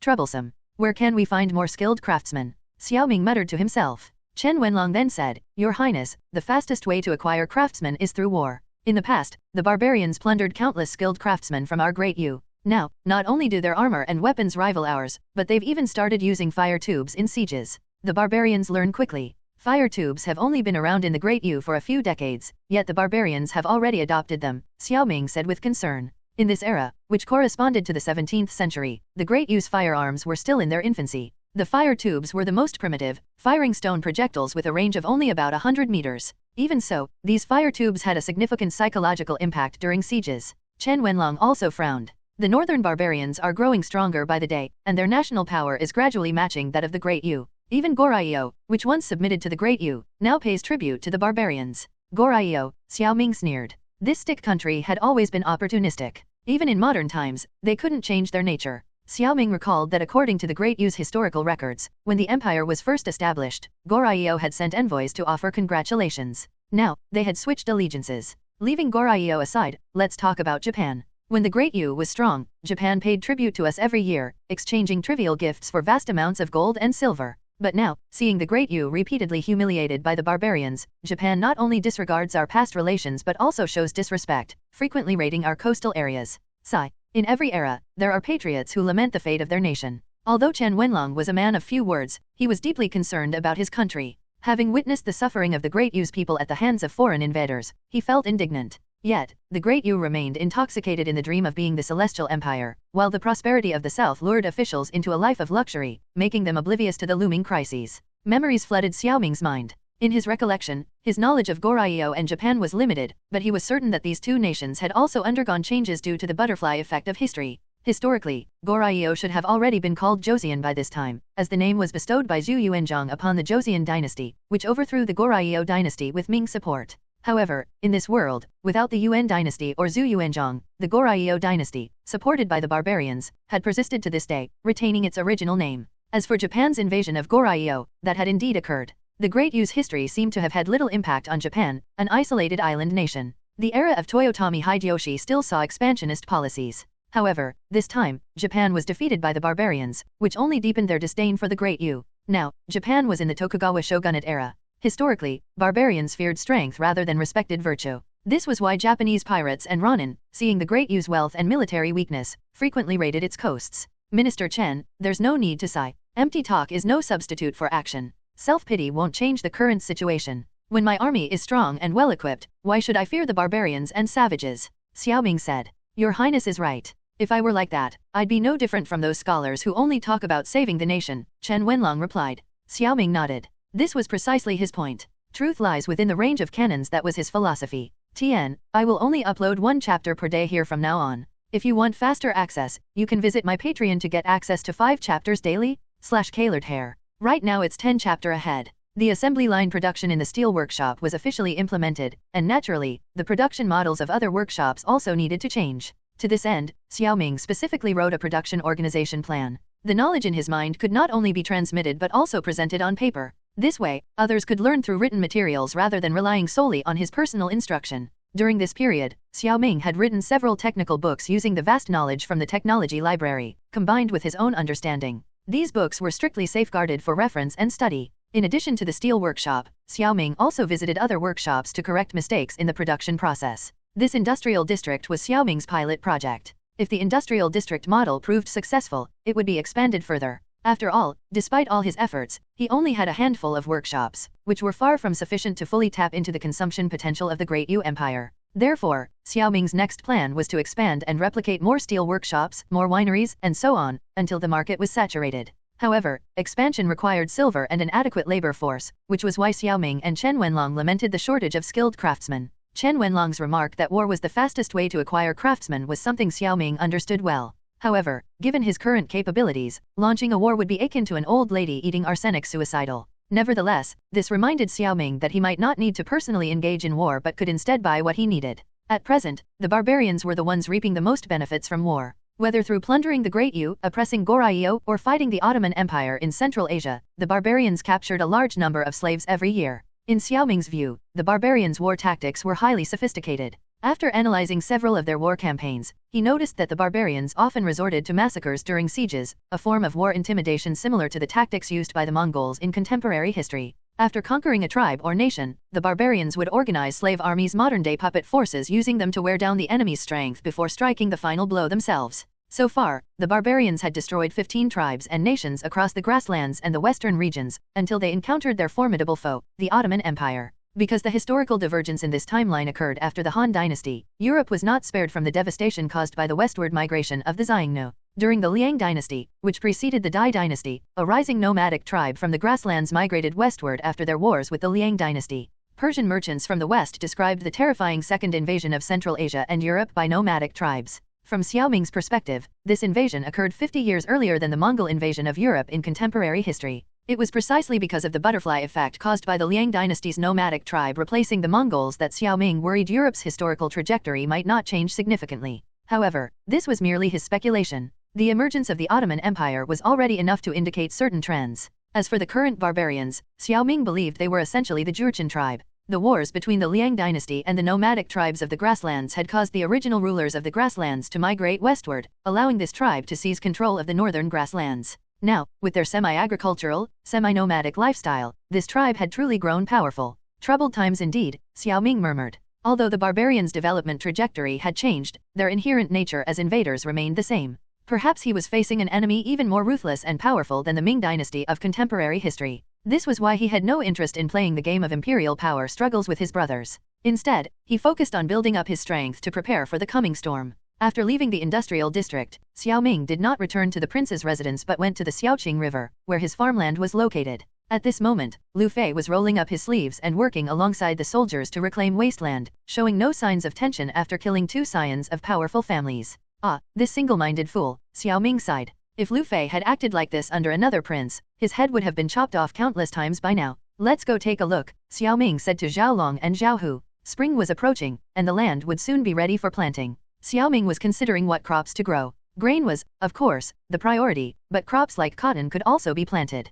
In early spring, people, like snakes, seemed to awaken from hibernation. Throughout the winter, Xiao Ming had no desire to go anywhere. The roads were blocked by snow, and the cold was bone-chilling. Now, he could finally gallop on horseback, letting the cold wind whip against his face. By the Xiaoqing River, remnants of snow could still be seen along the banks, but the ice on the river had melted. Occasionally, a few wild ducks could be seen swimming in the water. Before him were 3,000 new soldiers and hundreds of oxen working in the fields. The smell of freshly turned soil carried the scent of nature. The vast expanse of reclaimed farmland was a testament to the efforts of the construction corps. Your Highness, Lu Fei called out as he saw Xiao Ming approaching. Barefoot, he ran from the muddy field to the ridge. What do you think, Your Highness? Not bad, right? Quite impressive. Has all of my farmland been reclaimed? Not yet, but we're close. We'll finish before the spring planting, Lu Fei assured. Xiao Ming patted Lu Fei on the shoulder. Seeing a soldier nearby driving an ox to plow the field, he suddenly felt inspired and said, "Let me give it a try." The soldier was startled and stood frozen, unsure of what to do, looking to Lu Fei for guidance. Lu Fei was equally stunned. Your Highness wants to drive an ox? This is the work of country folk. Your Highness is the Prince of Qi. This is beneath your status. Xiao Ming didn't care about status. Besides, what leader in modern times didn't engage in a bit of showmanship? Although he wasn't putting on a show, he was genuinely curious. This was also an opportunity to bond with the soldiers. Perhaps future history books would even record this as a tale of him sharing hardships with his soldiers. Therefore, in Xiao Ming's view, such activities should be participated in more often. They were also opportunities to build his image within the army. It's fine, Xiao Ming said as he took the rope from the soldier and skillfully began driving the ox. In his previous life, Xiao Ming had been a child from the southern mountains, where he had often worked with water buffalo. Handling the rope felt familiar, and he quickly got the hang of driving the ox. Lu Fei and the soldiers were even more astonished, their jaws dropping as the Prince of Qi once again reshaped their perception of him. Lu Fei then shouted to the soldiers working in the fields, "Everyone, put in more effort. His Highness the Prince of Qi has personally come to the fields to work with us. We must finish reclaiming this land before the spring planting." The soldiers farther away didn't know what was happening, but the news quickly spread. They began whispering among themselves, but soon, they seemed to find renewed energy, working with even greater vigor. Xiao Ming's once distant and unapproachable image became much more relatable in their eye. Outside the bamboo, a few peach blossoms bloom. The river warms, and ducks are the first to know. Reeds sprout short amidst the lush grass, just as the pufferfish begin to rise. This poem, written by Sushi of the Song dynasty, perfectly captured the scene before Xiao Ming, evoking a deep sense of resonance. After leading the ox for about an acre's distance, Xiao Ming returned the ox to the soldier. By then, he was drenched in sweat. Primitive agriculture without modern machinery made both spring plowing and autumn harvesting exhausting tasks. Lu Fei walked over, laughing heartily. "Your Highness, I thought you were only skilled in archery and horsemanship. I didn't expect you to be so adept at farm work too." Xiao Ming almost blurted out, "I used to do this often as a child," but caught himself and instead said, "What's so difficult about it? I just learned from the soldiers." Recalling his childhood in his previous life, Xiao Ming felt a pang of sadness. He had never known who his parents were and had grown up with the elderly woman who raised him. Sadly, she passed away a year after he started working. It was perhaps because of this that he had little attachment to his past life and quickly adapted to this new world. "Even so, your Highness is probably the first prince in the Great Yu Empire to know how to plow a field," Lu Fei chuckled, then changed the subject. "Your Highness, the construction corps is doing well with farming during the agricultural season, but we also need to train during the off-season. What about the armor for the Qingzhou army?" Lu Fei had been hesitant to bring this up earlier, but now he finally did. Xiao Ming replied, "I'll keep my promise. By the end of next month, the first batch of plate armor, crossbows, and modeo, a type of long saber, will arrive at the Qingzhou camp." Modeo? Crossbows? Why not bows? Lu Fei was puzzled. Xiao Ming had promised to equip the Qingzhou army, but the specifics were still unclear to him. "It's getting late today. Tomorrow, I'll take you to see what a modeo is," Xiao Ming said. Lu Fei's face lit up with excitement. "Thank you, Your Highness." The Qingzhou army had been impoverished for so long that the mere mention of weapons and equipment made them as excited as wolves spotting prey. After washing the mud off his legs in the Xiaoqing River, Xiao Ming prepared to leave. As he stood up, he caught sight of a large shadow darting through the water. Upon closer inspection, it was a massive carp. Following the carp was a large school of fish. The unpolluted natural environment allowed the fish population to thrive, evoking in Xiao Ming a sense of idyllic tranquility, like the old man in a straw hat fishing alone on a boat. Though he had been busy lately, Xiao Ming realized that some leisure was necessary. He wondered if he should ask Shen Qi to make him a fishing hook. As he walked back to the prince's residence, Xiao Ming pondered the importance of agriculture and animal husbandry. While farming was crucial, animal husbandry was an equally vital part of agriculture that had long been neglected. Some argued that the Song dynasty's lack of war horses was due to the loss of horse-breeding lands, but the chaotic horse administration of the Song dynasty was also to blame. From the recent incident of purchasing oxen, Xiao Ming also recognized the importance of animal husbandry. Therefore, after farming, his next task for the production teams in each prefecture would be animal husbandry: cattle, sheep, mules, horses, chickens, fish, and pigs. None could be neglected. Upon returning to the prince's residence, Xiao Ming had a simple meal and was about to draft a policy on animal husbandry when Ziwan approached him. "Your Highness, while you were away this afternoon, someone from the Prince of Wei arrived at the residence. They asked me to inform you that the Prince of Wei will arrive in Qingzhou in 5 days to pay you a visit. The Prince of Wei is coming to visit me." Xiao Ming felt as if he had just heard the biggest joke of his life. This Uncle Wei had never provided him with any substantial help since his arrival. Even 3 years ago, he had acted just like the local powerful families, gathering troops to defend his own borders without sending a single soldier to Xiao Ming's fiefdom. Moreover, during the oxen purchase incident, he had played Xiao Ming for a fool, driving up the price and causing him to lose over 100,000 taels of silver.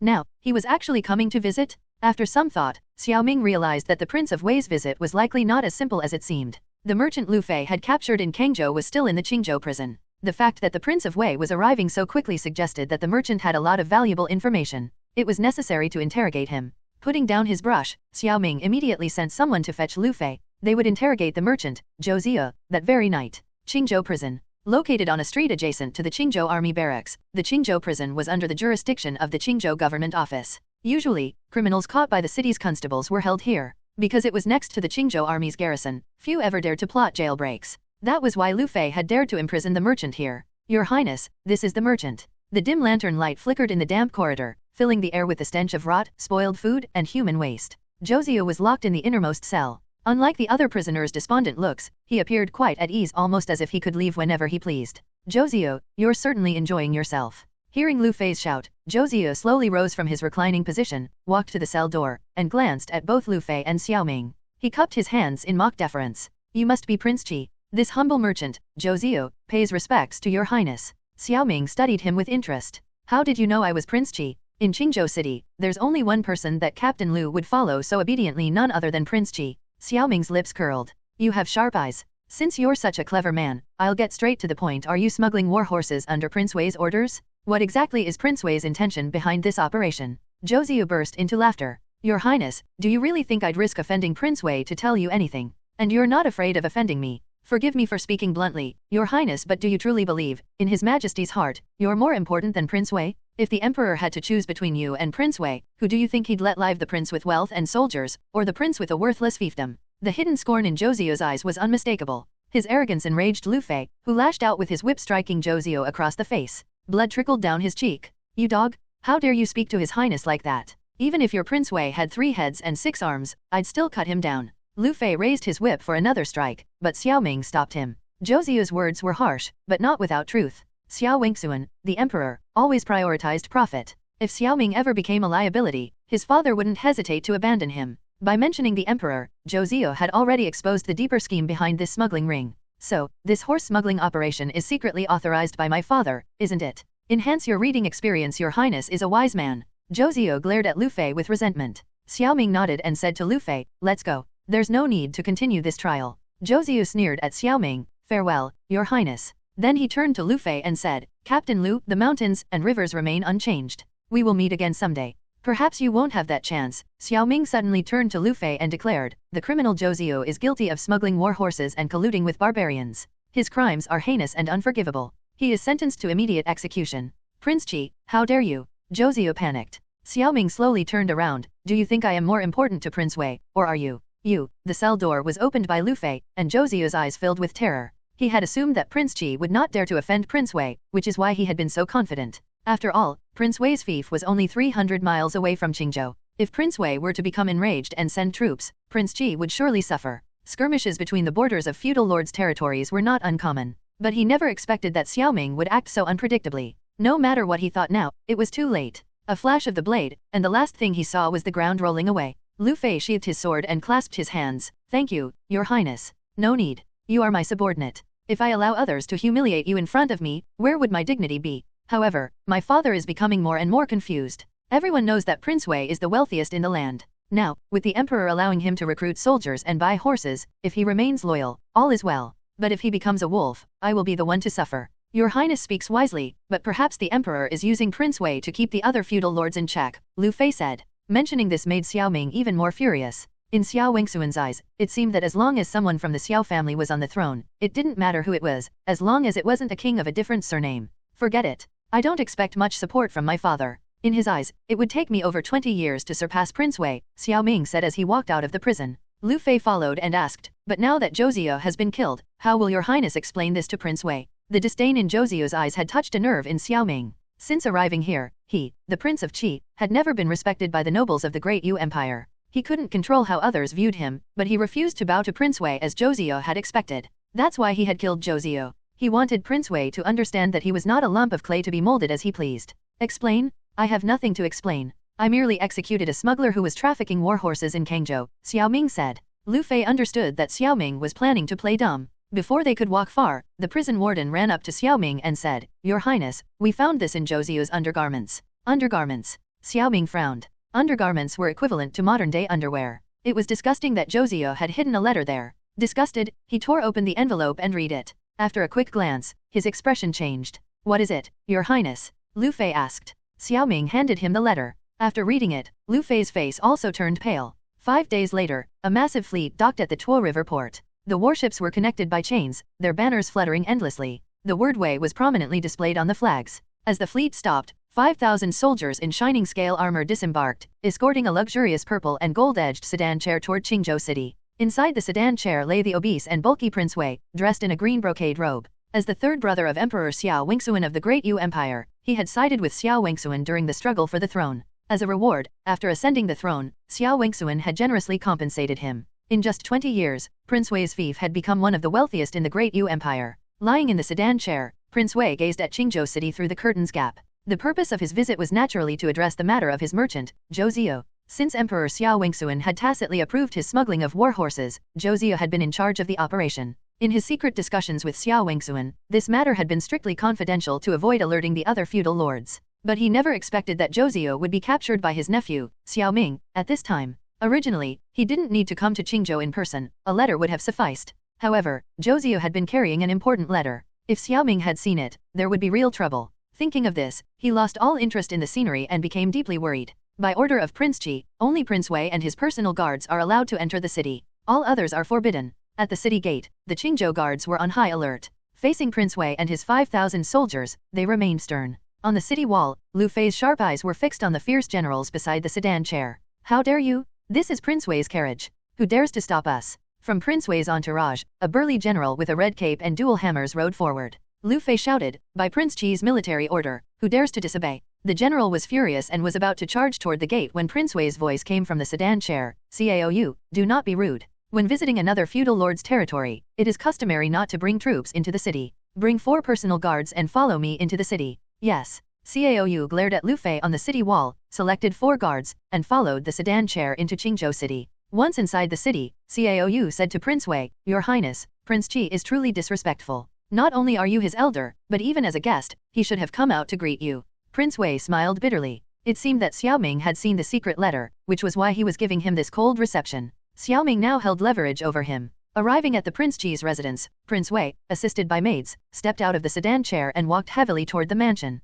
There, he saw Xiao Ming and the old steward of the Prince Qi's residence, Qi and Deifu, standing at the entrance. Uncle, you've come a long way. My apologies for not greeting you sooner, Xiao Ming said with a smile as he stepped forward. Prince Wei had brought 5,000 soldiers with him, clearly intending to show off his strength. If Xiao Ming had rushed to the city gate to welcome him, it would have been too humiliating. How would the people of his fief view him? He didn't want to tarnish the glorious image he had built. Moreover, now that he had leverage over Prince Wei, he was confident that Prince Wei would not make a fuss over such trivial matters. Ha ha ha, my dear nephew, it's been 5 years. You've grown even more handsome and impressive. Prince Wei stepped out of the sedan chair and gave Xiao Ming a hug, vigorously patting his back with his right hand. Cough, cough. Xiao Ming nearly coughed up blood from the force of Prince Wei's pats. The sheer weight and momentum of this 300-pound man were no joke. He quickly escaped Prince Wei's embrace and smiled. Uncle, you've certainly grown even more robust over the past 5 years. Ah, the capital of Jinling is filled with exquisite delicacies and fine wines. I don't have many hobbies, but eating is one of them. If you ever visit Jinling, nephew, I'm sure you wouldn't be able to resist either, Prince Wei said, patting Xiao Ming's shoulder. The two appeared cordial as they walked toward the main hall. Outside, Prince Wei ordered his personal guards to stay behind, entering the hall alone with Xiao Ming. Once inside, Prince Wei's expression immediately darkened. As they sat down, the atmosphere grew tense, filled with an unspoken tension. Nephew, Zhou Ziyou was my man. The smuggling of war horses was done under the Emperor's tacit approval. You should release him now. The pleasantries outside were merely for show. When it came to matters of interest, exchanges were often direct. Prince Wei had no emotional attachment to Xiao Ming and got straight to the point. What? Uncle, why didn't you say so earlier? Zhou Ziyou has already been executed, Xiao Ming feigned surprise. Executed. Prince Wei's bulky body nearly leapt from his chair. But then he paused, his eyes narrowing as he slowly sat back down. Well, what's done is done. After all, ignorance is no crime. But tell me, nephew, did you find a letter on Zhou Ziyou's person? Xiao Ming knew the real issue had finally come to light. He replied casually, yes, there was a secret letter. Prince Wei hesitated for a moment before continuing. So, nephew, you've read the contents of the letter. Indeed, Xiao Ming suddenly stood up and began pacing the room, a sly smile on his face. Uncle, what are you prepared to offer in exchange for this letter? The contents of the letter were extremely sensitive for Prince Wei, involving matters that could not see the light of day. This was precisely why he had come in person, accompanied by 5,000 soldiers, a clear attempt to intimidate Xiao Ming. Although Xiao Ming was displeased, he understood that if he were to expose this matter, Prince Wei would be furious, potentially leading to a border conflict that would benefit no one. Moreover, the contents of the letter did not concern the safety of the Great Yu Empire but rather involved Prince Wei and Prince Yan. An exchange. Prince Wei's expression relaxed slightly. Nephew, you are indeed clever. This matter is merely a private dispute between me and Prince Yan. Besides, as members of the royal family, we should be working together. While that may be true, uncle, it's not right for you to bribe the Huan Tuo tribe to ambush Prince Yan's merchant caravans in the grasslands. Those caravans carried documents bearing the emperor's seal. And when did you become so friendly with the Huan Tuo tribe? 3 years ago, barbarian cavalry ravaged my fief but didn't venture south at all. If this were thoroughly investigated, it would surely give the court officials plenty to write about. Prince Wei's expression changed dramatically. Xiao Ming's smug grin made him seethe with anger. He hadn't expected Xiao Ming to be so astute, immediately identifying the true crux of the matter, the relationship with the Huan Tuo tribe. To purchase horses from the grasslands, Prince Wei had naturally established connections with the Huan Tuo tribe, which involved significant bribes. Over time, due to the vast amounts of gold and silver he had provided, the Huan Tuo tribe had grown close to him. In the letter, he even referred to the tribe's chieftain as a brother, a level of familiarity that far exceeded the boundaries set by Emperor Xiao Wingsuan. If this were brought to the attention of the court, officials aligned with Prince Yan would undoubtedly launch fierce attacks against him, and Emperor Xiao Wingsuan would be furious, likely punishing him severely. Although Prince Wei was confident in the wealth and military strength of his fief, and even unafraid of the emperor's 500,000 imperial guards, the Great Yu Empire was in decline, and Emperor Xiao Wingsuan still held significant authority. If the entire empire turned against him, he wouldn't be so confident. Nephew, let's discuss what you want in exchange. How much silver do you need? How many beauties? Prince Wei wiped the sweat from his forehead. Seeing this, Xiao Ming knew he had struck a nerve. He had indeed grasped Prince Wei's weakness. I'm not interested in silver or beauties. I want 100,000 slaves and 2 million bushels of grain. 100,000 slaves. Prince Wei was taken aback. In his memory, Xiao Ming had only ever been interested in silver and beautiful women. This request surprised him. But after a moment's thought, he understood Xiao Ming's reasoning. With Xiao Ming's trade in soap, perfume, and other novelties, what he needed most was labor. With slaves, Xiao Ming could build more workshops, earn more silver, and with silver, beautiful women would naturally follow. So, uncle, what do you say? I have no interest in the conflict between you and Prince Yan. Your close ties with the Huan Tuo tribe are merely a matter of familiarity. But these are enough for someone to accuse you of colluding with the enemy in court. And the events of 3 years ago are more than enough to fuel speculation. 100,000 slaves might seem like a lot, but Xiao Ming believed it was a manageable demand for Prince Wei. Given the wealth of Prince Wei's fief, wealthy households often kept private slaves. Moreover, Prince Wei's relationship with the Huan Tuo tribe meant he could easily purchase large numbers of slaves from them. 100,000 was not an unreasonable number. Is that all? Prince Wei asked hesitantly. That's all, Xiao Ming replied with a smile. He had kept the demand at a level that was both achievable and unlikely to provoke Prince Wei into a rage.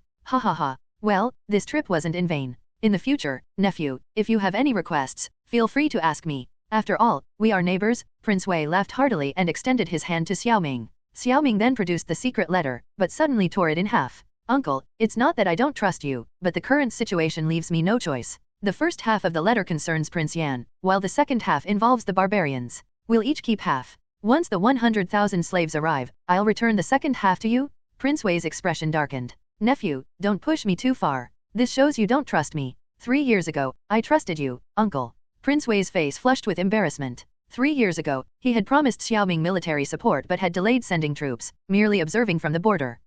Xiao Ming, what do you mean by this? What if I refuse? Prince Wei, ever the shrewd man, suddenly threatened, attempting to intimidate Xiao Ming. My Qingzhou army may be weak, but we are ready to fight. How things will end, however, will depend on your capabilities, uncle. After all, my fief is poor, it's already a mess, so what's a little more chaos? Xiao Ming's tone was firm. Prince Wei's bulging stomach heaved rapidly for a moment before he finally slumped back into his seat. You're ruthless. Your Highness, by offending Prince Wei this time, aren't you afraid that he will raise an army and attack you if chaos breaks out in the future? At the southern gate of Qingzhou, a group of officials watched as Prince Wei's sedan chair disappeared into the distance. It was then that Qian Deifu posed the question. Good question. If I don't offend Prince Wei now, does that mean he won't attack me in the future? The world says Prince Wei is as timid as a mouse, but from this incident, it's clear that my uncle is not only bold but also extremely shrewd. I'm afraid many have been deceived by him, including my father, Xiao Ming replied. Your Highness, are you suggesting that Prince Wei has been secretly amassing power, waiting for the right moment? Qian Deifu asked.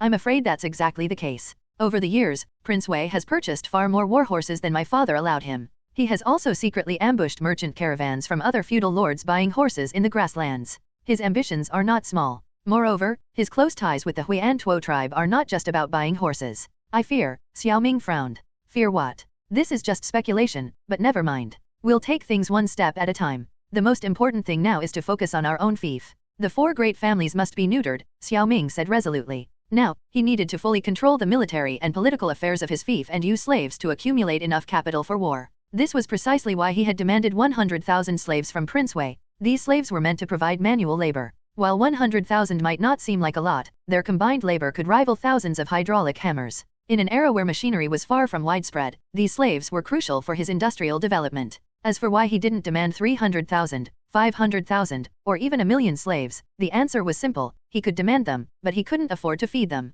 Even so, he had also demanded 2 million bushels of grain, enough to feed the 100,000 slaves for half a year. As for why he didn't impeach Prince Wei, the reason was simple: a cornered Prince Wei would vent his anger on Xiao Ming first. Moreover, even if Prince Wei were punished and imprisoned, Xiao Ming wouldn't gain any advantage from Wei's territory. Instead, it would only benefit his brothers. Rather than that, it was better to secure some pure profit. At the Tuo River dock, Prince Wei boarded his ship surrounded by his personal guards. He glanced back at Qingzhou City and sneered, "Xiao Ming, what I can give you, I can also take back. Just wait. I'll make you repay me tenfold." At that moment, a young man in white robes approached Prince Wei and respectfully greeted him, "Uncle." Seeing the young man, the ferocity on Prince Wei's face dissipated, replaced by a look of doting affection. Your health is weak. Why have you come out? You should be resting." The young man smiled casually and said, "Uncle, if I don't come out for a walk, I'll grow moldy. Since we're in Qingzhou, I thought I'd take a look around the city." "You went into Qingzhou City?" Prince Wei asked in surprise. The young man nodded. "I also went to the industrial district outside the city, but the security there was tight, and outsiders couldn't enter easily."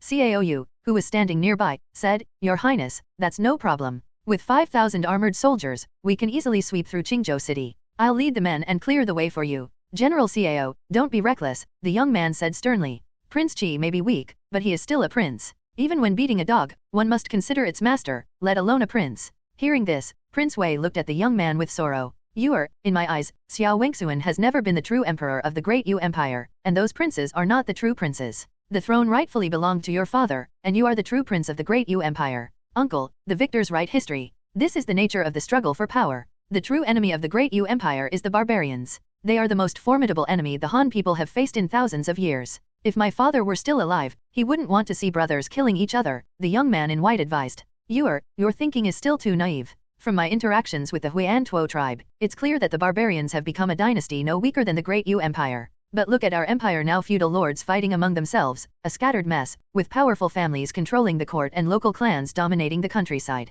If the Great Yu Empire cannot unite, how can we resist the barbarian cavalry?" Prince Wei declared. After a pause, he continued, "I've thought it over, and the only way to destroy these powerful families is not through politics but through war, a complete purge." The young man in white remained silent for a long time before finally sighing. "Uncle, your words are exactly the same as my father's. But let's keep this between us. If others hear it, they will turn against us. My father's fate is a cautionary tale." Prince Wei gazed at the flowing river, his eyes distant, lost in thought. As if to lighten the mood, the young man in white suddenly smiled and said, "Uncle, this Prince Qi is quite interesting. I saw many intriguing things in Qingzhou City merchant guilds, a patent office, and armies working the fields. This Prince Qi is truly unusual. Unusual indeed. He just extorted 100,000 slaves and 2 million bushels of grain from me. Although my fief is wealthy, these are not insignificant amounts," Prince Wei said. The young man's interest grew. "I didn't expect uncle to suffer a loss at his hands. But with this exchange, we don't have to worry about the secret letter being exposed. After all, once the transaction is complete, he becomes an accomplice." "Exactly. That's why I agreed. I even tried to intimidate him, but the boy has changed. He actually said that even though the Qingzhou army is weak, they are ready to fight. Haha, he's got spirit. I'm starting to like this kid." Prince Wei laughed heartily. The young man in white smiled. "This Prince Qi seems different from the other princes. Perhaps he can bring us something unexpected." Prince Wei's laughter gradually faded, and his expression turned cold. "But no matter what, he is still an obstacle in our path. For now, he is useful to us, but if the day comes when we must face him on the battlefield, we cannot show mercy." The young man in white nodded. He looked toward Qingzhou City as the massive fleet began to move. Yet, he couldn't shake the feeling that this Prince Qi would become a formidable adversary in the future. On the shore, a cavalryman galloped south, carrying Prince Wei's order to gather slaves. 100,000 slaves from various cities in Wei's fief began to converge on Jinling, boarding ships in batches and heading toward Qingzhou. 10 days after Prince Wei's departure, the first batch of slaves and grain arrived in Qingzhou, 10,000 people and 500,000 bushels of grain. As he watched the massive warships from Prince Wei's fief, Xiao Ming couldn't help but marvel. Prince Wei's naval forces were truly impressive. It has long been said that Wei's territory is prosperous, but now it seems we have severely underestimated Prince Wei. Peng Yukan stood beside Xiao Ming, his eyes reflecting the shadows of the sailing warships, a faint trace of worry in his expression. "Not just Prince Wei. None of the other feudal lords are as destitute as I am. But we shouldn't belittle ourselves. As long as we stay grounded, surpassing them is only a matter of time," Xiao Ming said confidently. 100,000 slaves and 3 million bushels of grain. This was another catalyst for him, enough to rapidly advance his plans. Peng Yukan opened his mouth, wanting to say that what they lacked most was time, but he held back. The future was unpredictable, and who could say what would happen? If heaven favored Prince Qi, the road ahead would be smooth.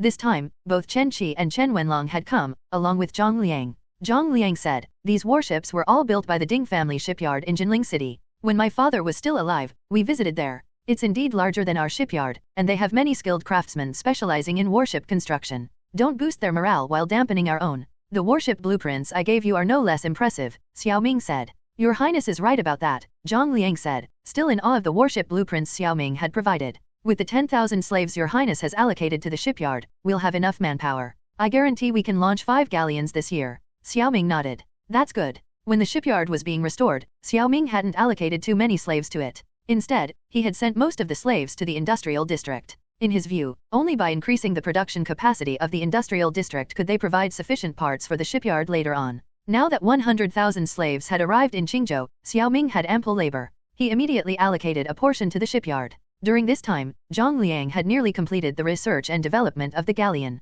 With the technical backbone in place, the next step was construction. 10,000 people building 5 galleons in a year, with the support of the industrial district, was entirely feasible. After receiving the first batch of supplies and slaves, Xiao Ming went with Zhang Liang to the shipyard. Over the past months, Zhang Liang and his team had been restoring the shipyard's facilities, and now it was almost fully operational. At the shipyard downstream of the Tuo River, Xiao Ming saw craftsmen working on the keel of a galleon. The keel was the main supporting structure of the ship, similar to the beams of a house. Watching the busy craftsmen on the riverbank, Xiao Ming suddenly remembered something. He said, "There's one thing I forgot. Our shipyard is still missing something." "Please enlighten me, Your Highness," Zhang Liang said, puzzled. Xiao Ming explained, "A dry dock." "A dry dock?" Zhang Liang was stunned. Xiao Ming didn't expect Zhang Liang to understand immediately, so he elaborated. A dry dock was essentially a production facility, similar to a workshop, but designed for building sailing warships. It was enclosed on 3 sides and open to the water on one side. Ships could be built and repaired in the dry dock, with various construction tools set up on both sides for convenient work.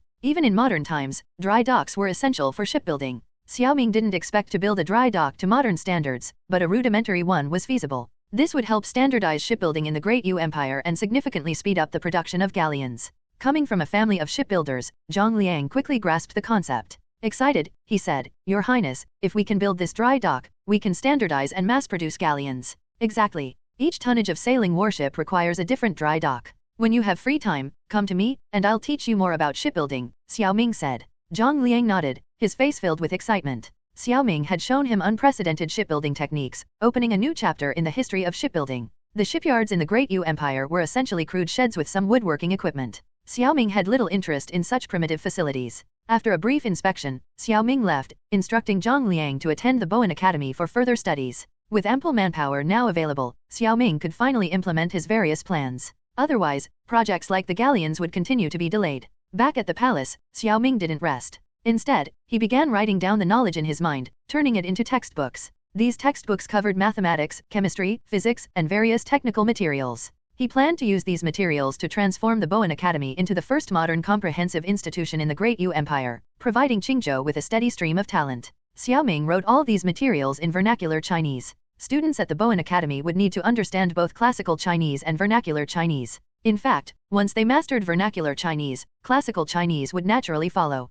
Therefore, Xiao Ming focused primarily on teaching vernacular Chinese. Over the next few days, the slaves promised by Prince Wei arrived in batches. Xiao Ming allocated 70,000 to the industrial district and the remaining 20,000 to the mines. With the arrival of 100,000 slaves, plus the slaves continuously sold by Liang Dehai, the industrial district, now flush with labor, began to expand under Xiao Ming's direction. First, the steel workshop increased its production scale. Xiao Ming raised the number of workers in the steel workshop to 30,000, equivalent to the workforce of a large modern steel plant. However, in this era, the output of 30,000 workers was only comparable to that of a small steel plant. But for Xiao Ming, this was sufficient for now. The remaining 40,000 slaves were mostly assigned to the lathe workshop, with the rest going to the distillery, perfume workshop, cement workshop, and others. With the allocation of 100,000 slaves complete, the industrial district, led by Chen Wenlong, began its expansion. A large industrial zone would gradually rise in the north of Qingzhou. "Your Highness, these slaves are a mixed bunch, and they were sent by Prince Wei. It's inevitable that some troublemakers might be among them," Peng Yukan said, watching the bustling construction in the industrial district.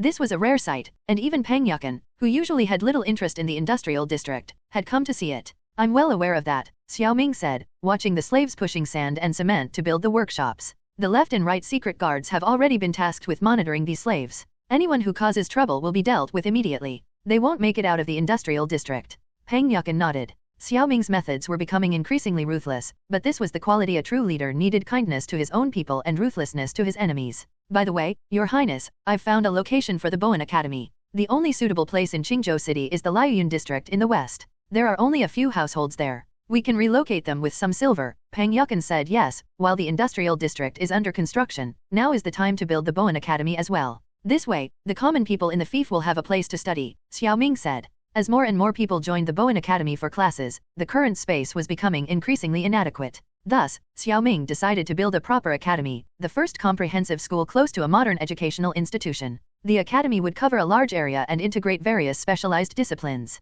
The textbooks he had been writing day and night were prepared for the Bowen Academy. Given that education in Qingzhou was essentially starting from scratch, and he couldn't create countless clones like a ninja, Xiao Ming had to adopt a method where senior students taught junior students. He only needed to teach the highest level students, and the knowledge would be passed down layer by layer. In isolated civilizations, people often grow complacent with their current lives and show little interest in change, which is extremely dangerous. In modern times, it wasn't until the cannons of foreign powers blasted open the doors of the isolated civilization that the entire society woke up and sought change. But by then, it was already too late. Therefore, Xiao Ming wanted to spread different ideas throughout his fief to break the long-standing cultural constraints and awaken the people of the Great Yu Empire, prompting them to make the necessary changes. He wanted to usher in an era of 100 schools of thought contending once again, ending the age where a single ideology dominated the land. Of course, he wouldn't openly oppose Confucian culture, as that would inevitably provoke attacks from scholars across the empire, which would be detrimental to his efforts to recruit talent. He only needed to abolish the policy of sole reverence for Confucianism and encourage other academic disciplines. He believed the people could distinguish right from wrong, what to preserve, and what to discard. At this moment, only a portion of the 100,000 slaves had been put to work. Until new workshops were established, they could only serve as construction workers. That's why Xiao Ming had Pang Yukan seize this opportunity to build the Bowen Academy. Pang Yukan nodded and then brought up another matter. Your Highness, the massacre of the 72 households in Dengzhou has been solved. Congratulations, Your Highness, on gaining another prefecture. The Wang family has also suffered heavy losses. A faint smile appeared on Xiao Ming's lips. Qingzhou, Kangzhou, and Dengzhou, we've already taken control of half of the military and administrative power. Let them continue to fight among themselves. We just need to steadily consolidate our power from top to bottom. Chief Secretary Pang, your task is not light. Pang Yukan smiled. This official is not afraid of hard work, only that Your Highness might not support me. Now that Your Highness is backing me, I will naturally devote myself fully, even to the point of death. Xiao Ming was grateful that, although his predecessor had been a scoundrel, there were still some talented people around him. Otherwise, he wouldn't have been able to achieve so much alone. Also, I see that Your Highness looks tired. You must take care of your health. I heard from Zuan that Your Highness has been writing a lot and needs to make many copies. These tasks can be delegated to a few scholars, Pang Yukan advised, his habit of offering counsel as a former censor still intact. Xiao Ming laughed. His fatigue was due to staying up late writing textbooks, but he had no intention of copying them himself. He said, Chief Secretary Pang, I'm not foolish. I have a clever plan. Hearing this, Pang Yukan became interested. For scholars, books were of utmost importance. In the Great Yu Empire, books were mostly copied by hand, which made them expensive. Many students from poor families couldn't afford them. He said, it seems Your Highness is about to surprise me again. Xiao Ming waved to Pang Yukan and said, come, I'll show you. With that, Xiao Ming took Pang Yukan to the machinery department. In Xiao Ming's vision, the machinery department was no longer just a production unit but a research and development center. Xiao Ming's new technologies would be born here, as it housed King's Hu's most skilled technical talents. Inside the machinery department, Chen Qi was leading craftsman in producing small metal blocks. These blocks were engraved with standard Chinese characters. These were the type molds for movable type printing. Xiao Ming was currently preparing to establish a new workshop, the printing workshop, which would use lead type printing. This was a printing technique similar to movable type printing but more advanced. Instead of using clay, the type molds were made of metal, which extended their lifespan and eliminated the need to discard them after a single use. This method was inspired by the lead type printing technique from the 15th century in the modern era, which Xiao Ming deemed the most feasible to implement. If all went well, this printing technique could allow a printing press to produce 300 sheets of paper per day, which was more than enough for Xiao Ming's needs. After all, with enough workers and type molds, mass production was possible. When Pang Yukan saw the movable type, his jaw dropped in astonishment. The Great Yu Empire currently used block printing, a slow and inflexible method. What he saw now was a completely different scene. The type molds beside Chen Qi varied in size and could be arranged flexibly according to requirements. This is a monumental achievement that will benefit generations to come. If Peng Yukan had previously looked down on Xiao Ming's money-making products, he now admired him from the perspective of a scholar. Xiao Ming wasn't surprised by Peng Yukan's reaction. This lead-type printing technique utilized lead for casting the molds, and Xiao Ming had standardized the font sizes based on modern measurements, such as small 4 and small 5. This was why the type molds Chen Qi produced varied in size. Chief Secretary Peng, Qingzhou will no longer lack books. Of course, there's one more thing, paper, Xiao Ming said. Printing also required suitable paper. While establishing the printing industry, Xiao Ming hadn't neglected the construction of a papermaking workshop. The art of papermaking had remained largely unchanged throughout history, with the main differences lying in the machinery and labor. For power, Xiao Ming could only rely on water and oxen, so the machinery department was also producing ox-powered pulp beaters to improve the efficiency of pulp production. The papermaking process essentially involved degumming, pulping, sheet formation, and drying. Shortening any of these steps could increase productivity. Degumming involved steaming and soaking the raw materials in an alkaline solution to fiberize them. Pulping turned these fibers into a paste, and sheet formation used a sieve to lift the pulp, creating wet paper, which was then dried. For now, Xiao Ming didn't need much paper, so a purely manual and ox-powered papermaking workshop could produce enough paper for Qingzhou. After all, this was still an era where illiteracy was rampant. Compulsory education was something he couldn't even dream of at the moment. There was no money and no teachers. For now, he could only focus on cultivating a group of talented individuals and take things step by step. Overall, the most important thing he had achieved was introducing lead-type printing technology. This technology had been used in the modern era until laser printing replaced it. For the Great Yu Empire, this was nothing short of a revolution in printing. Paper? That's right. With this printing technology, we'll also need paper. I believe Your Highness already has a plan in mind. Compared to lathes and hydraulic hammers, printing and papermaking were relatively simpler. Xiao Ming said, "What you see here is prepared for the papermaking and printing workshops." As he spoke, Xiao Ming led Peng Yukan to see the pulp beaters and pressure screens used for papermaking. With these tools, the efficiency of the papermaking workshop would be greatly improved. Next, Xiao Ming took Peng Yukan to a pre-arranged printing plate.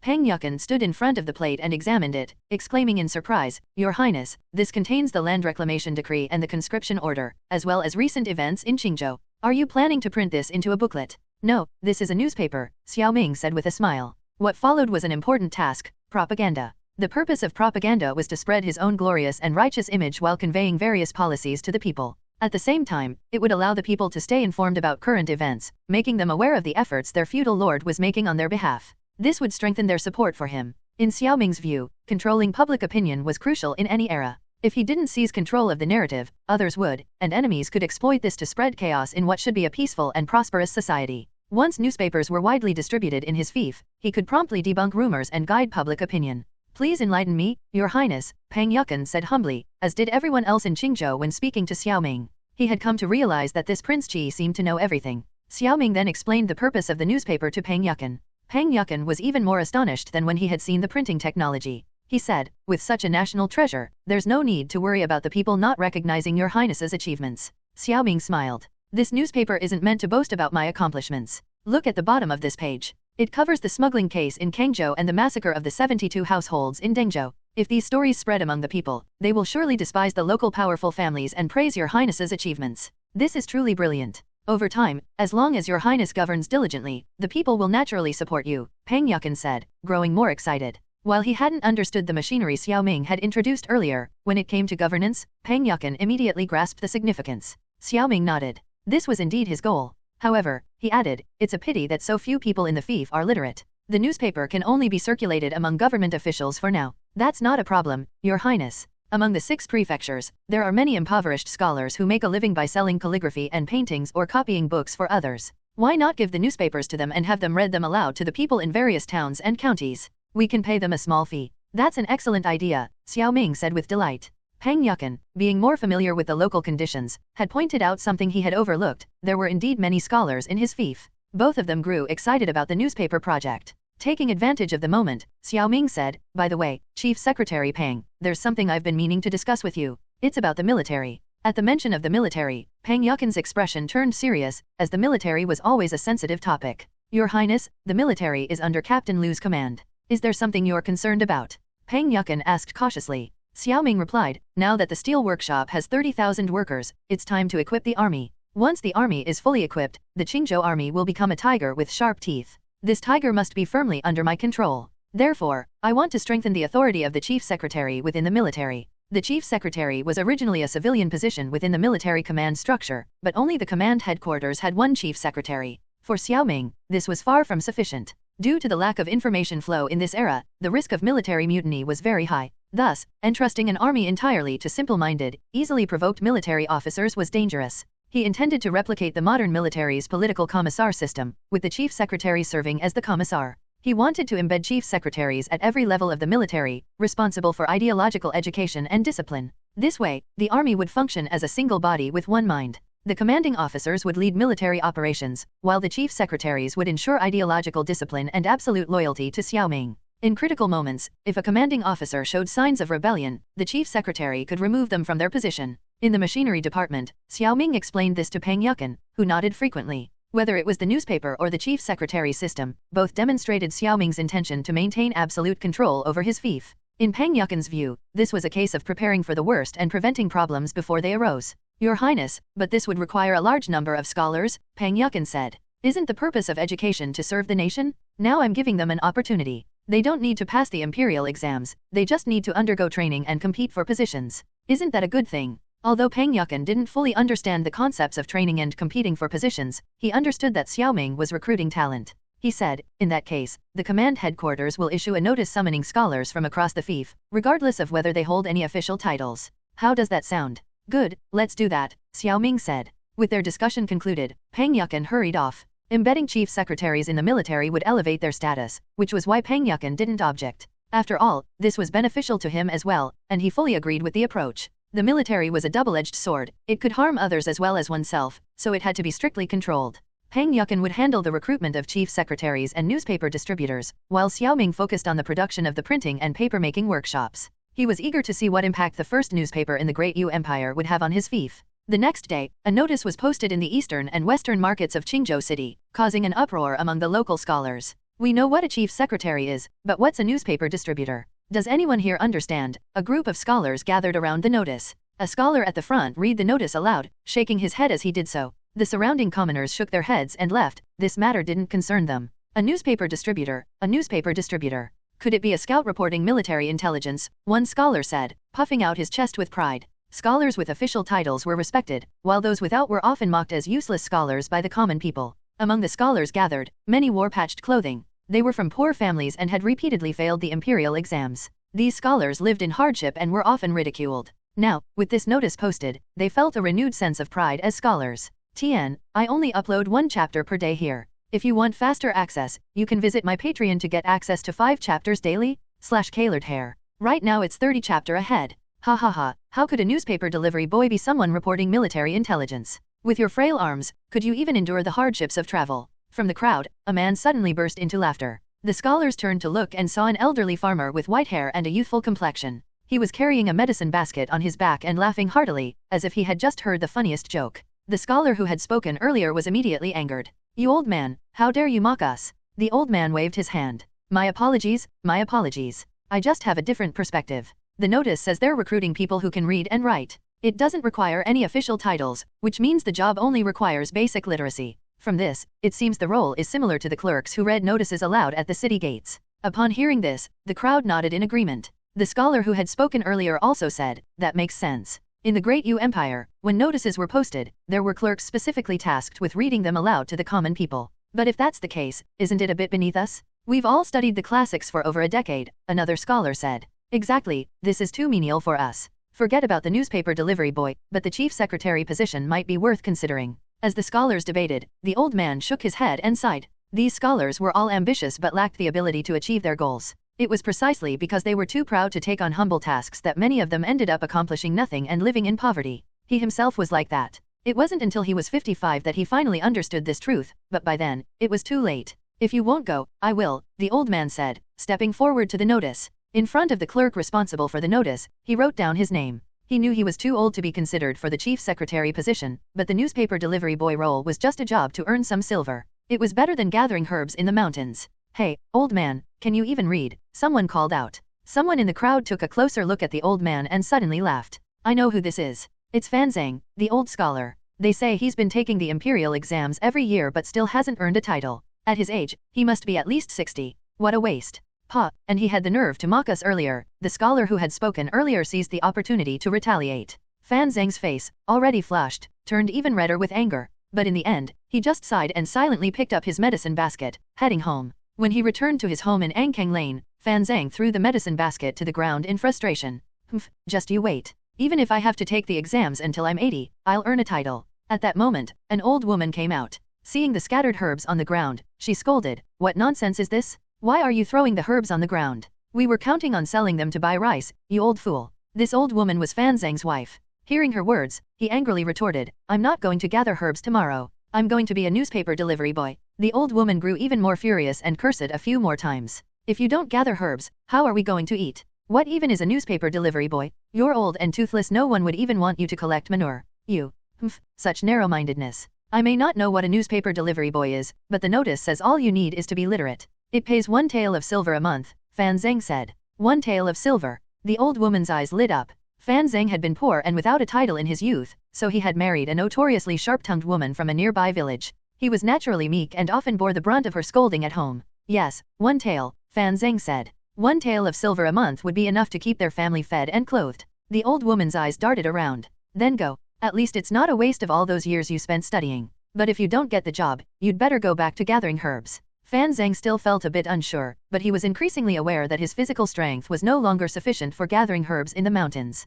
Moreover, his family was struggling financially, and his son was also studying for this year's imperial exams. The cost of traveling to Chang'an was a problem. Thinking of this, he decided that even if it meant losing face, he would go and see. With this in mind, he ate a quick dinner and set off for the command headquarters before dawn the next day. He was the first to arrive. Although many scholars had scoffed at the idea of being a newspaper delivery boy the day before, Fan Zhang wasn't surprised to see quite a few of them show up today. Having been through it himself, he knew that young scholars were very concerned about their reputation. Even if they secretly thought differently, they would go along with the crowd in public. But upon reflection, they would come around. After waiting for an hour, the sound of hoofbeats roused Fan Zhang from his drowsiness. He looked up and saw a handsome young man in a dark brocade robe and a jade belt riding toward them on horseback. Behind the young man were 2 burly, fierce-looking guards who appeared to be seasoned veterans. "Prince Qi." "Yes, it's Prince Qi." Some of the scholars recognized Xiao Ming and began whispering among themselves. Fan Zhang was stunned and extremely nervous. If Prince Qi himself had come for the newspaper delivery boy position, it must be an important role.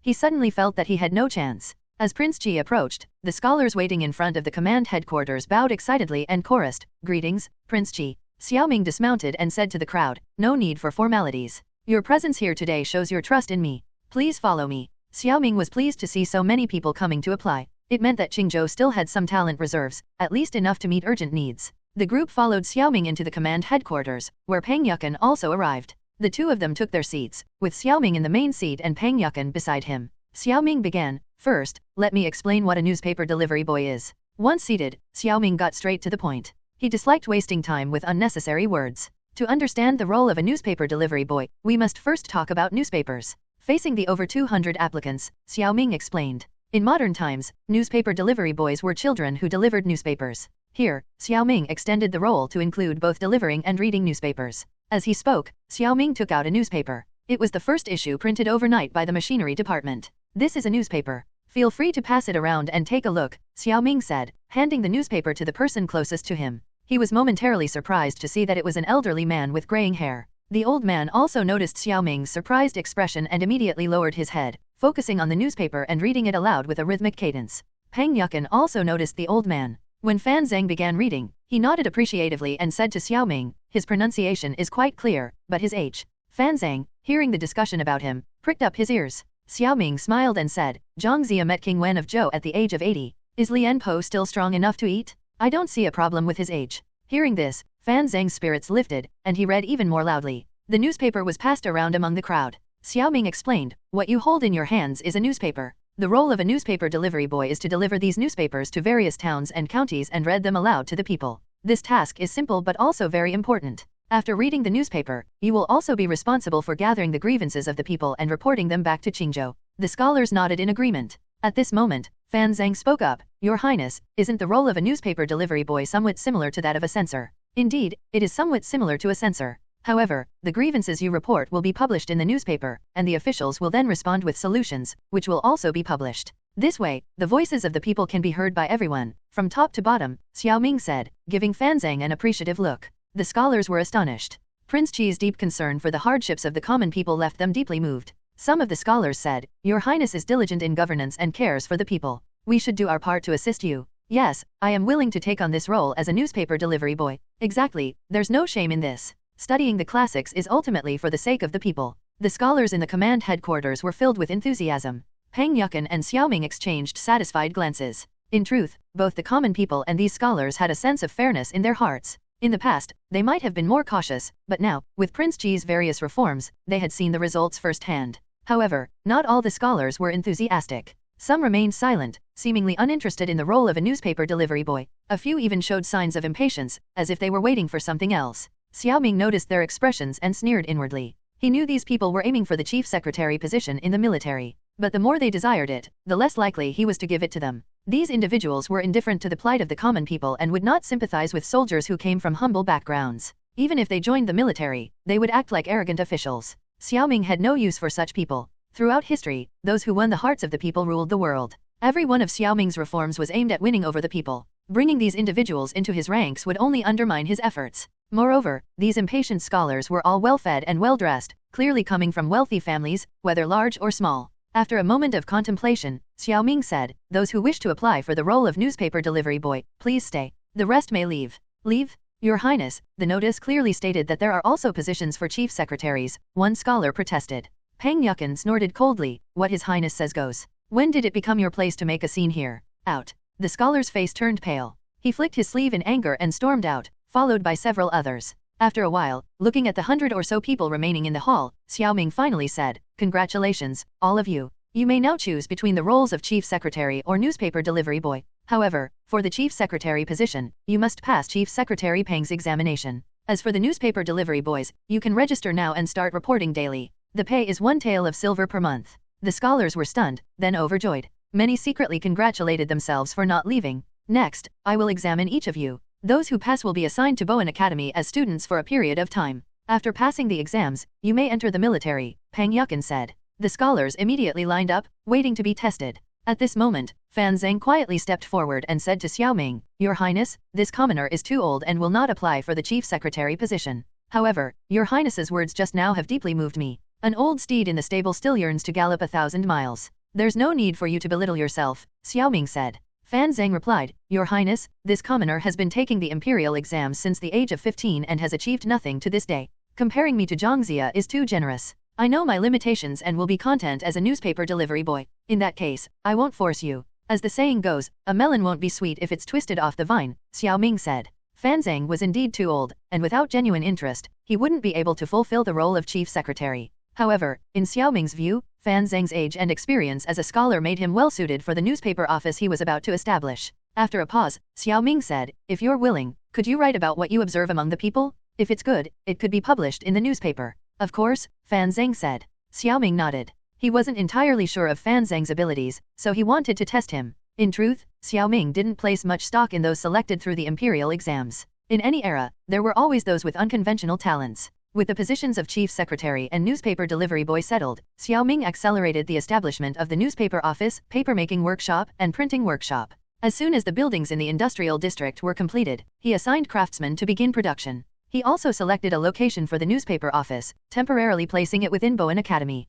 Just as Xiao Ming was settling into his seat in the command headquarters, a commotion erupted outside. Lu Fei walked in, laughing heartily. As he entered, he said, "Your Highness, I heard the steel workshop has produced a lot of armor. Could I take a look?" "Humph, Chen Wenlong told you, didn't he? That man can't keep his mouth shut," Xiao Ming said. Lu Fei chuckled, "Your Highness, you can't blame Chen Wenlong. I cornered him and scared him a bit, and that's when he spilled the beans. I figured as much." "Fine, since you're here, let's go take a look," Xiao Ming said, also feeling a sense of anticipation. Since the steel workshop had expanded and had sufficient manpower, the production of plate armor had begun. Moreover, it was being produced on a large scale using assembly line methods. A daily output of 100 sets of plate armor was guaranteed. Of course, given the backward production conditions, there were still limitations. When they arrived at the steel workshop, they saw rows of assembled plate armor, gleaming with a silvery white sheen. From the helmets to the breastplates, arm guards, and leg guards, each set formed a complete human figure. This was the advantage of plate armor. It was not only flexible but also provided comprehensive protection, leaving almost no weak points.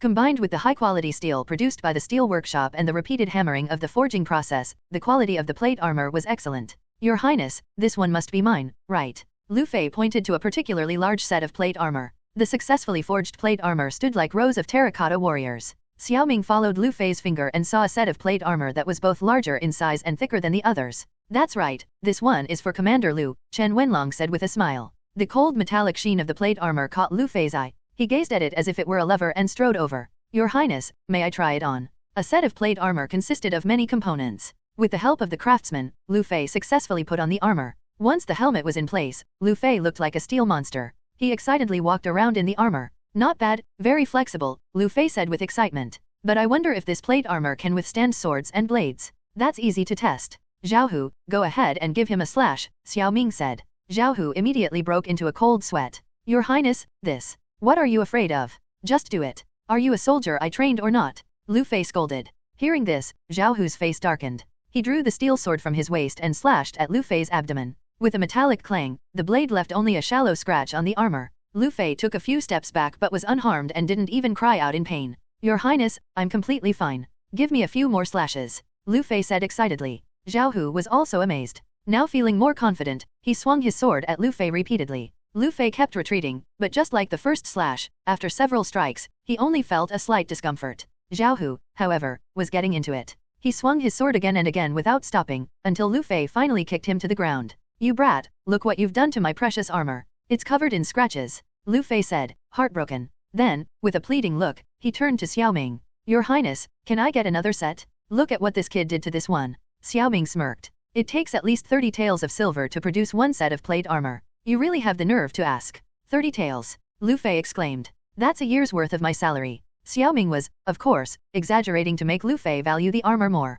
However, if the armor were produced using traditional forging methods, it would indeed cost around 30 taels. But with the hydraulic hammer and free labor from slaves, the cost of this set of armor was actually comparable to the price of a plow ox. And that's the low estimate. Your armor is a general's set thicker and with more intricate engravings, Xiao Ming added. Lu Fei immediately regretted his actions and glared at Zhao Hu. You're paying for this. Zhao Hu protested, you told me to slash it? Besides, I don't have the money. Seeing Lu Fei's distress, Xiao Ming decided to stop teasing him. Fine, considering your contributions in Kangzhou, I'll give you 3 sets of plate armor. Thank you, Your Highness. Lu Fei was overjoyed. As he lovingly touched his full body armor, Lu Fei added, Your Highness, this armor is truly incredible. It's practically impenetrable. If you give me 10,000 soldiers equipped with this, we won't have to fear the barbarians. Don't speak so carelessly, Xiao Ming said sternly, wanting to prevent Lu Fei from becoming overconfident. While the plate armor is sturdy, it does reduce mobility to some extent. Lu Fei moved around a bit and said, it's a little restrictive, but not too bad. The real question is whether arrows can pierce it. Ordinary cast iron arrowheads won't be able to, Xiao Ming said bluntly. The forging techniques used for his plate armor were roughly equivalent to those of the 17th or 18th century in the modern era. Without specialized arrowheads, the armor would be difficult to penetrate. In fact, even early firearms couldn't penetrate plate armor. It wasn't until firearms became more powerful that plate armor was eventually phased out. Xiao Ming was equipping his army with plate armor to deal with the current situation in the Great Yu Empire. Moreover, given the technology he had access to, producing plate armor was faster and cheaper than producing scale armor. That's why he had chosen plate armor. Is that so? Lu Fei's grin widened, and he couldn't wait to don the armor and go to war. Of course, this is just speculation. The true test will come in battle, Xiao Ming said. This was his honest opinion. Only through war could the effectiveness of any equipment be truly determined. Lu Fei, however, was too enamored with the high-quality armor to fully process Xiao Ming's words. Your Highness, I'll take these 300 sets of plate armor back to the barracks now. Wait, don't be in such a hurry. There's more, Xiao Ming said, waving his hand. The craftsman brought over a long-handled, long-bladed weapon. Your Highness, is this the Modeo you mentioned? Lu Fei asked. Xiao Ming had previously mentioned taking him to see the Modeo, and Lu Fei had been eagerly awaiting it. Exactly. This is the Modeo, specifically designed to counter the barbarians' heavy cavalry, Xiao Ming explained. Currently, most of the barbarian cavalry on the grasslands were light cavalry, but there were also many heavy cavalry units, which were the elite of the barbarian forces. Typically, the barbarians employed a tactic where light cavalry harassed the flanks while heavy cavalry charged through the center. This strategy had proven nearly unstoppable against the Great Yu Empire's armies. Lu Fei picked up the Modeo and tested its weight. Your Highness, this Modeo is quite heavy. It must weigh at least 20 catties. That's why, when swung, it can deliver a fatal blow to both man and horse, Xiao Ming said. The Modeo was entirely made of fine steel, with a long handle and a blade resembling a spearhead long, wide, and extremely sharp. As Lu Fei ran his hands over the Modeo, he realized that, combined with the plate armor, this weapon would be a nightmare for cavalry in battle formations. In addition to the Modeo, the steel workshop had also produced a significant number of spears, swords, and other weapons for the army. For ranged weapons, Xiao Ming had chosen crossbows. Although crossbows were more expensive to produce and had a slower rate of fire, for Xiao Ming, training a competent archer took at least 3 years, far too long. In war, soldiers were expendable. It was a race to see who could field an army the fastest. This was why firearms eventually became the dominant weapon. Once one batch of soldiers was lost, another could be trained in just 3 months. Crossbows were similar. Compared to bows, soldiers using crossbows didn't require as rigorous training, making them ideal for the current state of the fief. Moreover, Xiao Ming could address the biggest drawback of ancient crossbows. Generally, crossbows were inferior to bows largely due to their painfully slow reloading speed, a disadvantage that even early firearms couldn't overcome. Ancient crossbows were often referred to as foot crossbows because they required both hands and feet to reload. However, Xiao Ming had incorporated pulley mechanisms into the crossbows. This meant soldiers needed less strength to operate the crossbows efficiently. Currently, these pulley crossbows were still in the research and production phase and hadn't yet been mass-produced in the steel workshop.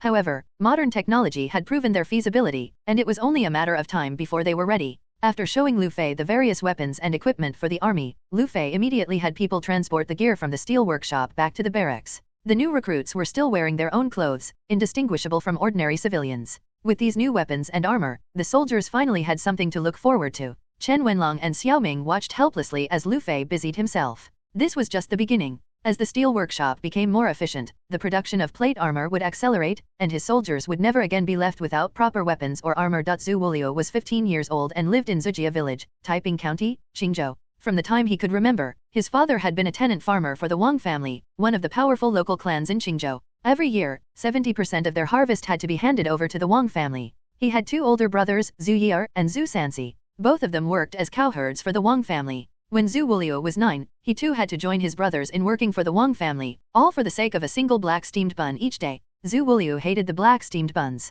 They were made from chaff mixed with moldy wheat and were nearly impossible to swallow. But he had no choice but to eat them. The 30% of the harvest that remained for his family was barely enough to feed the 7 members of his household, which included his younger sister. Almost every day, Zhu Wuliu went hungry. Only during festivals would his parents sell some of their wheat to buy a few pounds of white flour to make pancakes and steamed buns. In his memory, those were the happiest times. However, this year was different from previous ones. His father, who had been renting land from the Wang family, suddenly called all 3 brothers back home. The entire family of 7 went to reclaim wasteland along the riverbanks outside the village. According to his parents, Prince Qi had issued a land reclamation decree. Any family that reclaimed land would own it from then on, and the land could be passed down through generations. Later, the village head came to their house and told them to join a production team. He remembered how excited his parents were. All the families who had reclaimed land near theirs were grouped into a production team, and soon, oxen and farming tools were distributed to each team from the county. After spring, the villagers would be able to farm the land together, and for the next 3 years, the government would not collect any taxes. According to the land reclamation law, Zhu Wuliu could cultivate 30 mu of land, but he couldn't manage it all by himself. However, his parents said that once this year's harvest was sold, they would prepare a dowry for him to find a wife. Then, they could farm the land together. Thinking of this, Zhu Wuliu blushed. What would it be like to have a wife? He was standing in the field, staring at the rotating water wheel, when his second brother, Zhu Sanxi, ran over and said, Wuliu, Prince Qi's newspaper delivery boys have come to Qingzhou City. The village head wants everyone to gather at the threshing ground east of the village. What's a newspaper delivery boy? Zhu Wuliu asked, confused. Don't worry about what it is. Just come with me. Zhu Sanxi dragged Zhu Wuliu to the threshing ground, where almost the entire village had already gathered. In the middle of the threshing ground stood an old man holding something that looked like a notice. Behind him stood Zhu Ziyu, the respected village head of Zujia village, who was carefully accompanying the old man. This old man was Fan Zhang, who was on his first trip to the countryside. He held the newspaper and asked Zhu Ziyu, is everyone in the village here? Zhu Wuliu is here too. Everyone's present, Zhu Ziyu replied. Fan Zhang nodded. In the Great Yu Empire, whether in towns, counties, or villages, the people lived together, and villages were often surrounded by earthen walls to protect against wild animals. This made it easy to gather everyone. He then said, first, let me explain what a newspaper delivery boy is. Fan Zhang went on to explain the concept of newspapers, as instructed by Prince Qi. One of his tasks was to popularize newspapers and establish them as an authoritative source of information for the government. After his explanation, the villagers had a rough understanding. Fan Zhang then began reading the contents of the newspaper. This was the first edition of the Great Yu Empire's newspaper, which covered important events that had recently occurred in Qingzhou. The first article clarified the amount of land each person could claim under the land reclamation decree, preventing powerful families from taking more than their share. The second article was about conscription, encouraging young men to join the army. It specified that soldiers would receive additional land and a monthly salary, and their families would be subsidized with grain and meat at the end of the year. The third article was about reviving the horse administration and encouraging animal husbandry. The fourth article encouraged commerce and handicrafts, aiming to improve the low status of merchants and artisans. It also stated that migrants could work in the city and, after 3 years, obtain local residency, enjoying all the benefits of the fief. Due to limited space in the newspaper, only these policies were included. The rest of the paper covered several major cases in the fief, including the Kangzhou incident and the Dengzhou incident. Ugh, these Wang and Qin families are truly despicable, one villager cursed after the newspaper was read. Exactly, especially the Wang family. To kill 72 people for their own gain, they deserve to be executed 1,000 times over, another villager said. These local powerful families are nothing but trouble. We work ourselves to the bone, and they take 70% of our harvest. How much land have they stolen from us? When Fan Zheng read about the new policies, the villagers cheered and celebrated. But when it came to the local powerful families, the villagers seethed with anger. Fan Zheng carefully observed the villagers' reactions. Later that night, he would need to report the details to Prince Qi's palace. Zhu Wuliu also listened intently, especially when Fan Zheng mentioned how Commander Lu had executed the 2 villains in Kangzhou and how the Qingzhou army had captured the Dengzhou governor. It made his blood boil. He had a vague feeling that Prince Qi was on the side of the common people. Prince Qi cares deeply for the people. He is a rare and wise ruler. All his policies are designed to benefit the people. We should be grateful for his benevolent governance, Fan Zheng said. His task wasn't just to read the newspaper, it was also to establish Prince Qi and the government as trustworthy figures in the hearts of the people. After Fan Zheng's words, the villagers whispered among themselves, many nodding in agreement. The common people had sharp eyes and could distinguish right from wrong. However, they still lacked organized guidance. By using the newspaper as a tool for propaganda, Xiao Ming aimed to ensure that when the time came, the people would stand by his side. But this was no easy task. The local powerful families were deeply entrenched, and Fan Zheng could still see fear in the villagers' eyes when they talked about these families. After venting their frustrations, they still cowered under the shadow of the powerful families. Fan Zheng quietly noted the villagers' reactions and handed the newspaper to Zhu Ziyou. He had another village to visit, so after a short rest, he left. The newspaper was a novel concept for the villagers. After Fan Zheng left, the villagers dispersed, but they continued to excitedly discuss the news from the paper. Village head Zhu Ziyou watched the departing villagers, his expression gradually darkening. He glanced at the newspaper and said, I need to inform the landlord about this. The newspaper has really tarnished the Wang family's reputation. As Zhu Ziyou pondered this, Xiao Ming was contemplating the issue of his current adversaries. Based on recent reports from several counties, he realized he had overlooked a crucial point in identifying his true opponents, the village elites who were subordinate to the local powerful families. Although they didn't belong to the powerful clans themselves, they enjoyed a life of luxury by aligning with them. That evening, Fan Zheng submitted his daily observations to the prince's residence. After reading them, Xiao Ming became even more certain of the current situation. The village elders, often the most respected figures in their communities, were typically elected as village heads. However, the reality was that many of these village heads colluded with powerful local families for money, oppressing the common people. They were the claws and fangs of these powerful families. Fan Zheng also mentioned the reactions of these village heads, noting that they had likely already reported the impact of the newspaper to their masters. For Xiao Ming, this was a serious issue. Although village heads held the lowest official rank, they were the foundation of governance.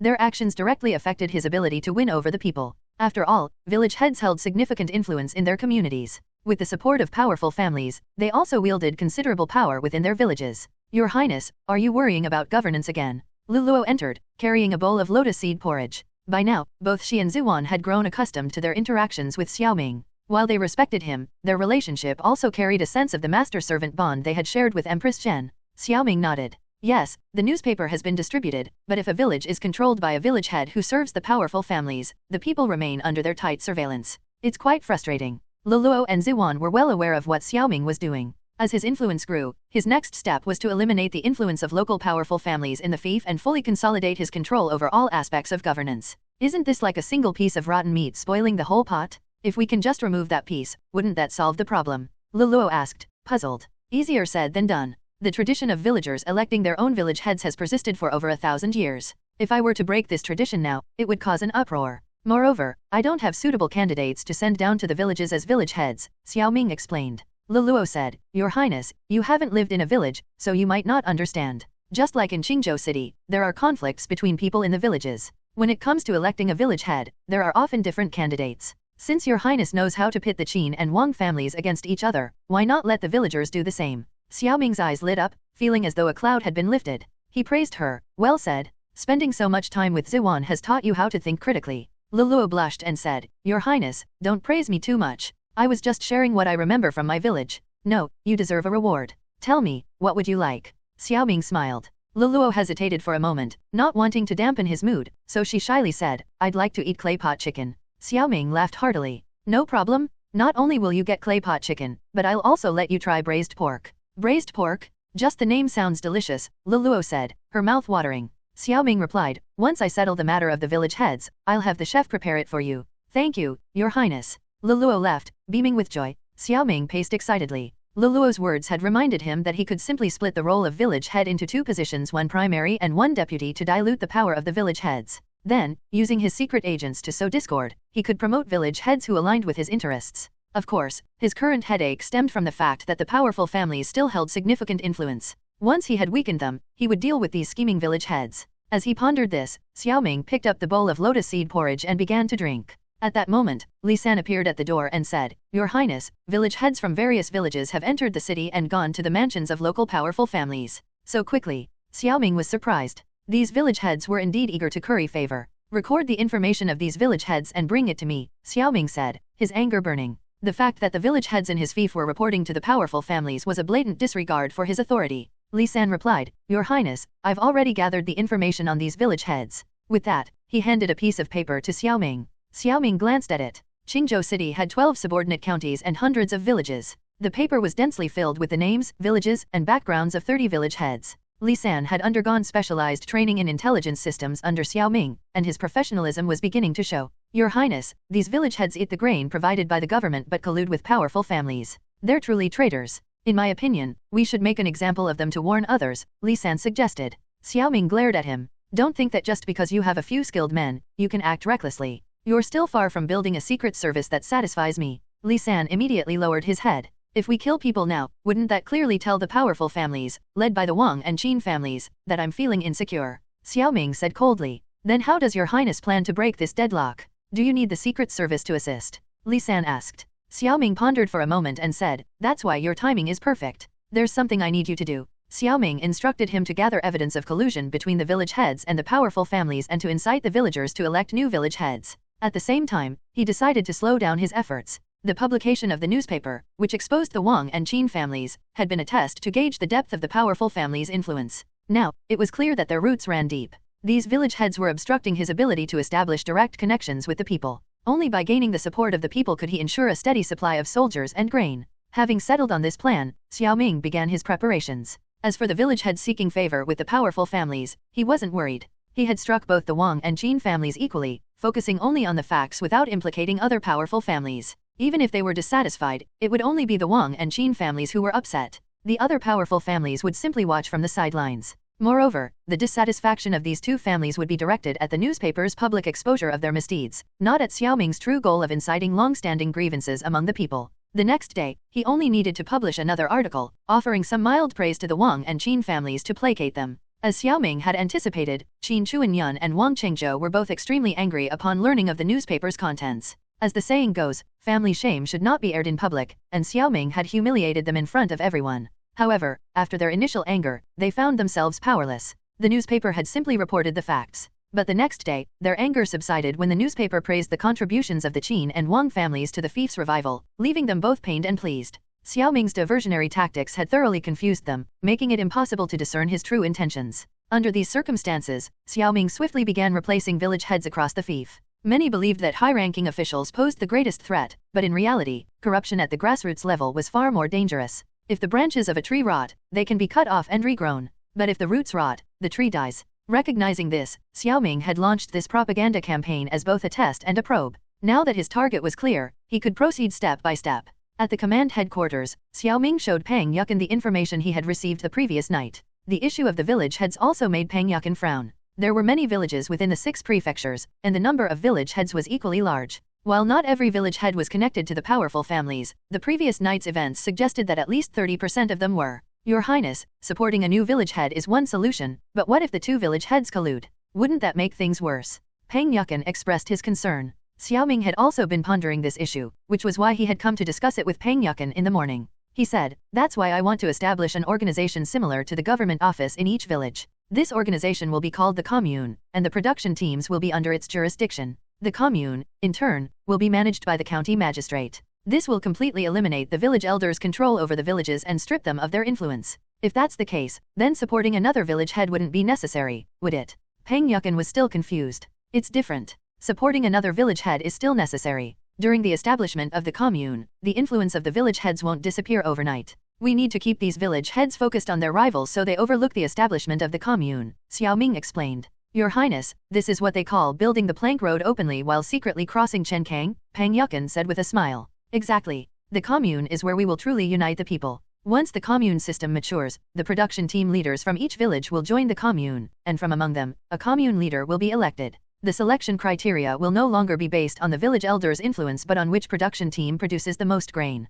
The commune, another new institution, Peng Yukin shook his head. He had grown accustomed to Xiao Ming's unconventional ideas. The only thing he was certain of was that everything Xiao Ming was doing was for the sake of the fief's stability, and that was reason enough for him to offer his unconditional support. In that case, Your Highness, you'll need to explain the details to me so I can implement them effectively, Peng Yukin said. Xiao Ming nodded and proceeded to explain the structure and functions of the modern commune to Peng Yukin, analyzing its specific roles in detail. Overall, the commune Xiao Ming envisioned was a powerful organizational structure. Once the commune system matured, he would be able to efficiently organize production activities, promote ideological education through the commune, and completely break free from the control that village elders and powerful families had over the common people. As Xiao Ming spoke, he also wrote, turning the establishment of the commune into a clear, written plan. Peng Yukin would use this document to guide the establishment of communes in each village. The next day, the newspaper printed articles about the village heads and the commune.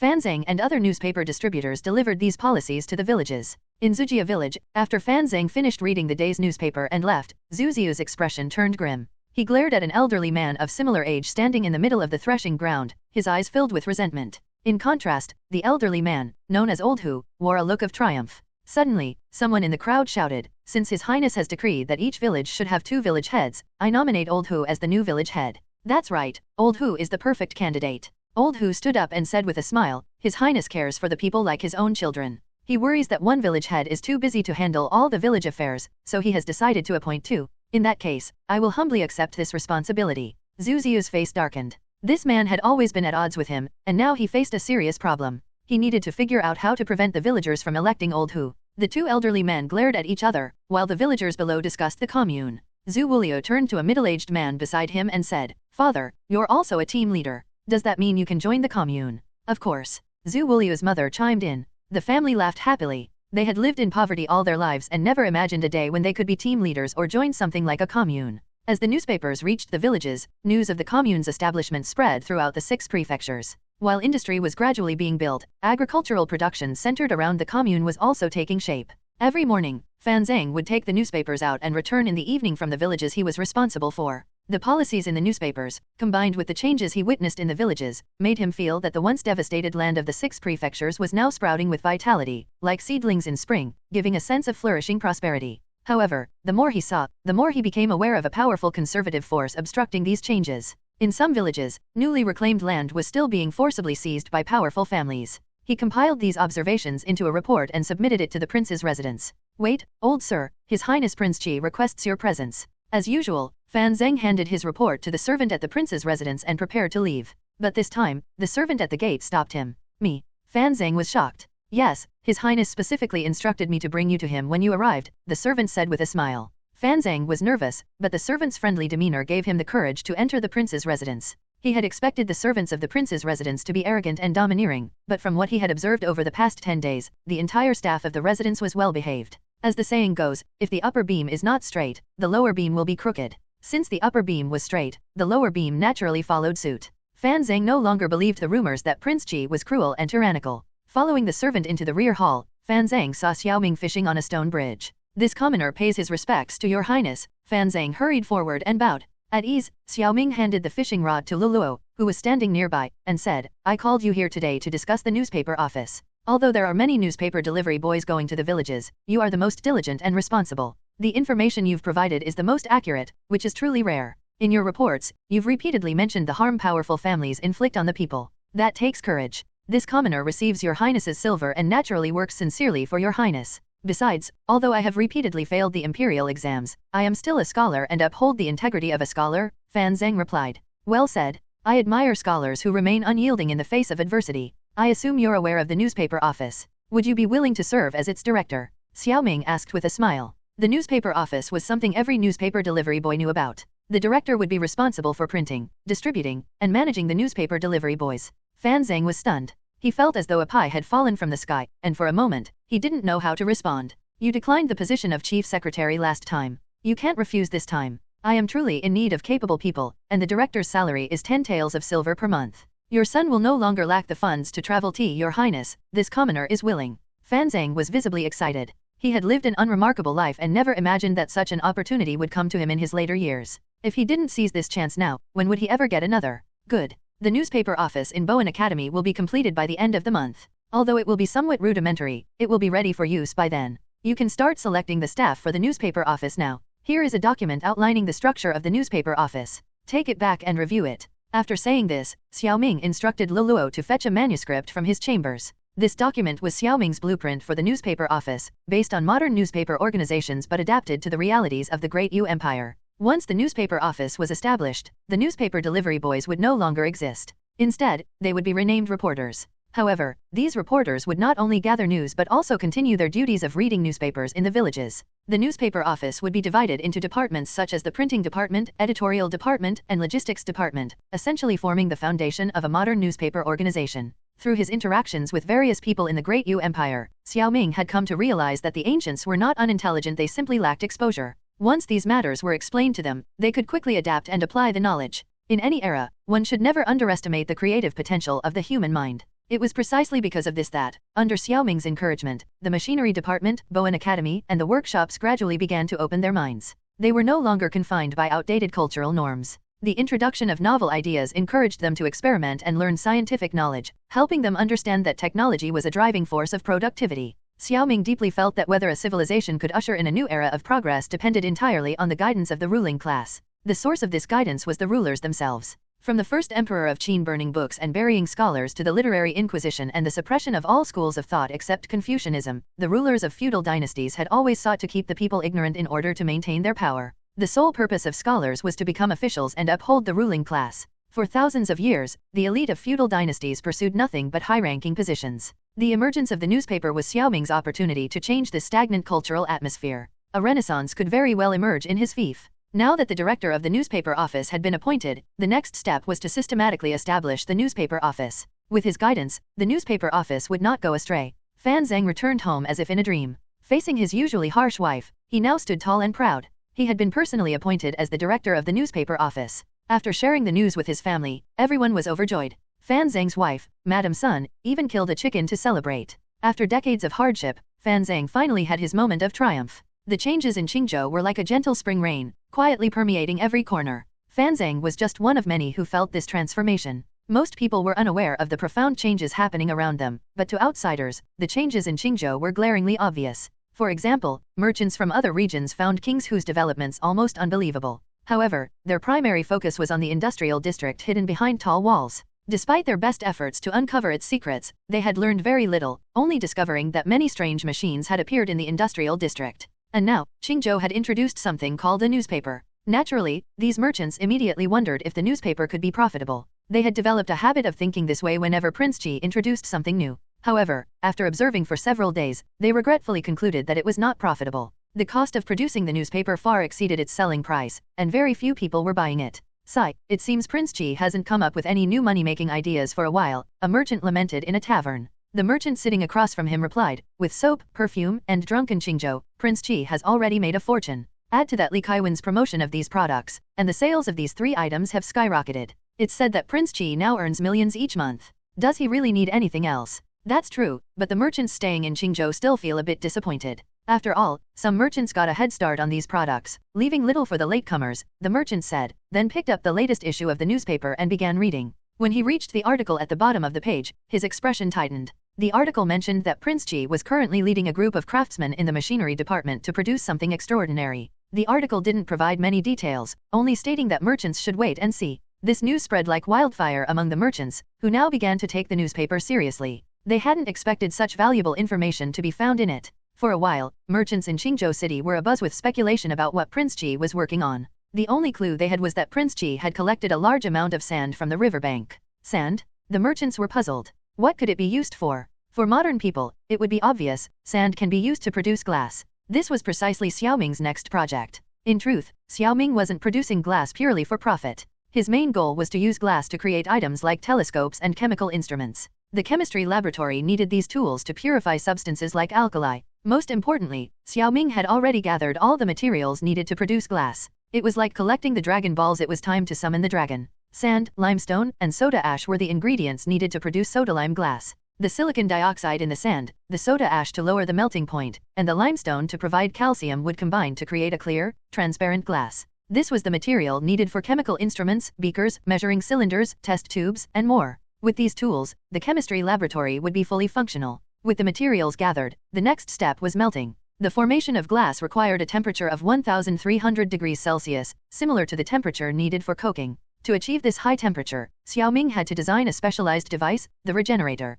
The regenerator was a brick structure, typically consisting of two chambers separated by a furnace. The two chambers were filled with checker bricks, and air was blown through them to exchange heat in the furnace, thereby increasing the temperature inside. Previously, without bricks, Xiao Ming hadn't been able to use regenerators. But now, with bricks and manpower available, it was time to upgrade. Whether it was blast furnace iron smelting or coking, regenerators were being constructed. As a result, the quality of coke improved, and so did the quality of iron. Glass was fortunate to benefit from the regenerator furnace from the very beginning. After teaching the craftsmen the basics of glass production, Xiao Ming had them mix the materials and throw them into the furnace. Once the glass liquid was produced, it was time for annealing and blowing glassware, a process that could only be done manually. Your Highness, this is the tube used for blowing glass. While the materials were being heated, Chen Qi handed Xiao Ming a ceramic tube. Once the glass liquid was formed, if one wanted to shape the glass, blowing would be required. In fact, this was the most critical part of glass production. Because the temperature of the glass liquid was so high, and Xiao Ming didn't have heat-resistant alloy tubes, he had to use a clay-fired ceramic tube. After all, he couldn't even produce a seamless steel tube at this stage. On either side of the regenerator, craftsmen took turns operating the bellows, blowing the heat from the coal in the regenerator into the furnace. After waiting for an hour, Xiao Ming instructed the craftsman to open the furnace lid. Instantly, a wave of heat surged out of the furnace, causing the craftsman to jump back in alarm. Once he regained his composure, he slowly approached the furnace and saw the red, molten liquid inside. He said, "Your Highness, the materials inside have melted." Xiao Ming stepped forward and saw a lava-like liquid. This was the glass liquid. "Hand me the blowpipe," Xiao Ming said to Chen Qi. While Xiao Ming could teach the theory, practical skills had to be honed through practice. No one could become a master glassblower overnight. The blowpipe in Chen Qi's hand was about 1.5 meters long, the standard length for industrial blowpipes. Taking the blowpipe, Xiao Ming dipped it into the molten glass and quickly rolled the end of the glass liquid on a rolling board to ensure even distribution. At the same time, he blew a puff of air into the pipe and quickly sealed it with his hand. A bubble soon formed in the glass liquid. Next, he repeatedly softened the glass in the furnace, coated it with more glass liquid, and finally placed it into a mold. While blowing and rolling, the glass liquid quickly filled the mold. After cooling, a somewhat crude round-bottomed glass bottle emerged. Xiao Ming sighed. He was all theory and no skill. When he looked up, embarrassed, he saw everyone in the room staring at the glass bottle in awe. Chen Qi murmured, "Heavens, why is this bottle so beautiful?" The other craftsmen also gasped in amazement, their expressions towards Xiao Ming now filled with admiration. This Prince Qi seemed capable of anything. "See, this is the art of glass blowing. Of course, glass blowing is a profound skill. You will need to practice the methods I've taught you to produce various glassware." "Go ahead," Xiao Ming said, shamelessly brushing off his own lack of skill. In the courtyard of the machinery department, there were 50 craftsmen, all selected from the slaves. Xiao Ming had taught each of them how to blow a specific type of glassware. Hearing Xiao Ming's words, Chen Qi was the first to pick up a blowpipe and head to the furnace. The other craftsmen followed closely behind. To them, glass seemed far more impressive than soap, perfume, or alcohol. Xiao Ming didn't leave immediately but stayed to guide the craftsmen in their glass-blowing techniques. By the end of the day, the molten glass in the furnace was gone, replaced by a pile of failed glass products. Of course, this failure was relative to modern standards. In reality, these glass products were usable and even sellable. Xiao Ming planned to sell them to merchants. Failure on the first attempt was normal. Xiao Ming didn't expect the craftsmen to master glassblowing overnight. With practice, they would improve. The most important thing was that the glass industry had taken its first step. With glass, Xiao Ming could accomplish many things and earn a lot of silver. After a busy day, Xiao Ming took his handmade glass bottle back to the palace. Zhuan and Luluo had just returned from running errands. When Luluo saw the bottle in Xiao Ming's hand, she exclaimed, "Your Highness, what is this? It's so beautiful." Zhuan also leaned in, her eyes sparkling. Girls had no resistance to beautiful things. "This is called glass," Xiao Ming said with a smile. His failed creation seemed quite popular. "Glass? Something this beautiful must cost thousands of taels of silver," Zhuan said. Since taking charge of the palace's finances, she had become very sensitive to spending. More like tens of thousands. I've never seen anything like this. Is it made of jade? Luluo asked, puzzled. Xiao Ming was pleased with their reactions. In the 17th century, colonizers had traded small glass beads for vast tracts of land from Native Americans, showing how valuable glass was to those who had never seen it before. No, this glass wasn't bought, nor is it made of jade. It was produced by the machinery department, Xiao Ming revealed, enjoying the look of surprise on Ziwan and Luluo's faces. Produced by the machinery department. Luluo's eyes darted around. Your Highness, can you give this glass to me? I'll skip the claypot chicken. Sure, come over tonight, and I'll check if you've grown taller, Xiao Ming said with a mischievous grin. Ziwan and Luluo blushed, shooting Xiao Ming a reproachful glance before heading into the palace. Xiao Ming followed behind, his playful demeanor a small escape from the monotony of daily life. After dinner and some playful banter with Ziwan and Luluo, Xiao Ming returned to his chambers to ponder how to maximize the profits from glass. First, the bottles for perfume and drunken Qingzhou could be replaced. Naturally, with upgraded packaging, a line of high-end perfumes and wines would emerge. However, the contents of the bottles would remain largely unchanged. The added cost would come from the packaging. Xiao Ming was confident that the elite would be willing to pay for it.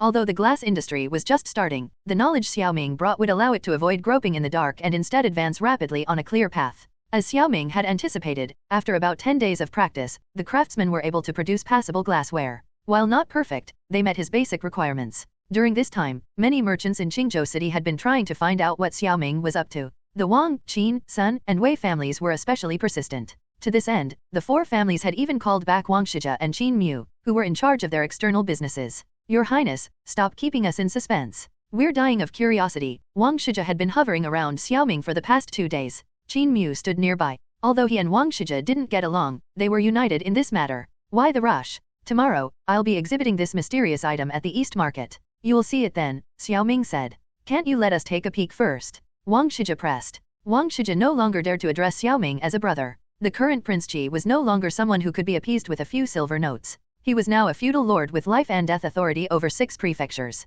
This change had happened gradually but unmistakably. If the Wang family had once looked down on Prince Qi, they now regarded him with a hint of wariness. Brother Wang, since His Highness is unwilling, there must be a reason. Are you here to upset His Highness this time? Qin Mu said lazily. Compared to the Wang family, the Qin family was closer to Xiao Ming. However, the incident in Kangzhou had severely weakened the Qin family, and they harbored some resentment towards Xiao Ming. But this resentment could only be buried deep in their hearts, as the incident had shown them that Prince Qi no longer needed to cater to their whims. Brother Qin, why would you say that? I'm here to make His Highness happy, Wang Shizhe said, clapping his hands. A servant from the Wang family entered, carrying a box. Wang Shizhe continued, Your Highness, this is a gift from my father. We hope you will accept it. The servant opened the box, revealing sheets of paper filled with writing. Xiao Ming glanced at them and was slightly surprised. He said, These are land deeds. Exactly, Your Highness. These are land deeds. My father learned that Your Highness still needs a large amount of farmland, so he has gifted you 1,000 hectares of fertile land outside Qingzhou City, Wang Shizhe explained.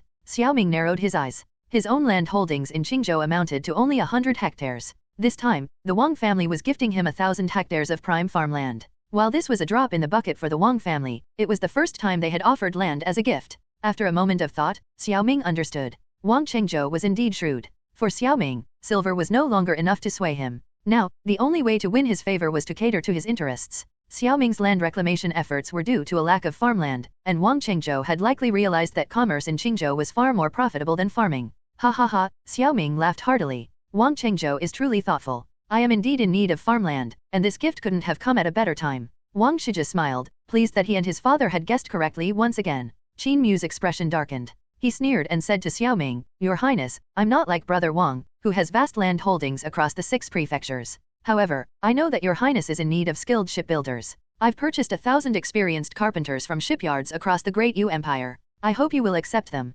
Excellent. Xiao Ming slammed the table, his excitement evident. Although the shipyard had many slaves, none of them were skilled carpenters. Training a group of carpenters would take a long time, so the arrival of 1,000 skilled craftsmen was a godsend. However, the Wang family's gift of land and the Qin family's gift of craftsmen suggested that both families already knew what product Xiao Ming was about to unveil. Xiao Ming frowned. Despite his strict confidentiality measures, it seemed that someone in the machinery department or the palace had leaked information. Qin Mu looked smug, feeling that he had matched Wang Shiji's move. After a moment of contemplation, Xiao Ming said, Since both of you have shown such sincerity, I won't disappoint you. This product is called glass. Your Highness, may we see it? Wang Shizhe and Qin Mu asked simultaneously. Xiao Ming observed their expressions. Neither showed any surprise at the unfamiliar term glass, which further confirmed his suspicions. Of course. Xiao Ming gestured to a servant waiting outside, who left and returned with a recently produced glass bottle. Wang Shijia and Qin Mu stared intently at the glass bottle in the servant's hand, their breathing growing heavier. The bottle, more beautiful than jade, left them in awe. They could already imagine the immense profits this glass would bring. Your Highness, this is truly a masterpiece of divine craftsmanship. Are you really planning to sell it? Wang Shijia asked excitedly. Qin Mu added, Your Highness, such an exquisite item, how should its value be measured? Since I've brought it out, it's naturally for sale. Isn't that why both of you are here? Xiao Ming said calmly. With Xiao Ming laying his cards on the table, Wang Shijia and Qin Mu stopped beating around the bush. Wang Shijia said, Your Highness, the first profits shouldn't go to outsiders. Brother Wang is absolutely right, especially for something as extraordinary as this, Qin Mu agreed. The two of them went back and forth, each trying to secure the first opportunity to profit from the glass. Xiao Ming, however, had his own plans. He intended to let the Qingzhou merchant group handle the initial sales, maximizing profits before auctioning off the distribution rights 6 months later. He said, I understand your intentions, but I plan to entrust the glass to the Qingzhou merchant group. However, since both of your families have shown such sincerity, I'll allow you to purchase the glass from the Qingzhou merchant group. How does that sound? Thank you, Your Highness. Both men were overjoyed. After expressing their gratitude, they left one after the other. Once they were gone, Xiao Ming's expression darkened. He summoned Li San and Wang Xian. Your Highness, Li San and Wang Xian arrived at the main hall simultaneously. Seeing Xiao Ming's grim expression, they grew uneasy. Both Li San and Wang Xian now worked in the command headquarters, using their official positions to conceal their true roles. I ordered you to closely monitor the machinery department and the industrial district. How did information about the glass still leak out? Xiao Ming demanded angrily. If the glass can leak today, what's to stop everything in the machinery department from leaking tomorrow? All my hard work will have been for nothing. Li San and Wang Xian exchanged glances. Li San said, Your Highness, I can guarantee that there were no breaches in the industrial district. Wang Xian swears on his life that there were no breaches in the machinery department. We've been monitoring everyone Chen Qi and Chen Wenlong have interacted with. They haven't had any contact with members of the powerful families. Xiao Ming snapped, Guarantees? How can you guarantee anything? The fact is, information about the glass was leaked prematurely. Your Highness, the leak might have come from the palace, Li San suddenly suggested. The palace? Xiao Ming frowned. Yes, Your Highness. We were afraid of angering you, so we didn't place any informants in the palace, Li San explained. Xiao Ming's anger gradually subsided. The safest places were often the most overlooked. Due to the palace's tight security, Li San and Wang Xian hadn't considered it a potential source of leaks. For now, this is just speculation. You may leave, Xiao Ming said. He realized he had been careless. But remember, the responsibilities of the Secret Service are immense. I'm spending over 100,000 taels of silver on you every month. I expect results. Now is the time to prove your capabilities. Find the leak. Li San and Wang Xian bowed and left the main hall. As Xiao Ming looked at the box of land deeds Wang Shijia had brought, a chill ran down his spine. How many spies from the powerful families were lurking around him, both openly and in secret? This incident had served as a stark warning. The emergence of glass in this era was undoubtedly a highly profitable industry, and its potential for immense profit made even Xiao Ming unable to remain calm. For this reason, he entrusted the management rights of glass to his Qingzhou Chamber of Commerce. However, if Xiao Ming monopolized the glass trade, merchants from other regions would naturally be displeased. They might cause trouble when operating in their own territories. Therefore, Xiao Ming proposed a plan to auction off the sales rights for glass after 6 months. This way, he could not only secure the first wave of profits but also appease these merchants. A few days later, the glass exhibition Xiao Ming had promised officially took place in the East Market. All the glass produced by the workers in recent days was put on display. Xiao Ming even dispatched soldiers from the Qingzhou army to maintain order at the event. Merchants were already accustomed to the new terminology emerging in Qingzhou. Once they understood the meaning of the exhibition, they flocked to the event. Is this glass? Merchants whispered among themselves. Like Wang Shijia and Qin Mu, they were delighted by this unfamiliar material the moment they saw it. Transparent, cool to the touch, smooth as skin, this is truly a divine creation. At the exhibition, merchants were allowed to pick up and examine the glass. After inspecting it, some exclaimed in awe. Brother Han, how do you think this glass compares to porcelain? One merchant asked his companion. Porcelain is exquisite, but glass is prized for its transparency and rarity. Its value is immeasurable. If this were to be sold, it would undoubtedly be adored by the nobility, the merchant surnamed Han replied. I agree. In my opinion, glass could be even more profitable than soap or fine wine. However, the auction for its distribution rights will likely be exorbitantly expensive. That's true, but the returns would come quickly. As merchants, we must be willing to take risks. Brother Han is absolutely right. The exhibition was held in a circular area, cordoned off with ropes. Inside, glass items were displayed on wooden benches, and merchants walked around, admiring the various shapes and forms of glass. As time passed, more and more merchants arrived, and their anticipation grew for how Prince Qi would auction off the distribution rights for glass. However, their excitement was dampened when Li Kaiwen arrived, bringing with him Xiao Ming's sales plan for glass. 6 months, a merchant asked. Li Kaiwen nodded. Yes, 6 months. And after 6 months, only merchants who have joined the Chamber of Commerce will be eligible to participate in the auction. Many of the merchants were newcomers from other regions and were unfamiliar with the Chamber of Commerce. Li Kaiwen's announcement made them realize the importance of joining the chamber. They decided to pay the membership fee and join the chamber after the exhibition. Initially, joining the chamber was free, but as the number of merchants grew, Xiao Ming added this requirement. What a pity. Waiting 6 months will cost us so much potential profit. Ding Wankan, a prominent merchant favored by Prince Wei, stood among the crowd. Although he was influential, Li Kaiwen, as the vice president of the Chamber of Commerce, held significant authority under Xiao Ming. Since Li Kaiwen was making the announcement, it was clear that this was Prince Qi's decision. The shrewd merchants quickly understood the reasoning behind this arrangement, which also highlighted the immense profitability of glass enough to make even Prince Qi uneasy. Some of the major merchants affiliated with other feudal lords remained silent. Openly opposing the decision would be disrespectful to Prince Qi. Instead, they planned to visit him privately. The public exhibition lasted an entire day, and the name glass spread rapidly among the merchants. The common people of Qingzhou also buzzed with excitement. Prince Qi had created yet another miraculous item. After the exhibition, the merchants dispersed, each returning to devise their own strategies. Some prepared lavish gifts and headed directly to Xiao Ming's palace. Prince Wei, Prince Yan, Prince Chu, Prince Xiao, Prince Huinan, Prince Liang, Prince Runan, Princess Pingyang, Third Prince, Crown Prince. In the main hall of the palace, Xiao Ming read through the stack of name cards, his growing deeper. Ziwan stood beside Xiao Ming. She was the one who had delivered these name cards. She said, Your Highness, you are truly the most sought-after person in the Great Yu Empire now. Everyone from feudal lords to princesses and princes is coming to seek your favor. A name card is just a formality. It doesn't mean they're begging. I could write 300 of these in a day without breaking a sweat, Xiao Ming said, handing the stack of name cards to Luluo. Take these and use them as kindling for the coal stove. Luluo glanced at Ziwan, thinking Xiao Ming was being unreasonable again. Seeing Ziwan nod, she took the name cards and left. Your Highness, this is still a good thing. At least they now have to consider your position and can't afford to slight you, Ziwan said. Ziwan's intention was to persuade Xiao Ming to meet with these merchants. Empress Zhen had sent her here not only to assist Xiao Ming but also to act as his confidant, offering advice when he made impulsive decisions. She believed that now was the time for Xiao Ming to rebuild relationships with other feudal lords, princes, and princesses, and that this would not be a bad thing for him. After a moment of thought, Xiao Ming said, I will meet them, but since their masters treated me with such disdain in the past, I must return the favor. Tell them I am bathing and changing clothes, and they will have to wait a little longer. Ziwan nodded and withdrew from the main hall. Xiao Ming sat down, tapping the table lightly with his fingers as he pondered how to deal with these merchants. When he announced the 6-month delay for glass sales, he had anticipated that some major merchants would grow impatient. He knew exactly who they were. Their purpose was undoubtedly to seek special privileges, which was normal in an era like the Great Yu Empire, where the nobility enjoyed extensive privileges. It was all about exchanging interests, either cooperation or mutual sabotage. Therefore, if he couldn't avoid granting them some privileges, Xiao Ming needed to secure what he wanted in return. At the moment, what he needed most was silver and skilled craftsmen, the fundamental elements of industrial development. These were the only things that could make him relent. With this in mind, he thought over his approach and then instructed Ziwan to invite the merchants in. The first to enter the main hall was Ding Wankan, followed by the Han merchant affiliated with Prince Yan, the Lu merchant from Prince Liang's domain, and others, a total of 25 merchants. These merchants came from the domains of both non-imperial and imperial feudal lords, as well as from the entourages of princes and princesses. They represented the highest echelons of power in the Great Yu Empire. The merchants stared at Xiao Ming, and after his words fell, there was a brief silence. Finally, Ding Wankan was the first to speak. He said, Your Highness said that you cannot easily agree, which means there is still a chance for us. We hope Your Highness can clarify.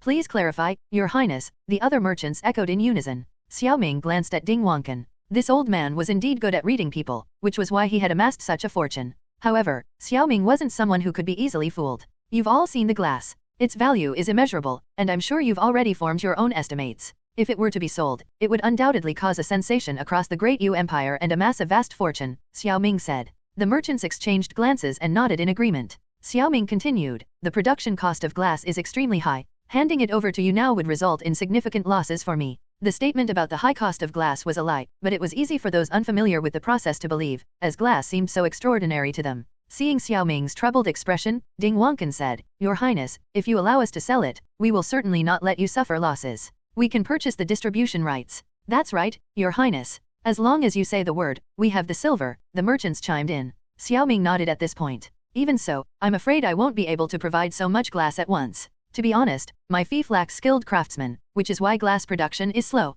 Is that so? Your Highness, my Zhou family has many skilled slave craftsmen. If you need them, I can send them to you, a merchant from Prince Liang's fief offered. Another merchant added, I can report this to Prince Huainan and have him allocate some slave craftsmen. The merchants vied with each other to offer their assistance to Xiao Ming. They all spoke of slave craftsmen because it was clear that free craftsmen would not be as reliable. Xiao Ming pretended to ponder deeply for a moment, then said, since you are all so sincere, I can agree to open glass sales to you 5 months earlier. However, this will inevitably upset other merchants. How about you all upgrade to become members of the Chamber of Commerce? Members. The merchants looked puzzled. Xiao Ming smiled. This is a policy the Chamber of Commerce is preparing to implement. I will categorize merchants in the chamber based on their contributions into ordinary members, intermediate members, advanced members, bronze members, silver members, gold members, stewards, elders, and vice presidents. What do these contributions refer to? A merchant asked. Xiao Ming explained, this Chamber of Commerce was created by me to promote the prosperity of my fief and build a free commercial city. Contributions naturally refer to contributions to the construction of this commercial city. There are many types of contributions, such as the total amount of silver traded within the chamber, providing craftsmen, grain, ore, and so on. Once the contribution value reaches a certain level, you can be promoted to a higher level member and enjoy more benefits from the chamber. Upon hearing this, the merchants fell into deep thought. Xiao Ming continued, vice presidents, elders, and stewards will have priority access to all goods from Qingzhou, enjoy maximum discounts, and even have partial management rights within the chamber. Specific policies will be handed over to Li Kaiwan. The membership system was a highly profitable modern model designed to maximize profits while attracting high-quality consumers. Xiao Ming was applying this method now. Given his current capabilities, he couldn't cater to every merchant, as the cost would be too high. Instead, he needed to focus on a group of high-quality merchants who would then collaborate with smaller merchants. Moreover, the introduction of the membership system would drive these major merchants to climb the ranks desperately to secure greater profit margins. However, the contribution values required to move up the ranks would be substantial. By the time they climbed to the top, Xiao Ming would have already reaped enormous profits. Furthermore, once they were in, these merchants would be tied to the Chamber of Commerce, effectively using the entire merchant class of the Great Yu Empire to work for him. Immediate access. Some merchants were already tempted. Xiao Ming continued to sweeten the deal. Not only will you have first access to goods, but in the future, certain technical processes will also be sold based on membership levels. This temptation was too much for the seated merchants to resist. The sale of technology meant that higher-ranking merchants would gain access to technology first, leaving lower-ranking merchants to envy them. Xiao Ming calmly observed the merchants, waiting for them to recharge. After a while, Ding Wangcan suddenly stood up and said, Your Highness, I am willing to donate 2 million taels of silver, 100,000 bushels of grain, and 5,000 skilled slave craftsmen to the chamber. Impressive, Manager Ding. Such generosity? Based on your contribution, you will be directly promoted to an advanced member. This means you can access the glass in 2 months, Xiao Ming said, giving Ding Wangcan a thumbs up. Ding Wangcan was essentially buying his way up the membership ranks rather than climbing step by step through chamber transactions. Xiao Ming hadn't expected Ding Wangcan to be so impatient. 2 months. The other merchants were in an uproar. They were not yet members and would have to wait 6 months to access the glass. Ding Wangcan was delighted and glanced smugly at the other merchants. I'll also donate 2 million taels of silver, one merchant shouted, standing up. I'll donate 10,000 craftsmen. I'll donate 100,000 caddies of iron ore. One by one, the merchants stood up, vying to donate their most valuable resources to the chamber in exchange for higher membership levels. Xiao Ming maintained a calm exterior, but inside, he was laughing maniacally. The modern membership strategy was indeed effective. Driven by the desire for special status and greater benefits within the chamber, the merchants were thoroughly ensnared. One at a time, please. No need to rush. Luluo, take notes on what each merchant is donating and hand them over to Li Kaiwan, Xiao Ming instructed. Luluo picked up a brush and began recording beside Xiao Ming. She was still somewhat confused, not understanding what method Xiao Ming had used to make these merchants so eager to donate money and resources. After the commotion died down, Luluo had recorded all the donations from the seated merchants. Xiao Ming tallied them up and was shocked. All of them had reached the advanced membership level, which meant he would have to open glass sales to them in 2 months. However, for Xiao Ming, the resources he had gained were more than enough to offset his losses.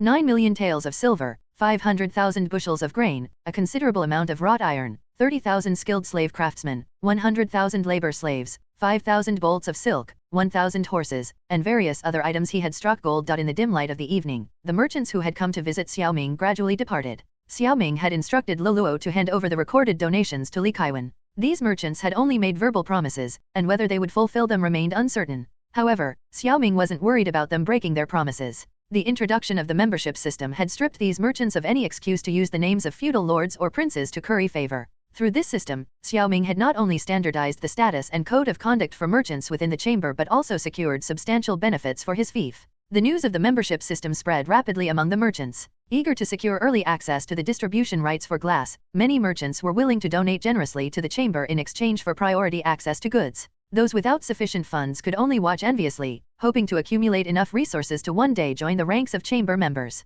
In a short time, the influx of merchants brought a flood of donations to the chamber, and various resources began pouring into Qingzhou. Your Highness, this move of yours is truly brilliant. Just by introducing the membership system, you've managed to extract a significant amount of silver from these merchants. I didn't expect the Cao family from Jiangnan to also get restless and directly donate for a bronze membership, Li Kaiwen said excitedly to Xiao Ming as they stood at the Tuo River dock, watching the continuous stream of cargo ships. Xiao Ming hadn't anticipated that the glass would lure the Cao family, a major player, into the fold. For a long time, the Cao family had kept their distance from Xiao Ming, but now even they couldn't remain indifferent. The Cao family used to look down on small profits, but with the emergence of glass and the promise of technology sales through the membership system, they naturally became interested, Xiao Ming said. A bronze membership required a substantial donation, and the Cao family's contribution had significantly enriched King's Hu's treasury. However, the Cao family's business spans the entire empire. If they gain early access to glass, they'll undoubtedly reap substantial profits in the short term, Li Kaiwen remarked.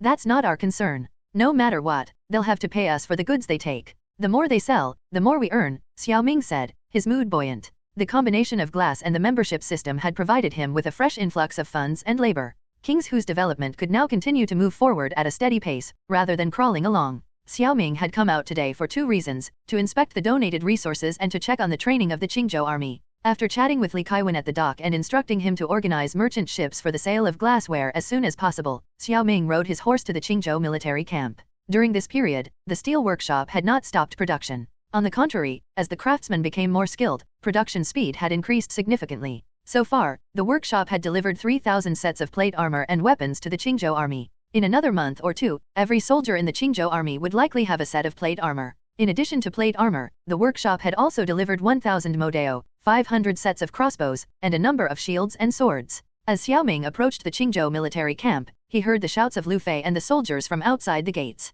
Entering the camp, he saw Lu Fei leading the soldiers in drilling battle formations. In ancient warfare, combat effectiveness was largely determined by battle formations. The role of individuals in such melee combat was minimal. Thus, the difference in combat power between well-trained soldiers who could form battle formations and disorganized rabble was immense. A disciplined formation of 5,000 soldiers could easily defeat an enemy several times their size. Many instances of winning against overwhelming odds stemmed from this. Lu Fei was currently drilling the soldiers in the square formation, one of the most basic battle formations. Other formations included the circular formation, the wedge formation, and the goose formation. On the battlefield, commanders would change formations according to the evolving situation. This was where a commander's skill was truly tested. However, while Lu Fei was drilling the square formation, Xiao Ming noticed that this particular square formation wasn't intended for ordinary combat. Seeing Xiao Ming approach, Lu Fei shouted, "Halt," and then walked over to him. "Your Highness, you seem troubled. Is there something wrong with the formation?" Lu Fei asked, bowing. As the feudal lord of the 6 prefectures, Xiao Ming held the title of Grand Marshal, overseeing all military affairs in the region.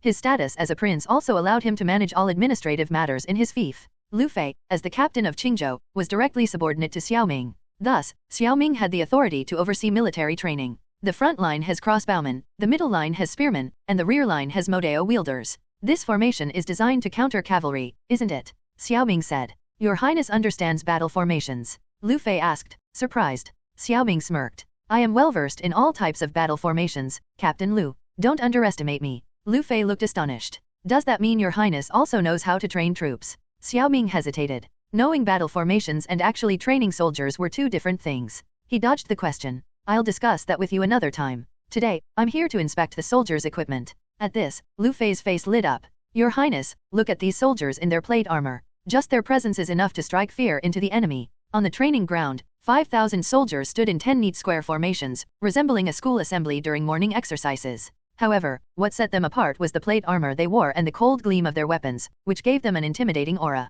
Seeing these heavily armed soldiers, Xiao Ming felt a surge of pride. From now on, he would no longer need to fear the powerful families of Qingzhou or make concessions to appease them. The formidable Qingzhou army was more than capable of crushing any family that dared to threaten him. Indeed, they look impressive. But this isn't enough. Training must keep pace. We can't waste such excellent equipment, Xiao Ming said. The plate armor was made from the highest quality steel in the steel workshop, forged through countless hammer strikes. Xiao Ming was confident that the quality of this plate armor was on par with, if not superior to, that of 17th century plate armor. Your Highness, leave the training to me. If you're not satisfied in 3 months, I'll offer you my head. However, the second batch of recruits is about to join the camp. What about their equipment? Lu Fei asked, rubbing his hands together with a grin. Xiao Ming sighed. Lu Fei had become single-minded, always asking for equipment whenever they met. He said, there will be no shortage of equipment. Every soldier will be fully outfitted. Moreover, in a few days, we'll receive 1,000 war horses. Set aside some soldiers to form a cavalry unit. 1,000 war horses. Lu Fei's face lit up with joy. Your Highness, where did you manage to get so many war horses? Horses are what I've been lacking the most. In past battles against the barbarians, we suffered greatly because of their cavalry. The barbarian cavalry was fast, and their archers were accurate. We couldn't catch up to them, nor could we fight them effectively. The casualties were devastating. Precisely for this reason, I want you to establish a cavalry unit. At least for now, the best way to deal with cavalry is still cavalry. Historically, cavalry was not phased out until the advent of mechanized forces. Therefore, in Xiao Ming's view, the army would need to focus on building a strong cavalry unit for a long time to come. Lu Fei nodded. No matter how excellent infantry formations were, they could only be used for passive defense. Cavalry, on the other hand, was an offensive force, essential for its flexibility, mobility, surprise attacks, and pursuit. He said, if that's the case, then 1,000 war horses are still too few. I understand. Next, I plan to smuggle horses from the grasslands to try and build a qualified cavalry unit, Xiao Ming said, frowning slightly. Even in the age of firearms, the role of cavalry was irreplaceable. Smuggle. Lu Fei was taken aback. Then he said, Your Highness, are you not aware that the barbarians have now strictly forbidden the grassland tribes from selling war horses to the Great Yu Kingdom? Of course I know. Otherwise, it wouldn't be called smuggling, but trade, Xiao Ming replied. Lu Fei scratched the back of his head, then his expression turned serious as he said to Xiao Ming, Your Highness, the barbarians suddenly tightening the sale of war horses is not good news. In the past, every time they did this, it meant they were preparing to attack the Great Yu Empire. That's what worries me too. So this time, even if it's at a high price, I plan to buy a batch of war horses, Xiao Ming said. Moreover, the walls of Kangzhou City need a major overhaul. Once the slaves donated by the merchants arrive, I plan to have them rebuild Kangzhou City, turning it into an impregnable fortress that the barbarians cannot breach. Lu Fei was excited. Your Highness, are you planning to use cement this time? Xiao Ming nodded. Yes, the fragile walls of Kangzhou City need to be reinforced. After discussing this matter, Xiao Ming and Lu Fei talked about the new armies in other states. These new armies were currently led by the core members of the Qingzhou army, with no involvement from the powerful local clans. Moreover, each army had a political officer in place, responsible for the ideological work within the troops. When the topic of the political officers came up, Lu Fei looked pained. Your Highness, these political officers are always talking about how the army must remain loyal to you, how they must uphold your leadership, and they even came up with things like 8 honors and 8 shames, 8 disciplines, and 7 points of attention. It's really something. What's wrong? Is there a problem with the army being loyal to me? Xiao Ming glanced sideways at Lu Fei, thinking to himself that if this guy had any disloyal thoughts, he would have to deal with him too. Lu Fei immediately broke into a cold sweat. He was just being blunt and didn't like the overly meticulous ways of these scholars. But he realized he had misspoken and quickly bowed. Your Highness, please don't take offense. I'm just a loud mouth, always saying the wrong things. That's more like it. I don't mind your usual antics, and I try to meet your demands for equipment, but when it comes to matters of principle, you need to be clear-headed. As soon as Xiao Ming spoke, his tone shifted to that of a political officer giving a lecture. The political officers who had been recruited were not allowed to take up their posts lightly. They had to undergo training and pass an exam before they could be assigned. The content of the exam was the guiding ideology of the army. Xiao Ming's goal was to maintain control over the military. In these turbulent times, it was easy for armies to be led astray by their commanders, so this method was necessary to strengthen control. Otherwise, if one state rebelled and another mutinied, it would be enough to give him a headache. I wouldn't dare. I wouldn't have the courage even if I had 10 guts, Lu Fei said. Xiao Ming nodded. I know you must find the political officers annoying, but just ignore them. They won't interfere with your military affairs. Yes, Your Highness. Lu Fei wiped the sweat from his brow and personally escorted Xiao Ming out of the military camp. As he watched Xiao Ming leave, Lu Fei let out a sigh of relief. In his eyes, the current Prince of Qi was becoming more and more enigmatic, but he had to admit that his methods were effective. In the past, many soldiers didn't even know who the Prince of Qi was. But now, with the political officers in the army, they heard about the Prince of Qi almost every day. In Lu Fei's view, this wasn't necessarily a bad thing. It ensured the stability of the military forces across the 6 states, preventing a situation like the one in Kangzhou City, where the local clans controlled the city's defenses. Meanwhile, Xiao Ming left the military camp and headed to Bowen Academy, where the newspaper office was now under the supervision of Fan Zhang. Every day, Fan Zhang collected information and published the next day's edition of the newspaper. The papermaking and printing workshops had already been moved to the industrial district, so Fan Zhang only needed to send people to coordinate directly. Xiao Ming had already taught Fan Zhang how to handle the specifics, so he didn't need to micromanage. He only needed to review the drafts each day. After all, as his responsibilities grew, so did his daily administrative workload. He had to oversee industry, commerce, and agriculture. Building industry, farming the land, it all required careful attention. As he walked, Xiao Ming arrived at Bowen Academy. He wasn't here to see Fan Zhang but to conduct his regular teaching duties. In his spare time, he often spent his days at Bowen Academy. There were the political officer training sessions, the shipbuilding projects led by Zhang Liang, the technical challenges faced by Chen Qi's machinery department, and the chemistry lessons for Lu Tong and his group. This time, he was here to conduct a chemistry experiment. After the production of glass, he had the workshops create a set of chemical instruments, which were now all in the laboratory. By now, Lu Tong and the others had a solid foundation in basic chemistry. They had memorized the periodic table and were familiar with chemical formulas. The theory was there, but practical application depended on these chemical instruments. When Xiao Ming arrived at the laboratory, Lu Tong and over 200 others were waiting inside. Upon seeing Xiao Ming, they respectfully greeted him with, "Your Highness." The chemistry laboratory was laid out in a modern style, with 5-person workstations below, each equipped with experimental instruments. Xiao Ming stood at the front, where he also had his own set of instruments. This time, Xiao Ming was going to teach them how to produce sulfuric acid. The 3 acids and 2 alkalis had always been a goal for Xiao Ming in establishing a basic chemical industry. The 3 acids were nitric acid, sulfuric acid, and hydrochloric acid, while the 2 alkalis were sodium hydroxide and sodium carbonate.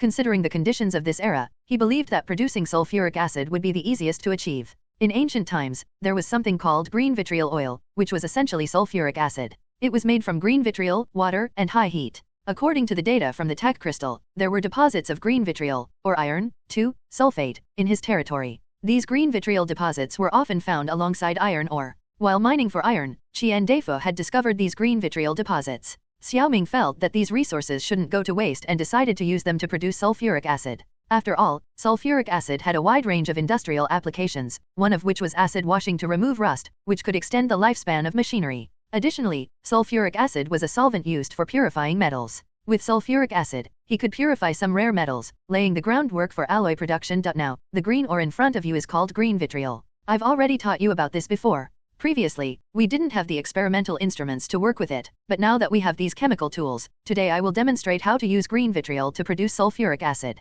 After this experiment, you will be responsible for the production of sulfuric acid, Xiao Ming said. By now, these individuals had mastered the basics of chemistry. In Xiao Ming's view, they had at least the equivalent of a middle school level of chemical knowledge, which was sufficient to apply this knowledge to production. The purpose of knowledge is its application. Ultimately, this knowledge must be put to practical use. Yes, Your Highness, replied Lu Tong and the others with confidence. 3 to 4 months had passed since they began their studies. During this time, they had been free from worries about food, clothing, and shelter, allowing them to focus entirely on learning. Xiao Ming's chemistry lessons had opened up a whole new world for them, revealing a realm of knowledge they had never imagined. Every time Xiao Ming taught, the atomic structures, molecular structures, and the appearances of various rare metals seemed to materialize in their minds, allowing them to grasp the concepts quickly. Satisfied with their progress, Xiao Ming placed the green vitriol into a test tube, connected it to a water container, and began heating it with an alcohol lamp. Now that they could purify alcohol and produce glass bottles, creating an alcohol lamp was no longer an issue. This was one of the essential conditions for conducting chemical experiments.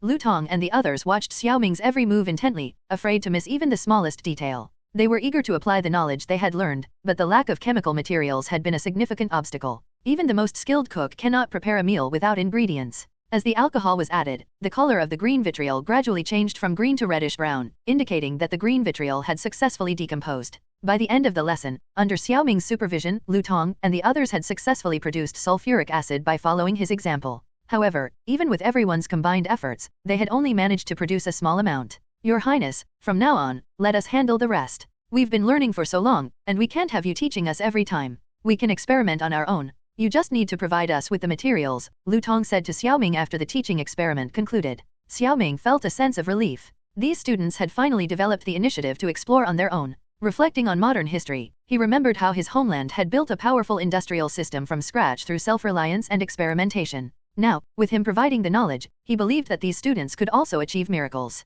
You have ambition. Since that's the case, I've already taught you the key knowledge about the 3 acids and 2 alkalis. You can focus on production. If you need silver or manpower, just let me know, Xiao Ming said. Lu Tong nodded excitedly. From being a slave to enjoying a comfortable life, all of this had been granted by the Prince of Qi. They were people who valued gratitude and wanted to contribute to their homeland, ensuring that the people of the fiefdom would no longer suffer humiliation. Xiao Ming felt comforted. In Lu Tong's eyes, he saw a sense of purpose and dedication. It was this sense of purpose that allowed individuals to sacrifice their own interests for the greater good. In modern times, when the country was poor and underdeveloped, it was precisely because of such people that the nation grew stronger step by step. This was a noble character trait. Xiao Ming had seen it in Peng Yukan, Lu Fei, the Chen Wenlong father and son, and even in Fan Zhang. It was because of this character that they wholeheartedly supported his reforms, striving to make the fiefdom more prosperous and powerful. He needed more people with this kind of character. These individuals were the foundation of the fiefdom. Patting Lu Tong on the shoulder, Xiao Ming gave him an encouraging look and instructed him to ask questions whenever he encountered difficulties.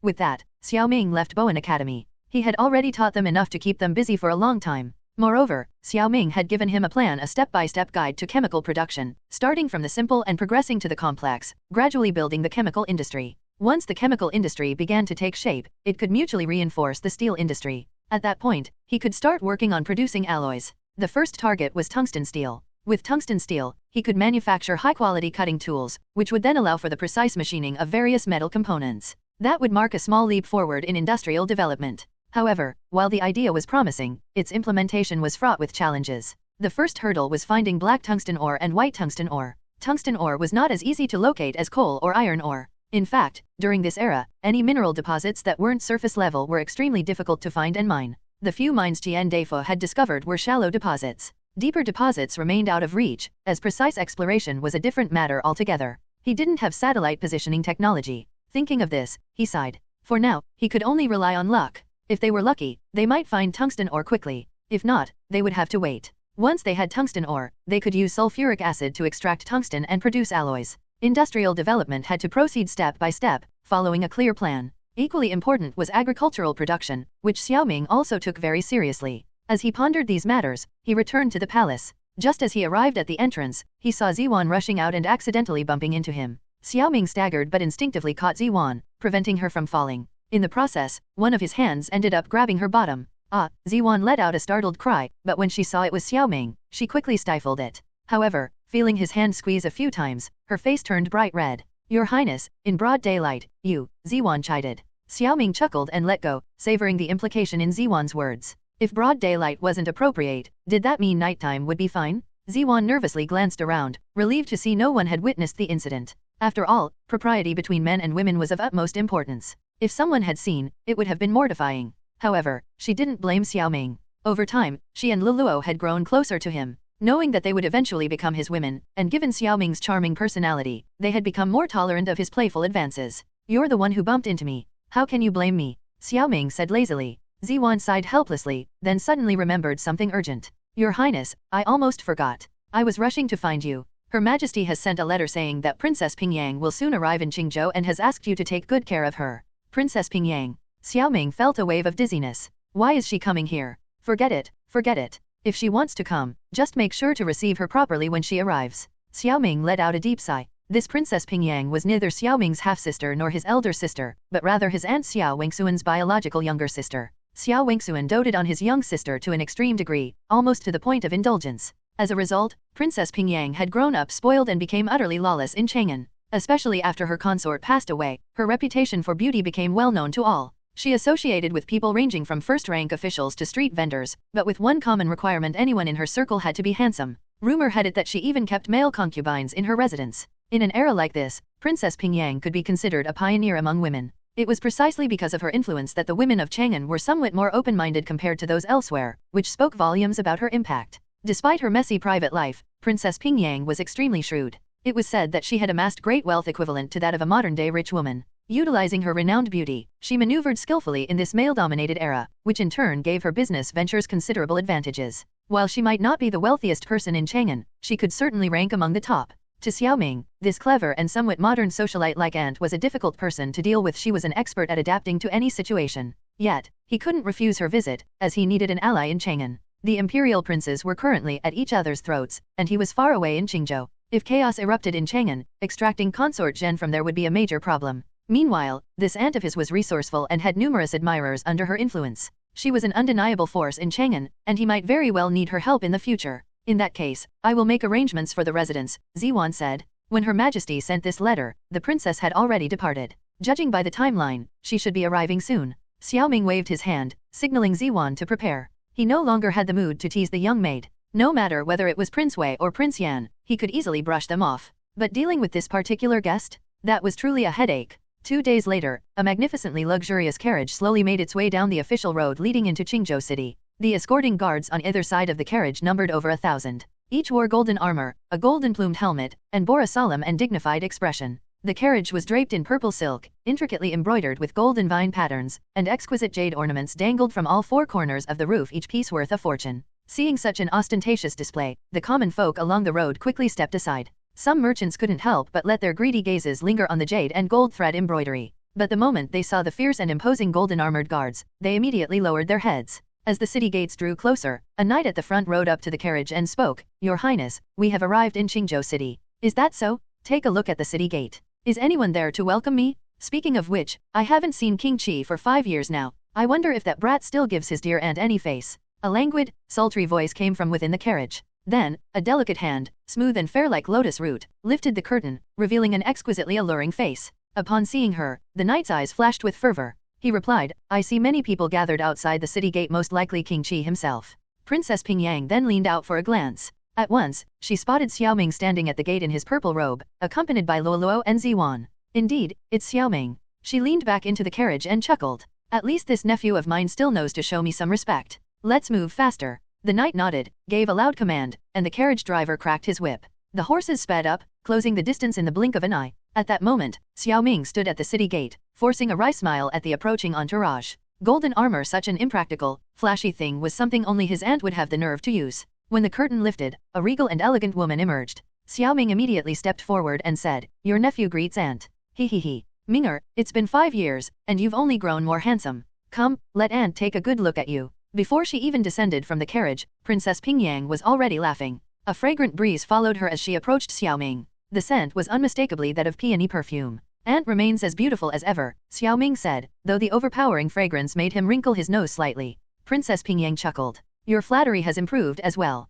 Xiao Ming smiled. "Thank you for your praise, aunt. Please, let us continue our conversation inside the palace." Princess Pingyang nodded. By now, many commoners had gathered at the city gate, watching the scene unfold. She turned back, stepped into her carriage again, and the entourage proceeded into the city, following Xiao Ming's lead. As they passed through the city gate, Princess Pingyang lifted the curtain once more and examined the gate guards. These soldiers wore silver armor completely different from the armor of the Great Yu dynasty. Every part of their bodies was covered, making them look like steel-clad beasts, exuding an intimidating aura. The long spears in their hands gleamed with silver light, their tips razor-sharp, clearly top-quality weapons. How strange. What kind of armor is this? Princess Pingyang mused. Back in Chang'an, whenever Qingzhou was mentioned, the imperial princes and ministers always scoffed at it, as if it were some barbaric backwater. Even though King's Hu's products had repeatedly caused a sensation in Chang'an over the past 6 months, this perception hadn't changed. After all, engaging in commerce was something scholars despised. Thus, while many imperial princes secretly engaged in trade, they did so through subordinate merchants, merely providing them with connections and privileges.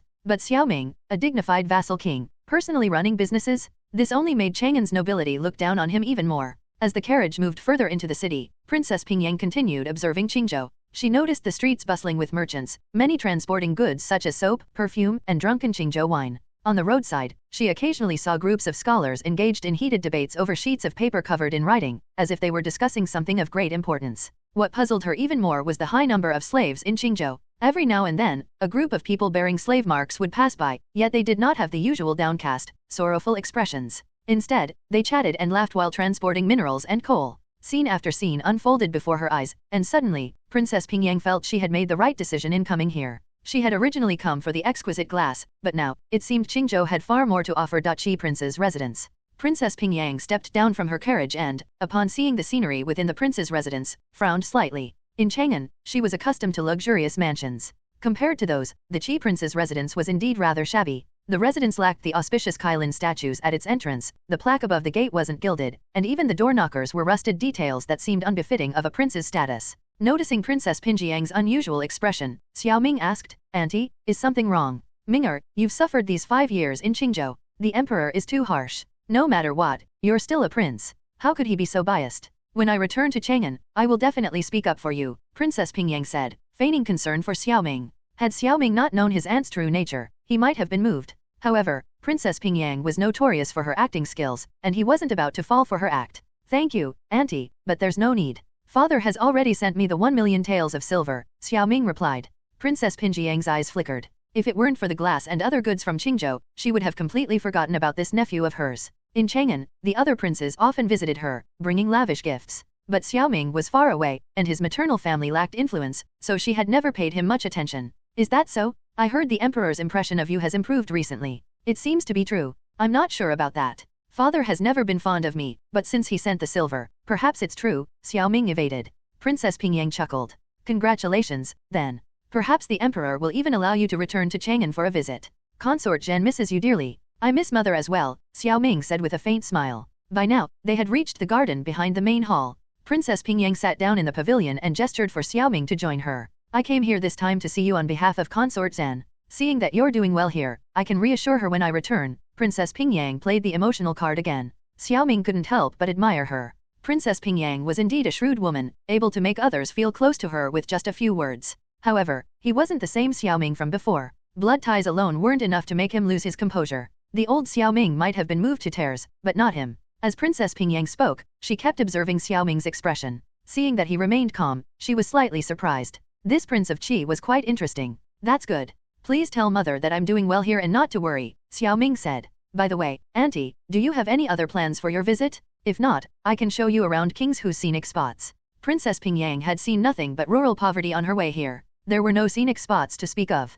Seeing the dilapidated state of the Qi Prince's residence, she had no intention of staying long. I'll only be here for a few days. After that, I plan to visit your uncle Wei in Jinling City. That's a bustling place. I've always wanted to visit, but my duties keep me too busy, Xiao Ming said, giving himself an excuse not to accompany his aunt. No matter. The emperor will be pleased to hear that you're diligent in your duties, Princess Pingyang said. After some probing, she found Xiao Ming unyielding. Since charm and beauty didn't work on him, she hesitated before finally revealing her true purpose. Minger, the reason I came this time is actually about the glass. The glassware you sent to the palace has caused quite a stir in the inner court. Even your father couldn't put it down. He asked me to come to Qingzhou to inquire about the glass-making technique so that craftsmen in the palace can produce it for the consorts. So it's come to this, Xiao Ming thought to himself. His aunt's appetite was truly insatiable. He had expected Princess Pingyang to ask for some glassware, which he could have easily given her. But he hadn't anticipated that she would demand the entire glass-making technique. As Princess Pingyang spoke, she watched Xiao Ming closely. To her surprise, he remained as calm as ever.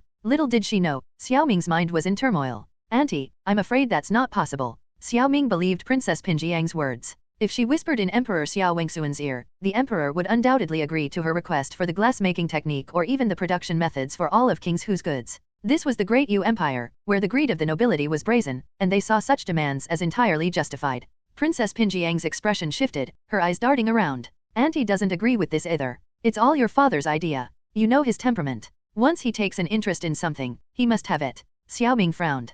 Princess Pingyang was essentially threatening him. Emperor Xiao Wengsuan was known throughout the Great Yu Empire for his ruthlessness and tyranny. Otherwise, how could a prince like Xiao Ming have been reduced to such a state? Princess Pingyang was waiting for his response. This was the worst-case scenario he had anticipated. If he refused, the emperor would be furious. If he complied, it would set a precedent, and every opportunistic noble would come demanding things under the emperor's name. Therefore, he couldn't give in this time, and he had to avoid offending both Princess Pingyang and the emperor. I understand father's temperament, but Auntie, a person without integrity cannot stand. I cannot reveal the glass-making technique because I've already made an agreement with the merchants in the guild. Aside from supplying them with goods, the glass-making technique will only be disclosed to them once they reach a certain membership level. If I break my word now, it would not only disgrace me but also tarnish the royal family's reputation. No matter what, I am still a prince. My dignity may not matter, but the royal family's honor does. Father wouldn't be pleased if that were compromised, would he? Oh, is that so? Princess Pingyang asked, puzzled. Xiao Ming nodded firmly and proceeded to explain the guild structure to her.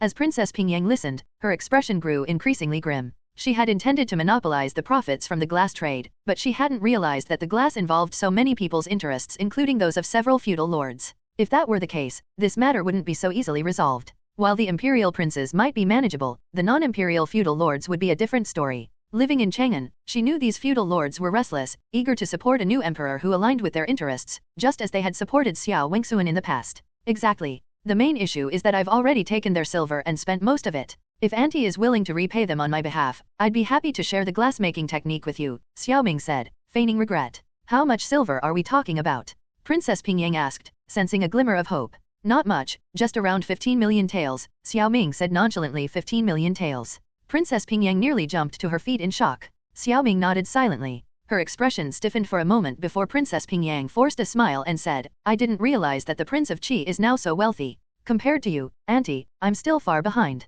I've heard that your assets in Chang'an are quite substantial, Xiao Ming flattered her. So, what do you think about this matter? Forget it. Since you've already made agreements with so many merchants, I can't force you to break your word. But could you prepare some glassware for me to bring back to the emperor and the consorts? Initially, she had wanted to secure the glassmaking technique for herself. However, after hearing Xiao Ming's explanation, she was unwilling to risk offending so many people. After all, Xiao Ming had already taken their silver. If this matter were to fall entirely on her shoulders, she would have a hard time dealing with those people in Chang'an. While Xiao Ming was far away from the emperor's reach, she would have to face these people daily. Princess Pingyang's greed caught Xiao Ming off guard. He knew that this situation had likely arisen because she had secretly influenced Emperor Xiao Wengsuan to agree to her demands. In the letter from Consort Zhen, it was clear that Emperor Xiao Wengsuan was pleased with Xiao Ming and had even praised him, with no mention of demanding the glassmaking technique. However, for Xiao Ming, Princess Pingyang's greed was something he could exploit. It's not a person's flaws that are worrisome, but their lack of vulnerabilities. That's not a problem, Xiao Ming said.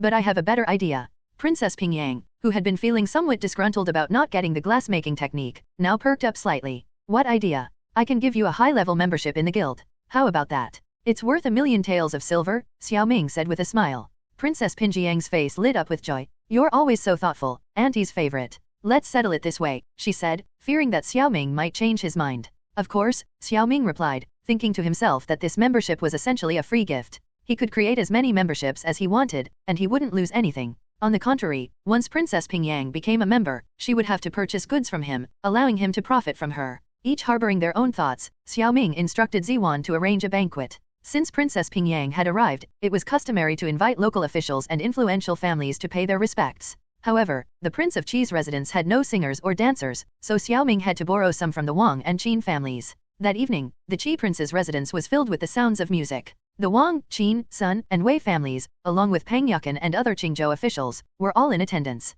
With Princess Pingyang present, the banquet was far more orderly than the chaotic gatherings at the Wang family's events. Xiao Ming and Princess Pingyang sat at the head of the table, with Peng Yukan seated below them, followed by Lu Fei, Chen Wenlong, and others. The Wang and Qin families were seated at the lower end. Prince of Qi, what is this dish? During the banquet, Princess Pingyang had little interest in the mediocre performances, which she found unbearable. In her own residence, such singers and dancers would have been punished. The only thing that caught her attention was the array of unfamiliar and delicious dishes. Despite having tasted countless delicacies in Chang'an, these exquisite dishes still managed to captivate her. This dish is called abalone, Xiao Ming explained. Abalone? What is that? It looks so strange, Princess Pingyang said in surprise. Xiao Ming smiled. Auntie, although the abalone may look unappealing, it's incredibly delicious. Why don't you give it a try? In modern times, abalone was a delicacy that only became popular after the Song dynasty, and even then, it was mostly consumed by coastal residents. Inland people rarely had the chance to taste it. Since his industrial projects were progressing smoothly, Xiao Ming had devoted some of his energy to improving his quality of life.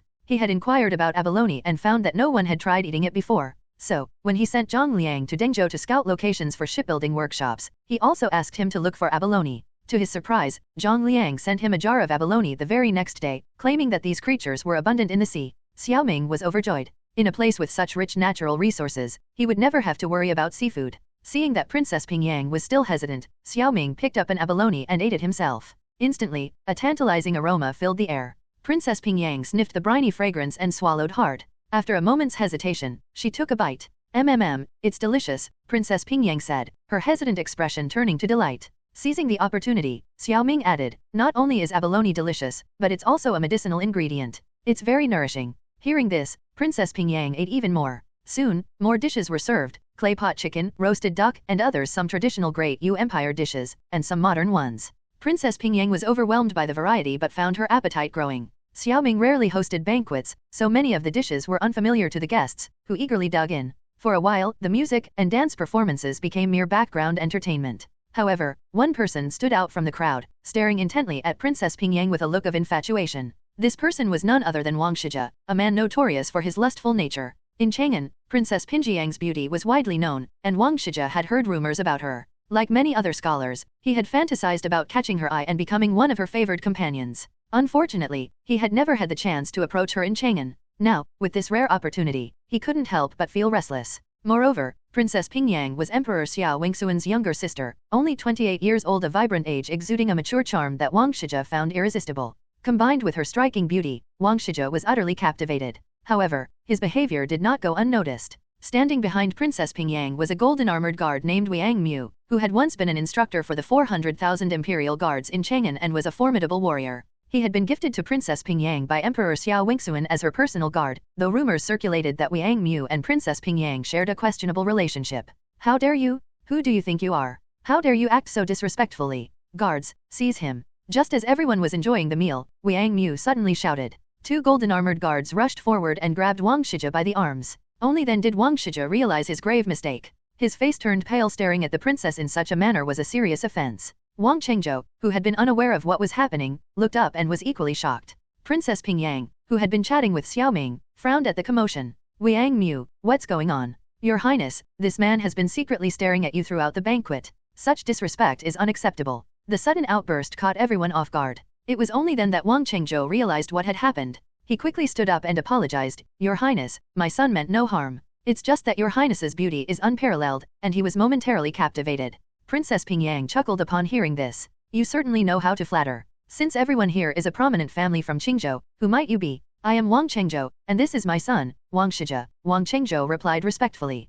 The reputation of Princess Pingyang was well known to him. In the Great Yu Empire, few dared to provoke her. Princess Pingyang's expression shifted slightly, and she nodded gently. "So you're the head of the Wang family, one of King Hu's great clans. Very well. Since I'm here in Qingzhou for leisure, it would be inauspicious to spill blood. Wang Mu, release him and let young Master Wang return to his seat." As she spoke, Princess Pingyang glanced at Wang Shijia. "Yes, your Highness." Wang Mu dared not disobey the princess's orders. Across from Wang Chengzhou, Qin Chuanyun and his son couldn't hide their disappointment. If the princess had been truly angered, the Wang family would have faced serious consequences. Xiao Ming had been watching the scene unfold with interest, though he too felt a twinge of disappointment. He had hoped to use this opportunity to further weaken the Wang family's influence. However, Princess Pingyang's reaction to learning about the Wang family's status in Qingzhou had been peculiar. Her leniency toward them now made him wary. This princess was as politically astute as any man. The banquet continued after this minor incident. An hour later, the banquet concluded. Xiao Ming said, "Auntie, your resting quarters in the residence have been prepared. Please retire for the night." "That won't be necessary. I've found a villa outside the city and won't trouble you further," Princess Pingyang suddenly announced. "A villa outside the city? Which one? Perhaps I could visit sometime," Xiao Ming inquired. "Funny enough, I happened to pass by it and took a liking to it. After discussing it with the wealthy owner, I decided to stay there for a few days. It's on an island in the middle of a lake outside the city," Princess Pingyang explained as she walked toward the exit. Xiao Ming nodded. "In that case, let me escort you." "No need. It's late, and you should rest," Princess Pingyang said as she boarded her carriage. Xiao Ming maintained a polite smile, but inwardly, he was suspicious. Princess Pingyang was not following the usual script. As the carriage slowly departed, Pang Yukan, who had been standing beside Xiao Ming, said, "Your Highness, Princess Pingyang must have come to Qingzhou with some purpose, right?" "Indeed, and her appetite is far from small. She wants the entire glass-making technology," Xiao Ming replied coldly. Although Princess Pingyang appeared cheerful during the banquet, it was clearly forced. "It seems her wishes were not fulfilled," Pang Yukan observed. "By choosing to stay elsewhere instead of the residence, she's avoiding our surveillance. My aunt is a meticulous woman. The changes in Qingzhou won't escape her notice. What worries me is that she might collude with the Wang family and plant a thorn in my territory." "Your Highness has noticed it too?" Pang Yukan asked. The Wang family may be a local powerhouse, but they're still of low status. My aunt is extremely proud. In Chang'an, she would punish anyone who showed her disrespect. Yet this time, she let Wang Shijia off. My influence alone wouldn't have warranted such leniency." "I share the same thought, Your Highness. The Great Yu Empire is in turmoil, and with the barbarians halting the sale of war horses, they're likely preparing to take advantage of the chaos. When the emperor first ascended the throne, the barbarians launched a massive invasion. To stabilize his rule, the emperor signed a humiliating treaty with them at the gates of Chang'an, agreeing to pay annual tributes and ceding the lands north of Kangzhou to Yuzhu. Only then did the barbarians withdraw." Pausing for a moment, Pang Yukan continued, "This time, the barbarians will likely repeat their tactics. With each cycle, they grow stronger while the Great Yu Empire grows weaker. Moreover, the barbarians have long coveted the 16 prefectures of Yan and Yun. With Yuzhu and other regions already lost, they won't let go of the remaining territories. Once the natural barrier of the Great Wall is breached, their cavalry will sweep through the land unopposed." "I understand all this, but what does it have to do with Princess Pingyang?"